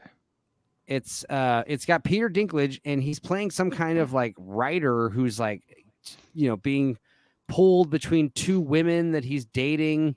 But it's obviously like one of these movies where like they're never going to mention the fact that he's a dwarf. It's the idea that he's supposed to. It's like a role that was meant for like a normal sized man. I'm a real boy because he's Peter Dinklage. Like I'm going to play the character, and we're never once going to talk about the fact that both of you girls are fucking a midget. It's called She Came to Me. It's called She Came to Me, and it's about a composer who suffers writer's block, discovers his passion for an adventurous one night stand, and it's Anne Hathaway. And fucking Marissa Tomei, fucking this little Peter Dinklage guy. What? Jesus wanted to watch it. You little dick, you little stupid asshole. Fuck you. Yeah, Peter Dinklage turned out to be a. I drink and I know things. He was so good as Tyrion. He was like the best character. He was not the biggest fighter, but he was smart. He was fucking witty. He knew his limits was, and he always tried to use what his strengths were to his advantage, no matter how inferior he was to everyone else. I was joking about how I was I was actually more forgiving of the Game of Thrones fiasco, even though I knew it definitely like suffered a huge fucking Last Jedi style drop in quality, and like all the character decisions like made no sense. All the characters kind of changed. I saw it all happen, but the thing is, I watched the whole show in one go at the end. I didn't fucking get into it until the very end, and I watched it all in one go, and everyone was like, I hate this. I spent fucking 7 years like wasting all this fucking time. I hate it. And I was like, honestly, it was pretty bad, but stop crying. Like, I mean, come on. It was okay. I mean, but I realized like I had a huge advantage because I watched it all in like 2 days or whatever, like nonstop until the battle for Winterfell, and then they had those fucking trebuchets in front of their infantry, and I'm like, this is actually fucking retarded. It was so goddamn stupid. Like it was around season 5. They broke the walls. Do you know how fast the siege ends once the enemy gets over the walls? We're talking 3, maybe 4 minutes. No. We're going to cut to Arya fucking around in a quiet library for like 10 minutes. Like everything about it is so goddamn stupid. Yeah, that was definitely like make any sense. It's her killing. It was all built up for Jon Snow killing the Night King, obviously. Because like, why the fuck would you bring him back from the dead? They couldn't even give us that. Yeah, they couldn't deliver it. Yeah. And what the problem is, I know George R. R. Martin. Coffee cups and fucking bottles of water on set. My theory. Period piece. George R. R. Martin wrote the book. The show ended exactly the way the book was supposed to, and that's why he's like. And then they went for another 2 seasons. That's why he's never releasing the book, because like they're like, oh well, when George R. R. Martin releases the book, it'll be the real ending. And it's like, I really told them exactly what to do, and the fact that you all hate it, he's going to die of heart disease before that book's done. I should probably just kind of stall. But like, even before that, it was around season 5. Season 5 is where I started noticing like, okay, so there's like a lot more cool magic shit and dragons and all this stuff is like awesome. And like the cool guys with like the flaming swords and the Arctic fighting fucking zombie bears, and the Night King. And his wiener is nice and floppy. The Night King getting a dragon and all this stuff is badass. But I definitely noticed like around that time, like a huge dip in quality in the dialogue. And you realize like happened well before that, man. Yeah. It's like around season 5 or 4 or 5, like the dialogue just starts not being as cool as it was. And you realize a lot of the early dialogue from the first 3 or 4 seasons is taken directly, like verbatim from the books. And you're like, oh, yeah, okay. Because later on they ran out of material for the later series, and it just showed that the writers couldn't really fucking do it by themselves without the source material. There's like just that. I think there's like a blurry line around Yeah, there's like a blurry line around like season 5 where they start overlapping the source material, and it's Is like, it when the Starbucks cup showed up? yeah. Is that At what it that is? point, so But I think that's where the show starts to derive from the books. So Arya just got to the Faceless Men, and Tyrion just was like on his way to Marine. Right, that's when we run out of book material, essentially. okay. And yeah, I want to point out right now, like, with just one of my big pet peeves, which is George R.R. Martin is as stupid as George Lucas for not having a room full of fucking interns writing the rest of his shit over the decades that he wasn't right. producing You're movies. so rich, you could hire a fucking what's it called? A dictator? So No. true. Don't worry, the next book is coming, and those wieners are going to be nice and flappy. Yeah, Not a he doesn't give a dictator. shit, and it's all Like you ego. could hire a stenographer. You could just sit in like the Riff Tracks guys. Like they literally hire a stenographer to fucking sit there, and they watch the movie like 3 or 4 times in a row, and they just like hurl jokes at the movie, and the If I was- stenographer just like If I was writes George time codes. Lucas or George Martin, all I would have done from day one that I got like $1 million would have been to hire a room full of writers to never stop writing. Yeah. He could be done with the whole series. George Lucas could have had everything done before he did the prequels. Just It's go to like the insane toy to me. shops and the comic book stores and be like, who are the people that are buying the most of this shit? Who are the people that are playing all the games and reading all the books and buying all the fucking comic books? Oh, this kid Hire right them. here. What's your name, son? I want you to contact me when you become 18.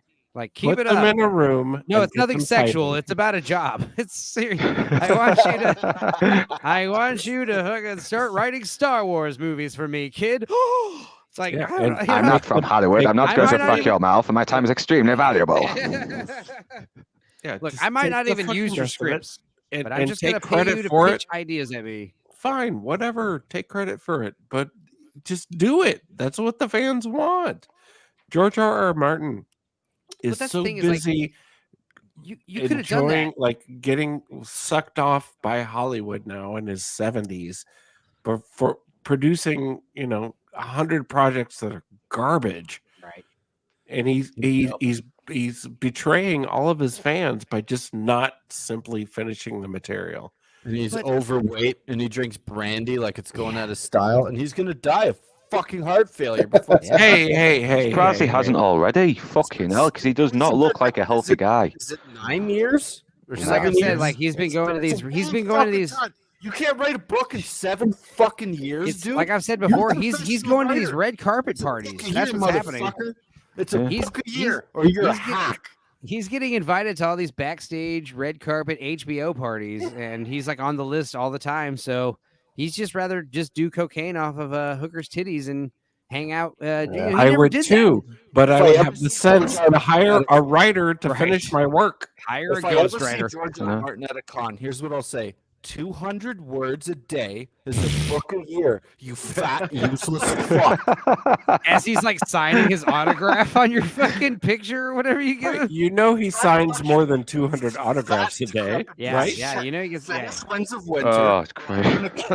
It's so funny. What's also funny is like Game yeah, of like you could. Thrones, a TV show is a travesty. and it The other gave me idea cancer. is that the book has Finish your been book. done. The other idea is the last book's just done and it's just sitting in a safe and it's like it won't get released until I die. Then And I'm just publish gonna it. let all the nerds cry because they didn't like the ending of my book. You know, that could be very well what's happening. Publish it, you megalomaniac narcissist fuck. You think Sorry, you're the I'm first getting a fat little guy drunk in now. suspenders, man? Here's the thing. There's a lot of fat guys and there's a lot of old guys, but there's not a lot of fat old guys. If you catch my drift, George. All right. Truth. Yeah. God. The whole thing pisses me off.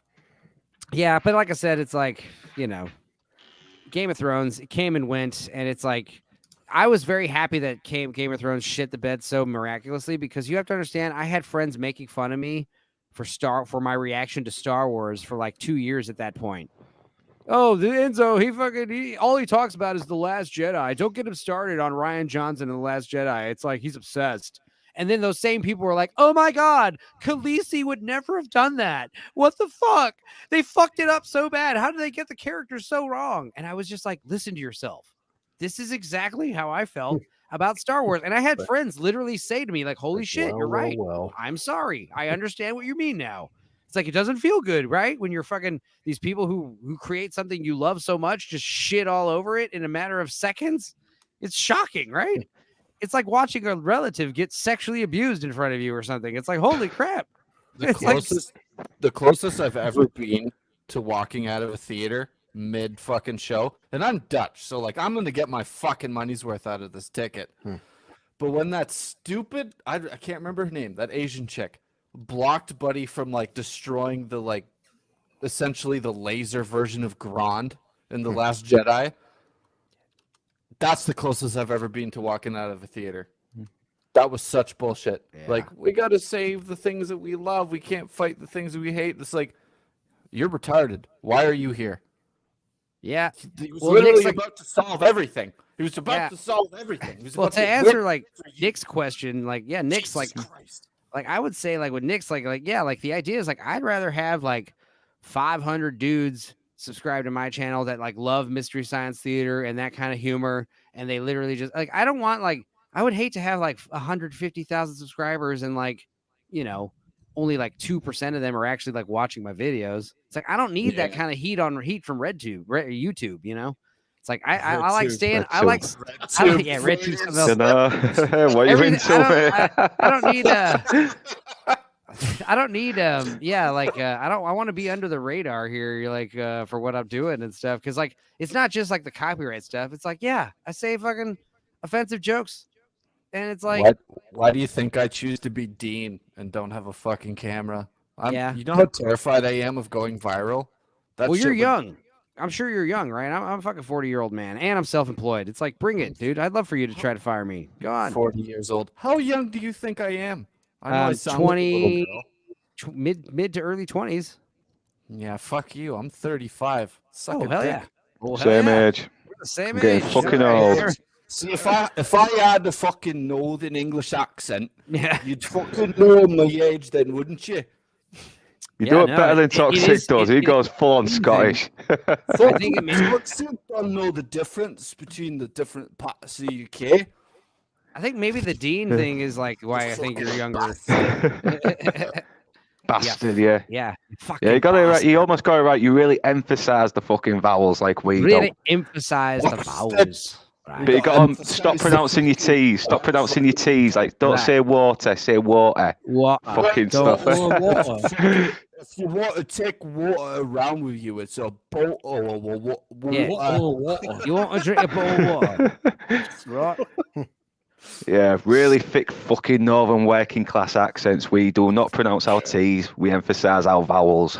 If you don't sound like Sean Bean, you're not from the north, and in yeah, Sean Bean, he's a good example of how to speak fucking northern.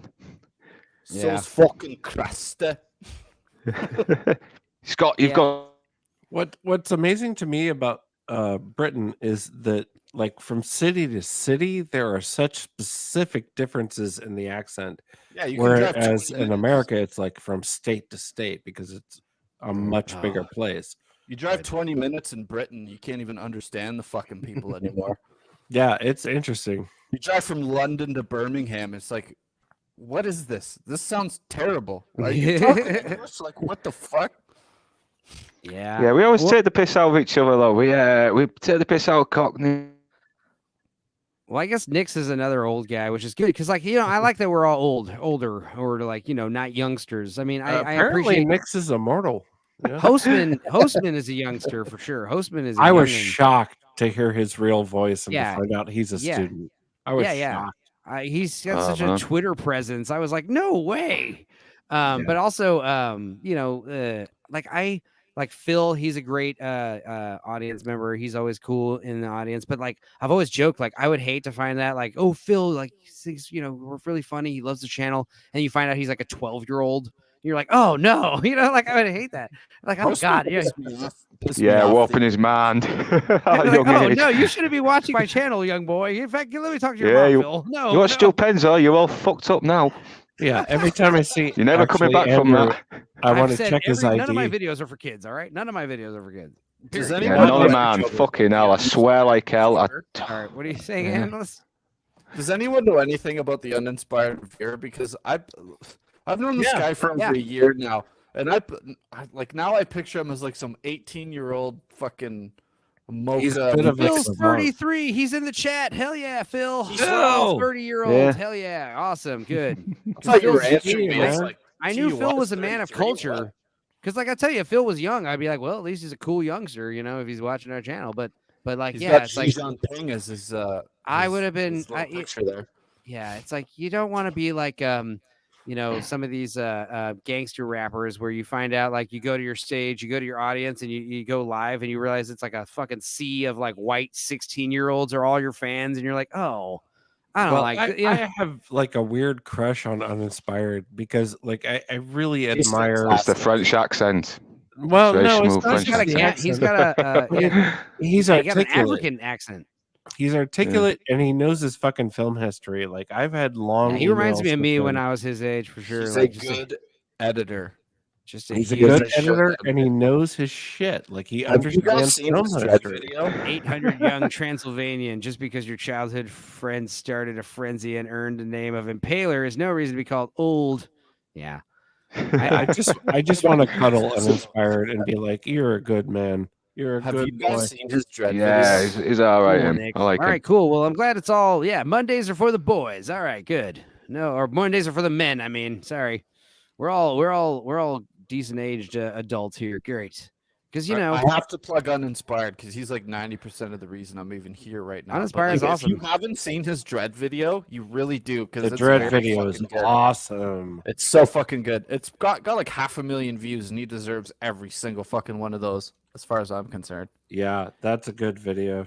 yeah, and The he's only like every reason time I know learn any more of you about his guys because he dragged my ass onto Twitter. So right. Well, we've learned we've learned a little bit of a backstory about Uninspired, like streaming with him, like bits and pieces. Like first I found out, like I watched Bad Moon with him. That I was know like his the first first name. yeah.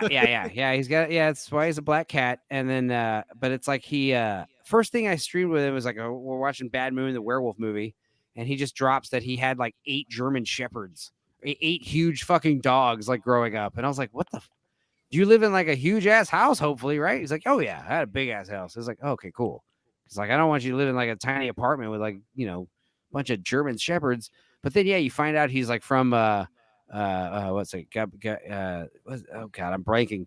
African country starts with a G. Gabon? No, Gambon? No. No, he's from Nigeria, isn't he? Yeah, one of the countries. God, no, hang on. Why am I blanking on that? I have my brain fart. African country starts with a G. Uganda. It can't be Uganda. No. It starts with the letter G.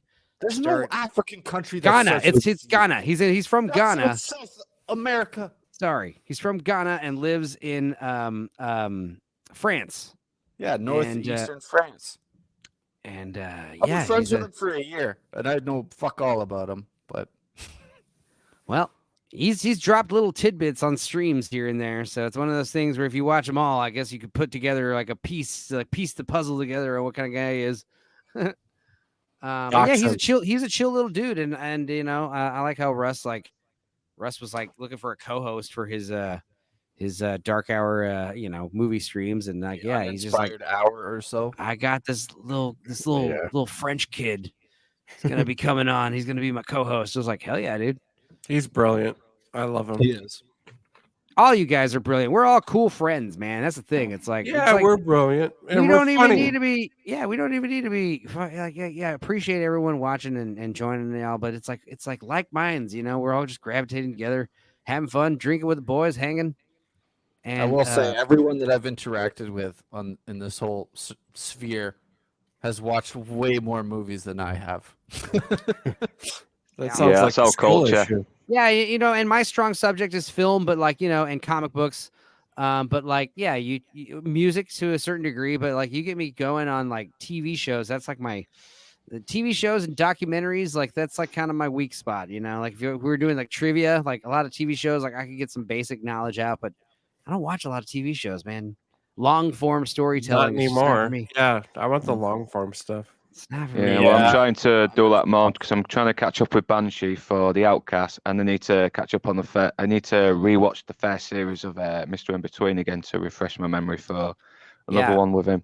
I said earlier, or on the Lancet stream, me and Mother watched the first 2 episodes of Mr. In Between, and she's loving it. So Yeah, it's a I've fucking watched great that show. soon. And it's also not a long show. I mean, because it's like what, 2 seasons? No, And 3 seasons, but it's easy binges though. Really, yeah, it's easy like binge. 30-minute episodes, and there's like 10 episodes a season, so it's like not that much. Wait till you get to Christmas episode. Wait till you get to the fucking Christmas episode. Okay. It's Can we talk about Bagface's mom for a minute? Yeah, fucking milk. it's funny because like I have a lot in common with Bagface. And one of the other things that he busted out was like I've always joked about I want to get my mom on one of these Wii watches, and he beat me to it, putting his mom on a video. I was like, "Fuck, all right." So like if I did it now, I'd just be like a copycat. You know what I mean? Like seriously though, I'm watching his video and I'm like, Bagface, your mom is better on camera than you are. Oh She yeah. doesn't look, she doesn't look at the lens. Yeah. That's My the only mother- problem right now. My mother is like an elderly, tiny old lady. You know, so Yeah, my mother is 70 something. yeah, my mom's 73. Yeah, for sure. same here. Yeah, some of them have a surprisingly good sixth sense of humor. I've noticed. Oh, my mom's Yeah. fucking hilarious, dude.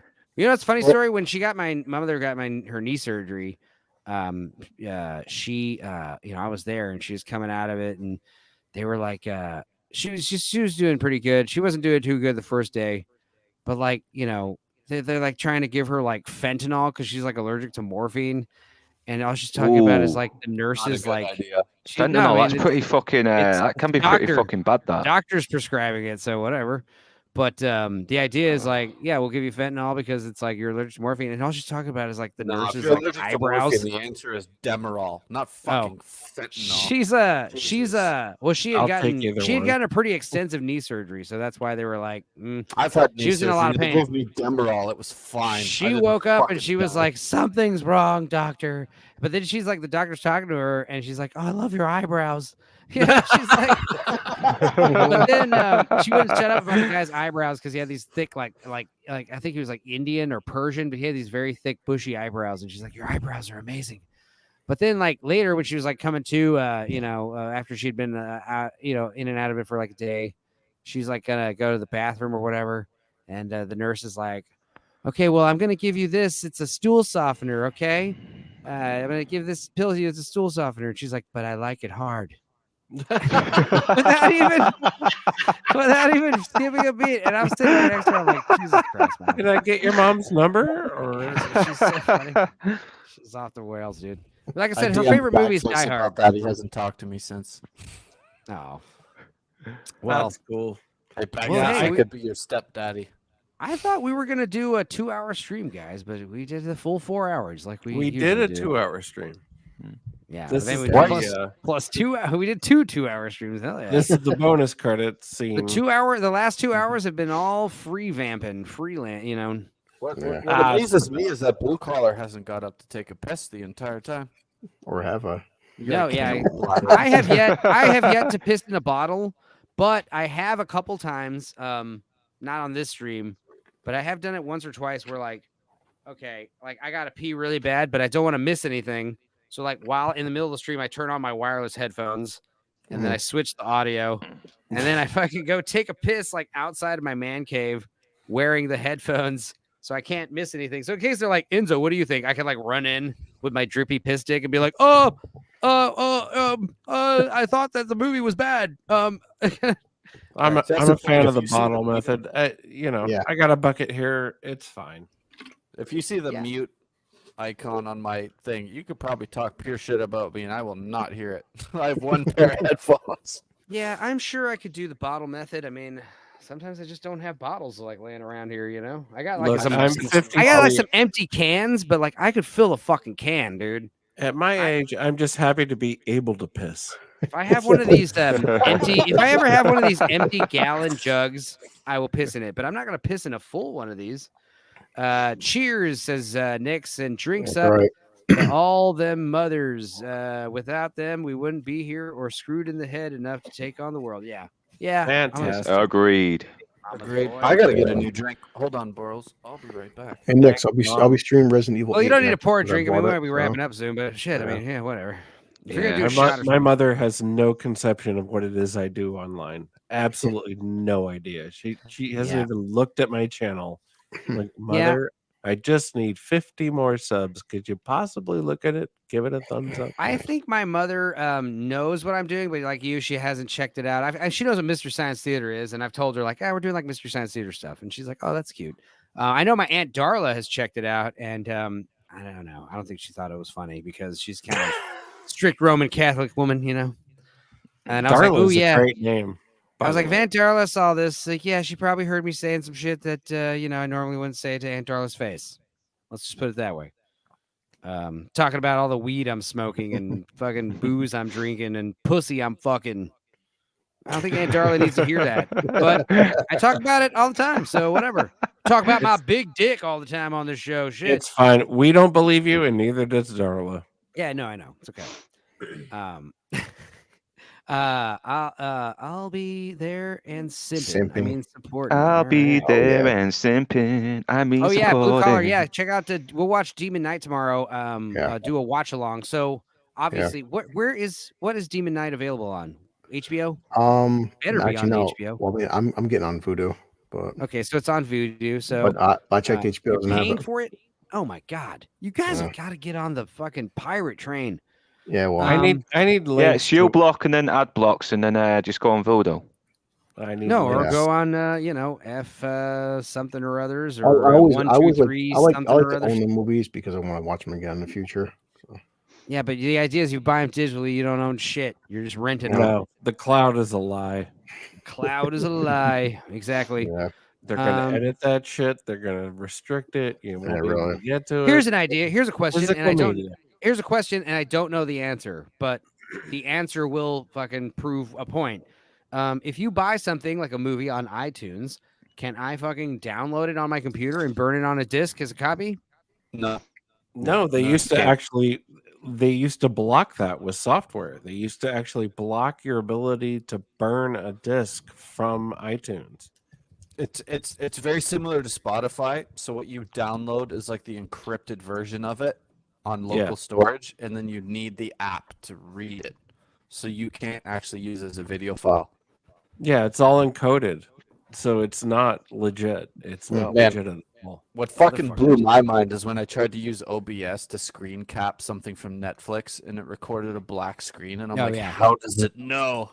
There's something in your Chrome settings that you can change to fix that, but like what I usually do, fuck that browser. Fuck that what I browser usually hard. It's called buying a DVD. If you're using Firefox or whatever, there's a setting in your browser settings that's saying like no screen sharing or something, or there's a plugin you can put in that can probably fix that. But like I said, it's easier. There's so many. Is that what you want to rely on for your fucking bread and butter on your YouTube channel? Really?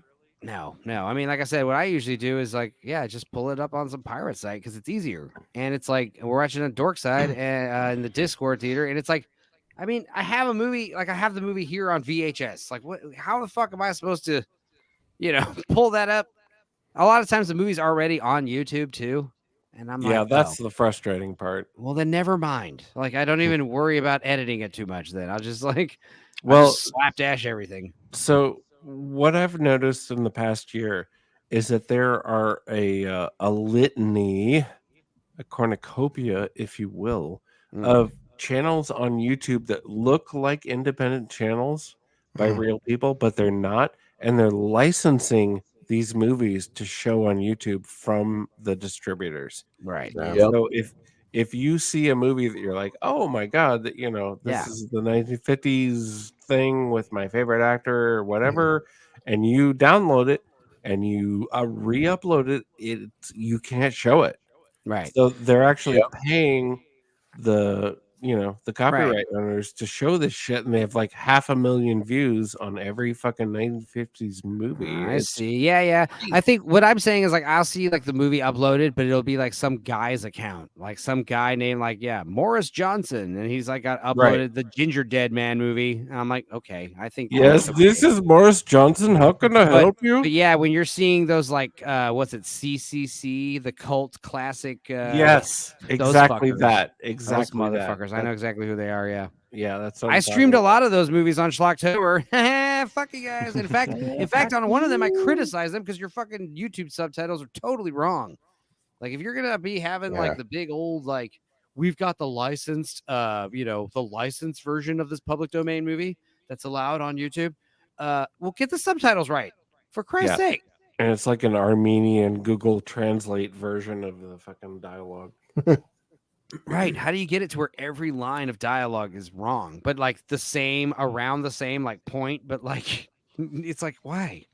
Yeah. Anyway. That just freaks me out because one of my big things is not that I'm proud. It's just authenticity in YouTube channels, authenticity in creators, whether you're a personality or you're doing what B-roll does, which is we're just trying to show good stuff and talk about it.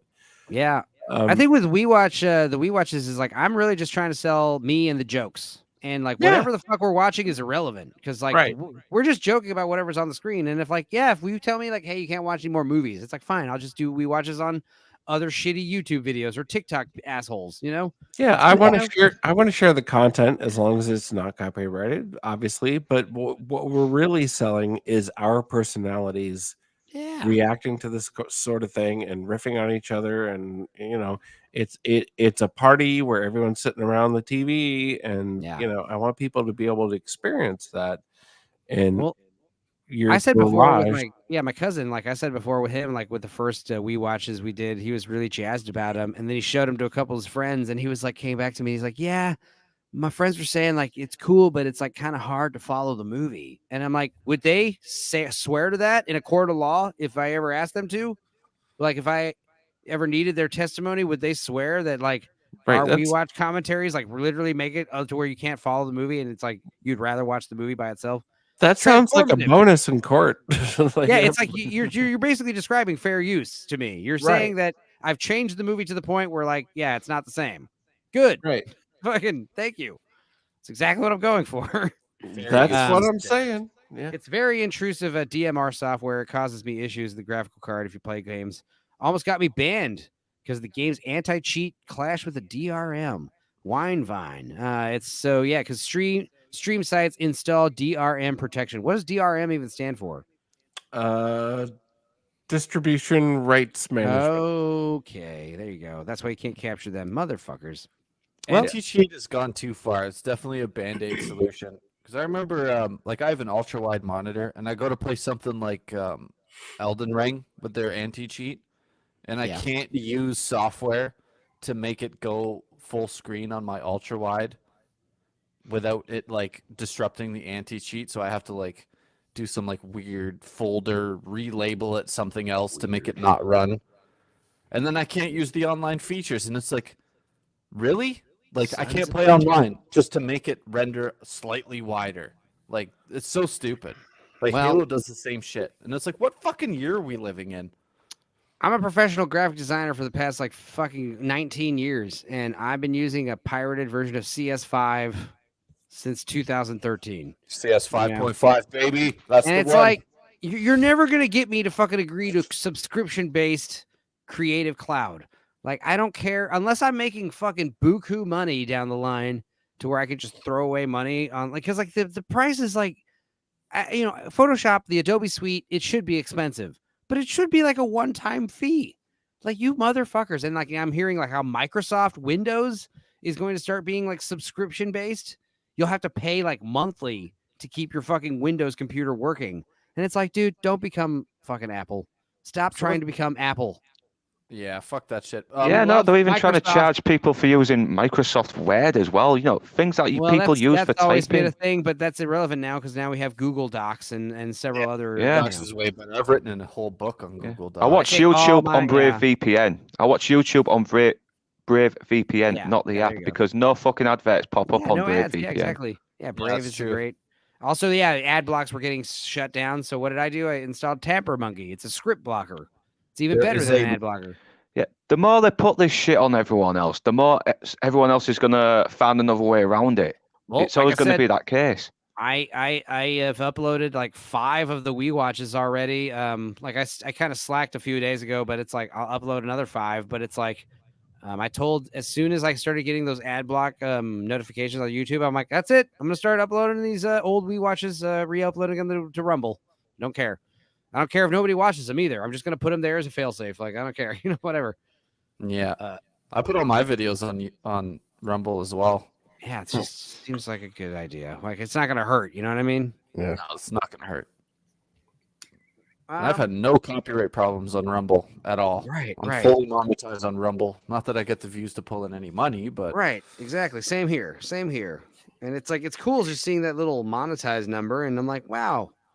Like I guess yeah, and it honestly it's more rewarding getting those copyright claim disputes dropped. Like, hey, good news, we reviewed your dispute, and you're right, it is fair use. Disney sends their regards, and I'm like, fuck Paramount told me They that should have stuff fucking known that in the happened. first place. Paramount sound like a bunch of dicks because what you did on your Top Gun video is definitely fair use. It's like wow. I thought so. Jesus, it took me a long time, and they're just like, yeah, fuck yourself. You try to upload this to YouTube again, we're gonna take legal action. I'm like, wait, what? You guys do realize I'm not monetizing this video, right? I'm going to let you monetize on my video. I watch Red. I mean YouTube with a VPN. Ha ha ha ha ha. Yeah. In my description, I actually Red put tube. the disclaimer. I put a disclaimer and say, and at the end I put, any copyright claims you throw at me will be fucking bullshit, so fuck off. I actually put that in my description, so because yeah. I referenced every copyright piece of material that I used in my description. I put a fair use disclaimer at the beginning. The first 10 minutes of my video has almost zero footage from the Top Gun film. And any piece of video that I used from the Top Gun film was less than 8 seconds. Right. And none of the audio was lined up. Son And of if I a ever played the audio and video at the same time, it was flipped, rescaled, reframed, like different color Man. grading. I pitched the audio down. I did. You went like every above trick and in the book. beyond. I did every trick in the book. It took me 6 months to make this fucking video, and they wouldn't let me upload it. And yet Rumble's just like, damn yep, that's fine. That's fair use. No problem. You can It's like- monetize it. You could make a whole YouTube video about your best YouTube video that's not on YouTube, and that could be like a good video. It'd be interesting. I'm guessing IGN didn't have that problem. Yeah, Probably right. not. And then there's this other fucking guy that I found. He's like uploading 7.5 whole minutes. clips of the movie, probably unedited, no problem. Like, Exactly. And then I linked Here's the it whole on action Twitter. scene of when they bomb the fucking bad guys at the end. Yeah, I put it on Twitter and I hashtagged. I fucking Tagged. linked to like Team YouTube tagged Team YouTube onto it, and I'm like, so this is okay, but my clearly fair use video is not, and I failed my appeal or whatever, and they're like, yeah, you didn't follow our terms of service guidelines, whatever, and I'm like, no. Why is this 7.5 minute video of completely unedited footage is fine? Yeah.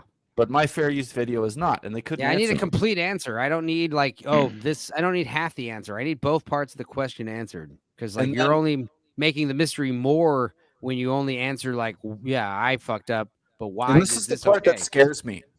About, I would say a day later, after I did this shit on Twitter, YouTube sent me an email that basically said you need to take down that Twitter post. Oh my And you god! need to take down that video, even if it's not for public. There it view. is. You need to delete it off of YouTube, or we are going to take legal action against you. And I did everything that they said. I deleted it all, and then I still got a community guideline strike, and they took away my advanced features. And I'm like, I'm targeted by YouTube. I don't even have 500 subscribers. My channel is not monetizable, and yet they've targeted me. Why? Well, Why? you're It's so welcome stupid. here I have anyway. 3 videos. Because you didn't slurp the cock. Despite I don't having a slip scarlet cock. letter on you, analyst, you're still. And it's funny because your name starts with 2 A's. But yeah, you're still welcome here, man. We're glad That to was have by you, buddy. design, by the way. Alphabetical order, bitch. And it's like I want to, you kind Hey. of want to criticize analysts. Like, hey, he might sound a little jaded, but you hear his story, you're like, fuck, dude, I'm jaded just hearing this shit.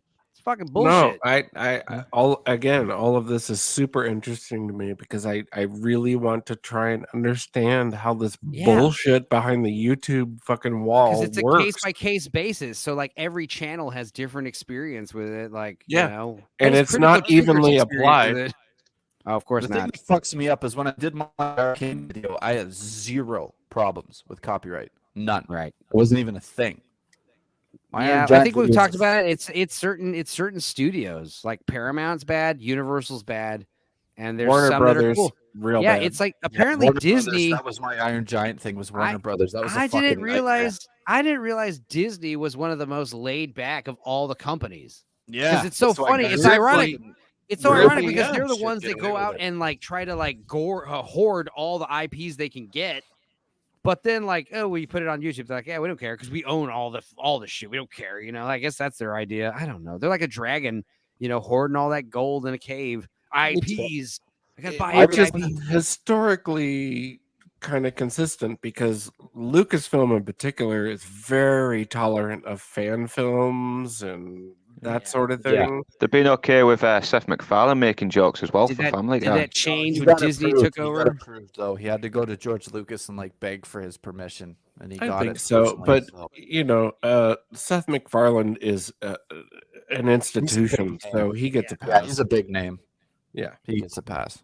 It's not Seth MacFarlane asking. It's like 20th Century Fox going up to the other 20th Century Fox property. Like, hey, Yeah, exactly. this is what's happening. Okay, we're gonna sell more Family Guy DVDs this way. Well, YouTube itself though, they pick and choose for sure. Because like, oh yeah, I've heard from a million dudes, you are not allowed to have combat footage on YouTube. And then this whole Israeli Hamas thing happens. What do we see? Bullshit, man! How much Nazi Hours of shit combat am I? footage. How much Nazi fucking World War II stuff am I shoved down my throat every day in my recommendations? Bullshit. I know, That's but crap. they say it. Combat footage is not allowed on YouTube.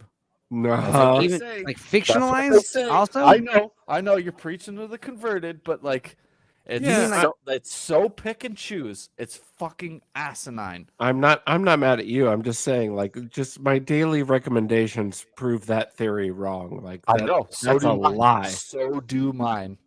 My oh man, my fucking YouTube shorts, every other one is like I go from like some dude talking about some new axe that he cuts wood with, and then the next one is like, oh wow, I just watched a dog get killed by some fucking Hamas soldier. And then the next one's like some dude crashing a car, and then the next one is some guy getting fucking his head blown open in Ukraine. And it's like, this is combat footage, is it not? Like, am I missing something here? What the fuck, YouTube? What are your rules? Yeah. That's the ultimate, like, most frustrating thing about it is it's so unevenly applied. It's fluid. such bullshit. The it's so fluid and it's all up to YouTube's discretion. But YouTube is not one thing. YouTube is an entire corporation filled with people. So it's like you could be talking to a YouTube reviewer guy, copyright reviewer guy A versus YouTube reviewer copyright guy C or D or Z. And they'll give different fucking verdicts for different fucking things. The same thing, Just be consistent because we're the ones that provide the content that drives your platform. That's the best. Is like how many YouTubers have been talking about on Twitter or whatever, just begging like, what are the rules? Like, explain them. They just say you broke the rules or you didn't break the rules. Every And time you're I like, shove a fucking creator survey in front of me, I'm like, get your shit together. Like, seriously, like, what the fuck is this? Just tell me what the rules are. It's like they picked the rules out of a fucking hat half the time with no Nick, I thought to have what they not- were doing. Have you guys ever heard of this Harmy's Star Wars Despecialized Edition? Who's Harmy? I've got, I heard about this guy. I think he gathered as much as he could to try and make the despecialized Oh, here we versions, go. like take away all the Okay. CGI crap and put it on Blu-rays. 2011. Harmy's Despecialized Edition. The Star Wars Despecialized Edition, also known as Harmy's Despecialized Edition, is a fan-created film preservation of the original Star Wars trilogy films, the first 3. It is a high-quality replica of the out-of-print theatrical versions. Yeah. Okay, created by a team of got Star some. Wars I've got 'em. fans with the I've got intention 'em of at versioning the film. Yeah, I know there are several despecialized editions. I don't know Harmony specifically, but there are Oh, several. so that's what it projects. means when they say despecialized. It means it doesn't have the the cool. Yeah, it doesn't new have all the updated shit special George effects. Lucas put on in a special edition, which is if really if only Star Wars had more garbage in the background, it could have been a theatrical success. But it's funny because like you see a rewriting big history, fucking. I know. like rewriting history, like I watched the original like some of the original special effects shots from the original movie, the original theatrical cut, and you're I like, saw I it in the grew up theater. right. I grew up with the special editions, kind of more so because like VHS and like those Yeah, I have those the original VHS special VHS editions where that it came looks out. like Obi-Wan and Vader fighting with welding rods. It's amazing. But the other ones before that, even the other ones before that, welding rod. It's great. The other ones before that with like the big close-ups of Yoda and R2 and Darth Vader, and the black backgrounds, those also had updated special effects. Because the idea is when you see the original theatrical effects on the many of the shots, you're like, oh my god, it looks actually pretty bad. No, it doesn't though. You're kind of shocked. No, yeah, for its time, it looks great, obviously, and it's revolutionary. But like, I didn't realize like how programmed I was to like. I'm used to seeing the special edition because what happens in the theatrical cut is like the black outlines are a lot thicker for the blue screen effects. The matte lines. The film grain on the background shot doesn't match the film grain on the movie. Little things, You know what? It's like, You know what Jabba the Hutt's lair needs to make it more imposing and raise the stakes? A dance fucking number. musical number. Jesus. Yeah, they changed that fucking song, didn't they? Oh, say Yeah. Does One it thing that really, bad I know. material. Plus, you get a big fucking dinosaur walking in front of the screen, right where Obi-Wan is doing is using the Force for the first time as well. Yeah, it looks like crap. I know, and it's like a really important scene. You're seeing the Force used for the first time. The man trick, Jedi man trick. Yeah, You know what was really stealing that missing next. for me was having Han Solo step on Jabba's tail. Oh, Jesus Christ! What yeah, is and he like wrong with you? awkwardly like jumps he's saying up the over same a frame. fucking lines as he said to Greedo as well. He's saying it's pointless. It's a pointless scene. First he shot first. Fucking behind the scenes on that, and they're like, it was so difficult. We had to do all this rotoscoping and shit. It's like that wasn't worth it, dude. You could have. I know. Why? Idiot. That meant nothing. Why? In fact, Plus, it it takes- makes Jabba that much less like I intimidating. know, how small is he? How small is he in that film? When you see him in Return of the Jedi, he's fucking enormous. Stupid. Plus, it takes away the mystery of Jabba. You're kind of hearing about him. You're wondering, all right, what's this guy? What does he look like? And then you finally see him, and it's like, whoa, that's Exactly. him. We always intended it to be would've been way Jabba. more sinister if he never left his hut. You see, He's we always Jabba the wanted it to fucking be Hutt. Jabba. He's Yeah. not his hut. He's not Jabba the Hutt, is he? Yeah, he's the type of guy that needs people to do his dirty work for him. He doesn't do it. I know. Yeah. Yeah, no. Now we have Boba Fett, a crime lord who doesn't commit crimes and doesn't lord over shit. So stupid. I Also, hate it. yeah, like the whole I hate Greedo it. thing. It's like first Han shoots first, then they make it to where Doesn't matter. Greedo It's so shoots stupid. first, and he dodges it, and then shoots second. Then they change it to the mutually stupid. They both shoot each other at the same exact time, and Greedo Yeah. just misses. And I It hate makes more sense for Han to shoot first because he's a maverick. He's not an ideal as goody two shoes like Luke Skywalker, but He's a it makes his smuggler. redemption at the He's end a better. pirate. Right. He's We the- watched The he's Killer, perfect- right? And it's perfect like, hey, description. there's a part in the movie in The Killer. There's two parts in the movie where it's like, all right, you turn your back on the guy and you think, all right, well, this way, yeah, that way, and then bam, you're dead. Right when you least expect it. And that's kind of like, the way that it should work. It's not, I don't know, it doesn't work so well when it's like, yeah, hey Greedo, nice to meet you. About Well, that money, bam, like that's it's way the same better. kind of decision making, the same kind of thought process that says, "Oh, well, we want to make these movies for children, so let's put children in them." No, yeah. I was a child when Star Wars came out, and I loved it, and there were no children in it. And Yeah, we're talking about added RoboCop children. 3. RoboCop 3, all the kids in that movie. It's like, why? Yeah, What the fuck, man? Yeah, Nick Plus says it's specialized a hindering inserted theme or shit for short. I love it.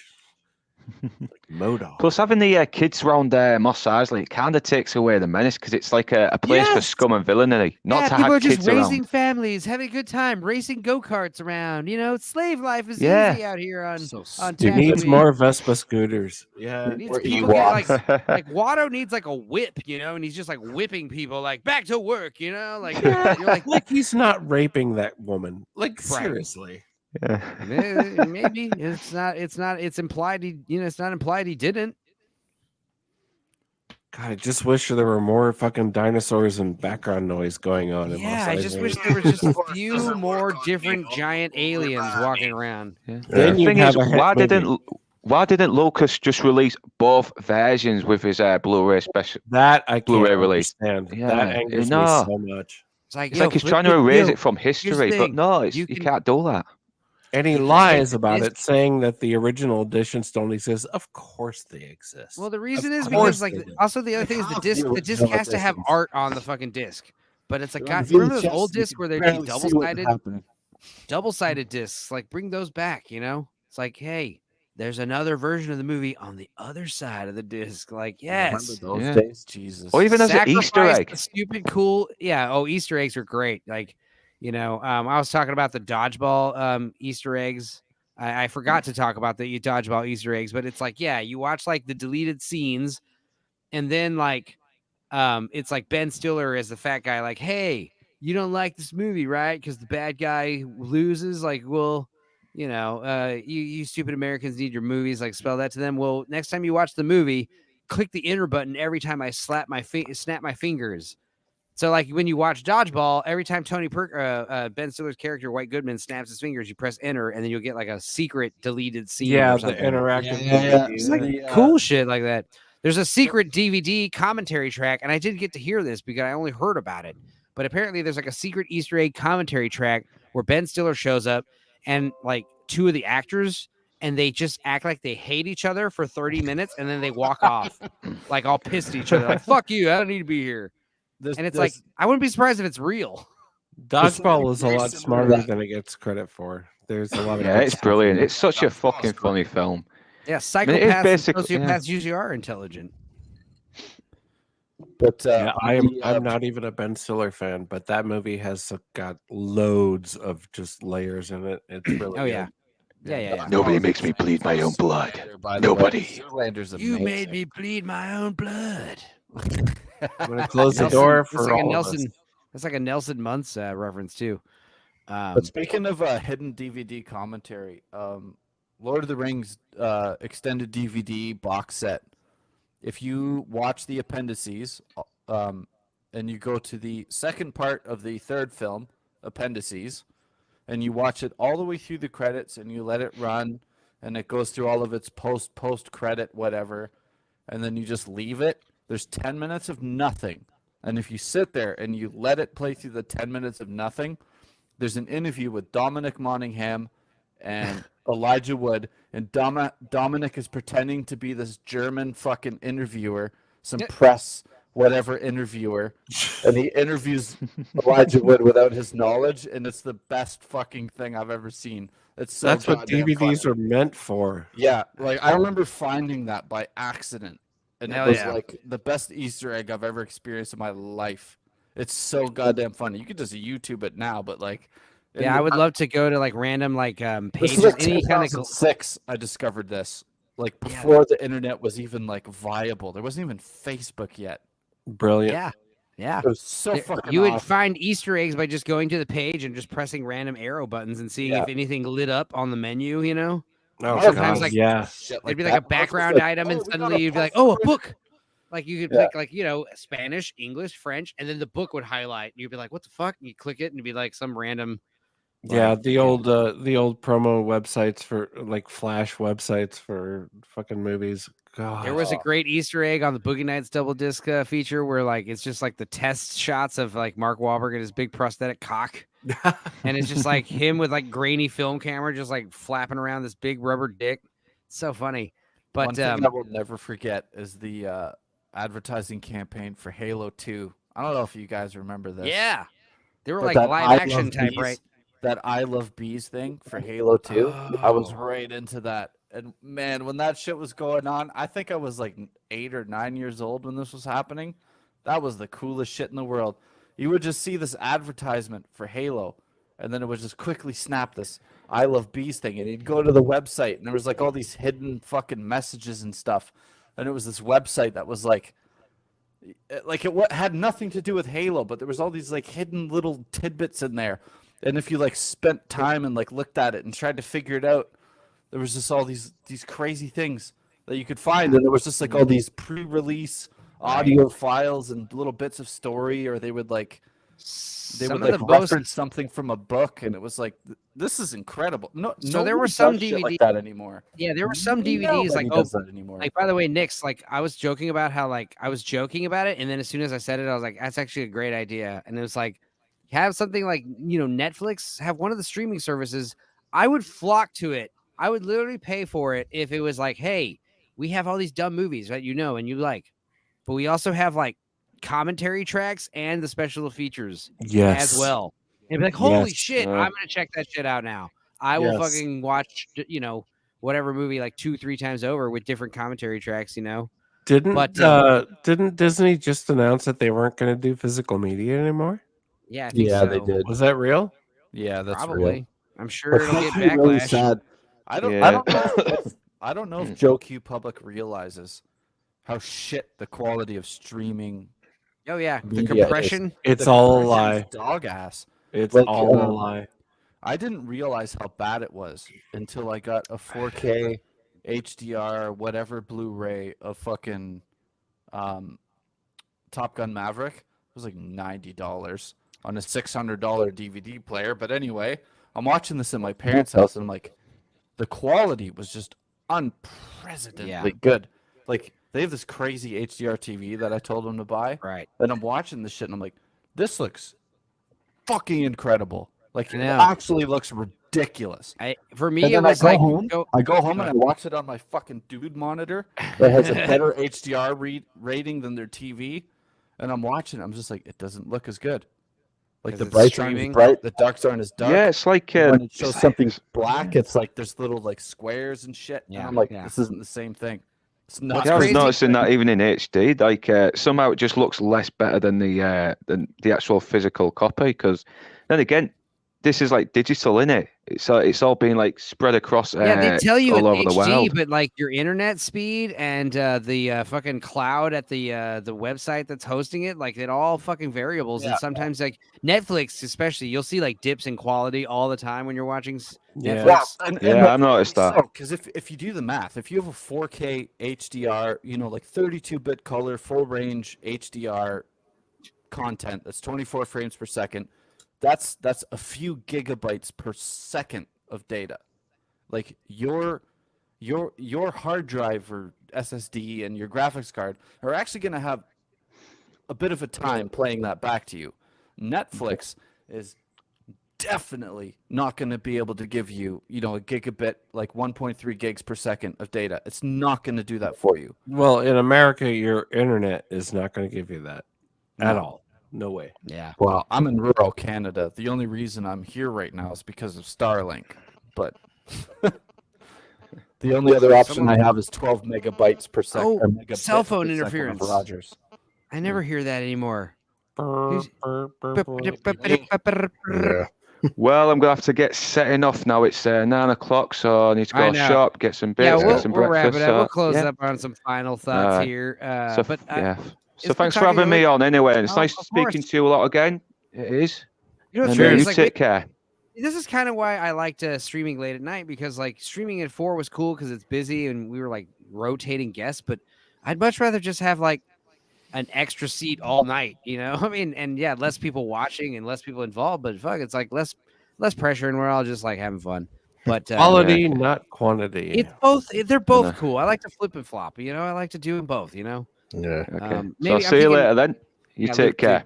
Dude, absolutely. Cheers, Bastard. I gotta check out Bastard's dark fart video. I gotta check him out. I haven't subscribed to him on YouTube or anything, but Yeah, check it out. He's doing them great little short review videos, and he did all the Evil Deads. He's doing all the Terminators. He did Sorcerer. Dude, when we were doing the freaking kick.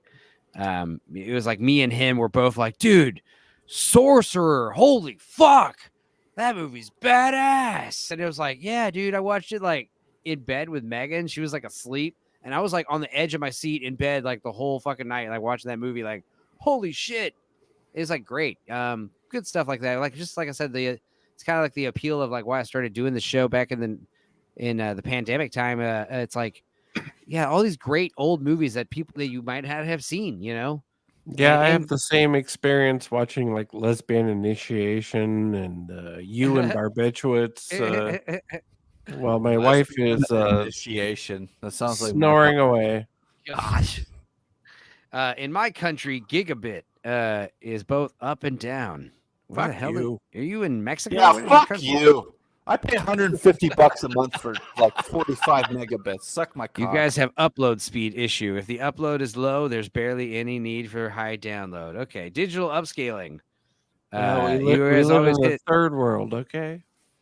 Well, I gotta say, like one time I did realize like how much crazier, like because like when you have like one of those crazy HD TVs and like the crazy HD copy of the DVD, Blu-ray, 4K or whatever, it was like I think it was the Dark Knight, and I was like I just like walked in my friend's house and they were watching the Dark Knight fucking movie. and it's specifically like the part where the Joker's like at the Bruce Wayne dinner party.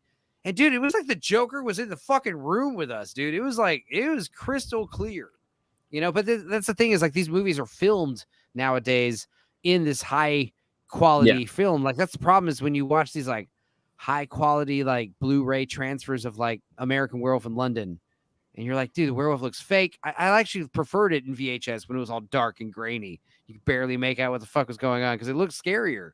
But film like, grain is a good thing. It's not. I love make film grain again. That's so good. That's our first merchandise. That's what we're doing. That's the B-roll slogan or I will T-shirt. say though, 4K is worth nothing. High resolution is worth nothing. What is worth more than you think it is? HDR.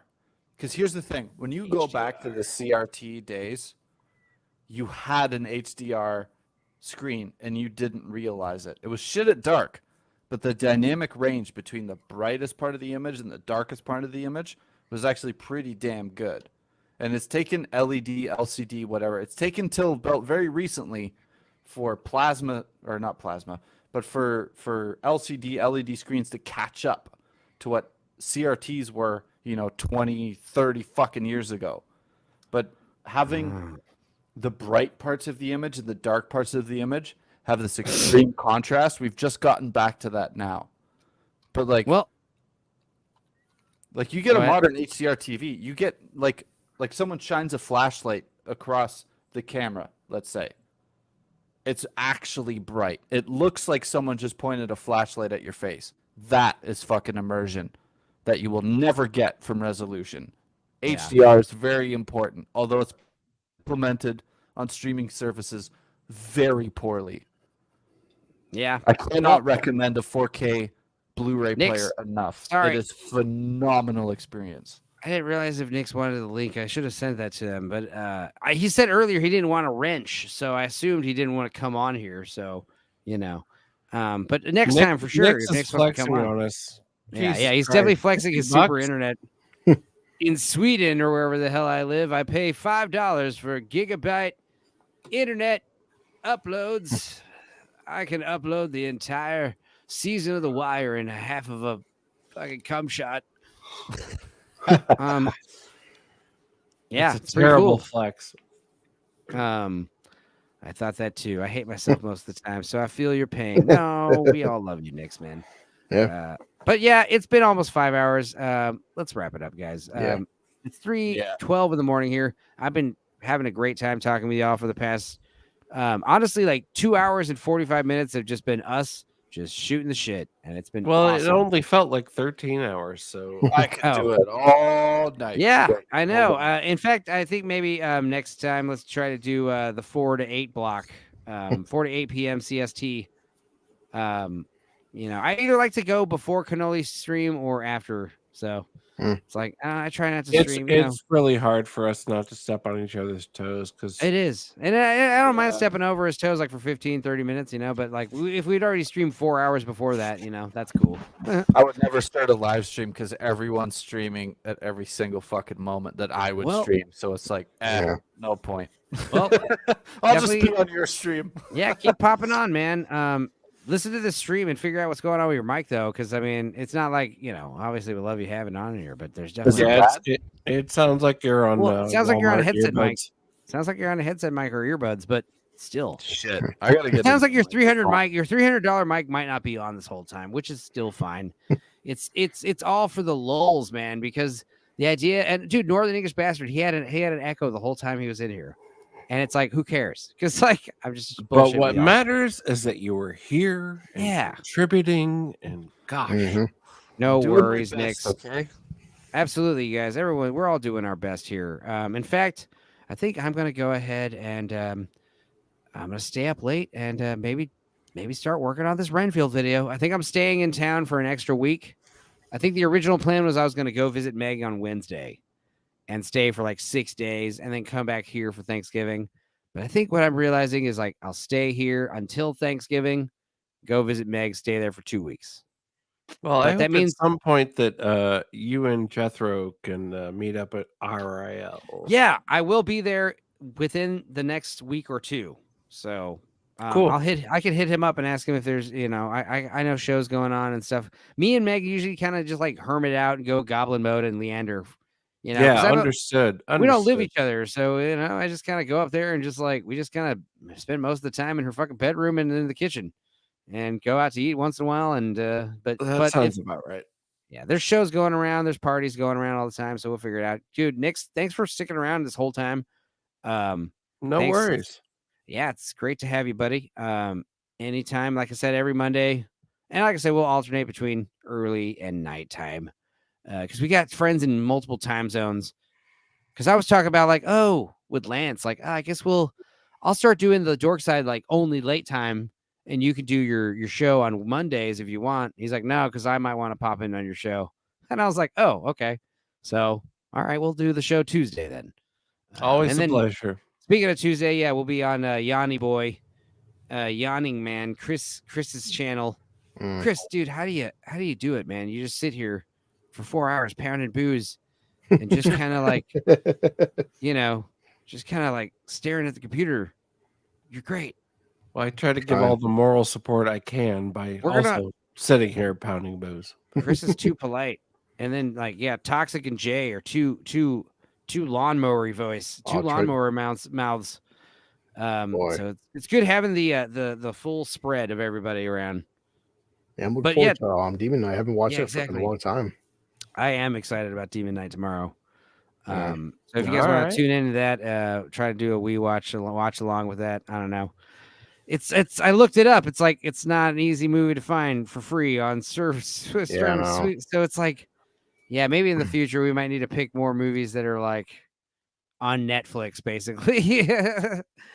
Like if it's on Netflix, let's check it out because then everyone can like watch along.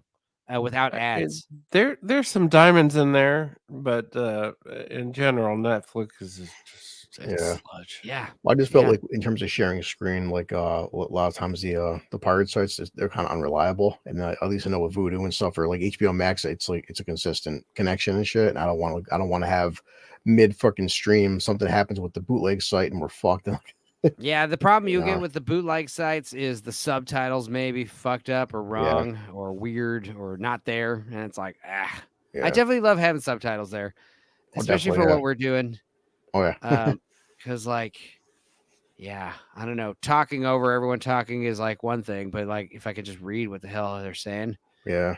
But even when I watch like normal movies, I have to have Megan hates subtitles and I love them. So it's like we're constantly like, all right, I'll watch this, but only if you agree to put subtitles off. And I'm like, deal. I would say I used to hate subtitles as a kid, but the film that got me the subtitles was my dad said, watch Snatch. He goes, I defy you to watch Snatch and understand what the fuck they're saying. That's fair. It's like do a list of movies you want to cover and talk about over time, something us viewers we could watch and more participate in our conversation over. Yeah, absolutely. It's a great idea. And yeah, yeah, you guys like noticed Wes that was too saying, with, yeah, Wes talk Blue Collar. Yeah, you need to get better at just recapping what we're doing weekly on yeah. Twitter. Well, that's what Wes keeps saying is like he wants me to do X, Y, and Z like these other people. I was like, Wes, you don't understand the fact that unlike these other people, I'm working 65 fucking hours a week. Right. Like he keeps saying, well, these other guys are doing so. I'm like, okay, again, hitting the gym, being a father, going to see the Marvels. I'm like, and plus, Yeah. I'm not in front of my computer for 15 hours a day. I'm like a lot of That is streamers and honestly the YouTubers main that is- reason why Lance was like, I think you'd make a good co-host because you work from home and you live in front of your fucking computer. And I'm like, yeah, honestly, I do. So Well, yeah, I told small things like to Westmont, but besides, like Saturday. Saturday we had to do a stream. Plus, I helped my sister move with 3 U-Haul trucks. Then take my mother out for her fucking birthday, all in one day. I'm Dude, like, Wes, yeah, you're like, how much time do you think I'm sleeping 2 hours a day? good God, yeah, you got to fix that. I mean, yeah, I definitely what got to I'm get my yawning 8 for, hours, you know? but I definitely like to stay busy, and that's one thing I love about this YouTube channel is like, especially in the last few months, like I've definitely been doing a lot less karaoke. I was doing karaoke like 3 times a week for a couple years there, like just going out to the bar, hanging out with the locals, singing 10 random new songs every week, twice. Monetize that shit. Yeah. My voice is never still know. kind of fucked up from having some respiratory illness a few weeks ago, but yeah, I would love to. Well, like I said, let's get to once I get to 500 subs, I'll do another song. I'll do Yakko's World. United I'll States, do it Canada, too. Mexico, Fuck it. Panama, Haiti, Jamaica, Peru, Republic Dominican, Cuba, Caribbean, Greenland, El Salvador, too, Puerto Rico, Colombia, Venezuela, Honduras, Guyana, and still Puerto Rico. That's all you get for free. I can do the whole song. Trust me. I'll do the Yeah, Macarena for 500 subs. I don't give a Oh, fuck, yeah. man. Yeah, Somebody yeah. pay me for sitting here. Even if I was Jesus. I'll fuck just You got, for yeah, Spice you got, Girls. you got to. We're both around the same area, like 3 something. Yeah, we're right? very close. I'm like 280, I think, and you're 3 something, right? I think. Well, we got a push from Mr. Brown.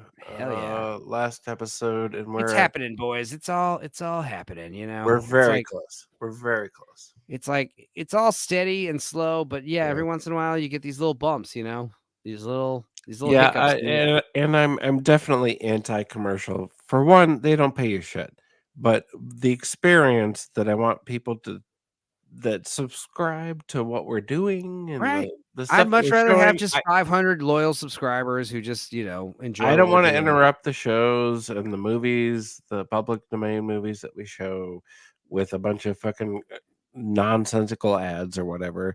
If I you was like what we're doing, send us in a the middle tip. of my Renfield, I was thinking about like inserting a fake dick pill ad, like Do towards the beginning of the video, because I Do want to hit all the critical review, armchair review video like tropes, Apex, Raid of Shadows, VPN, Manscaped. I want to just like do it all. Yeah, it's like do it. I want to, yeah, exactly. Also, the idea of like a man harping about a movie that came out like almost a year ago, and it's like, oh, I've spent so much time writing this script, I can't fucking abandon it now. Christ. Sasquatch, Harry's, Manscaped, fucking Boxu. Yeah, just do it all. Just Ooh, I'm large lay enough into to it. occupy 3 spots, so you might need 497 more. Hell yeah. Shark surf. Big old bastard. Nix. I love it. Yeah, it's like my father. Nice. All right, guys. Well, I'm gonna just play us out then. And I'm gonna keep you all on the camera because you guys are all Pleasure. yeah, man. It's been great. Let's take Thank our you. faces off.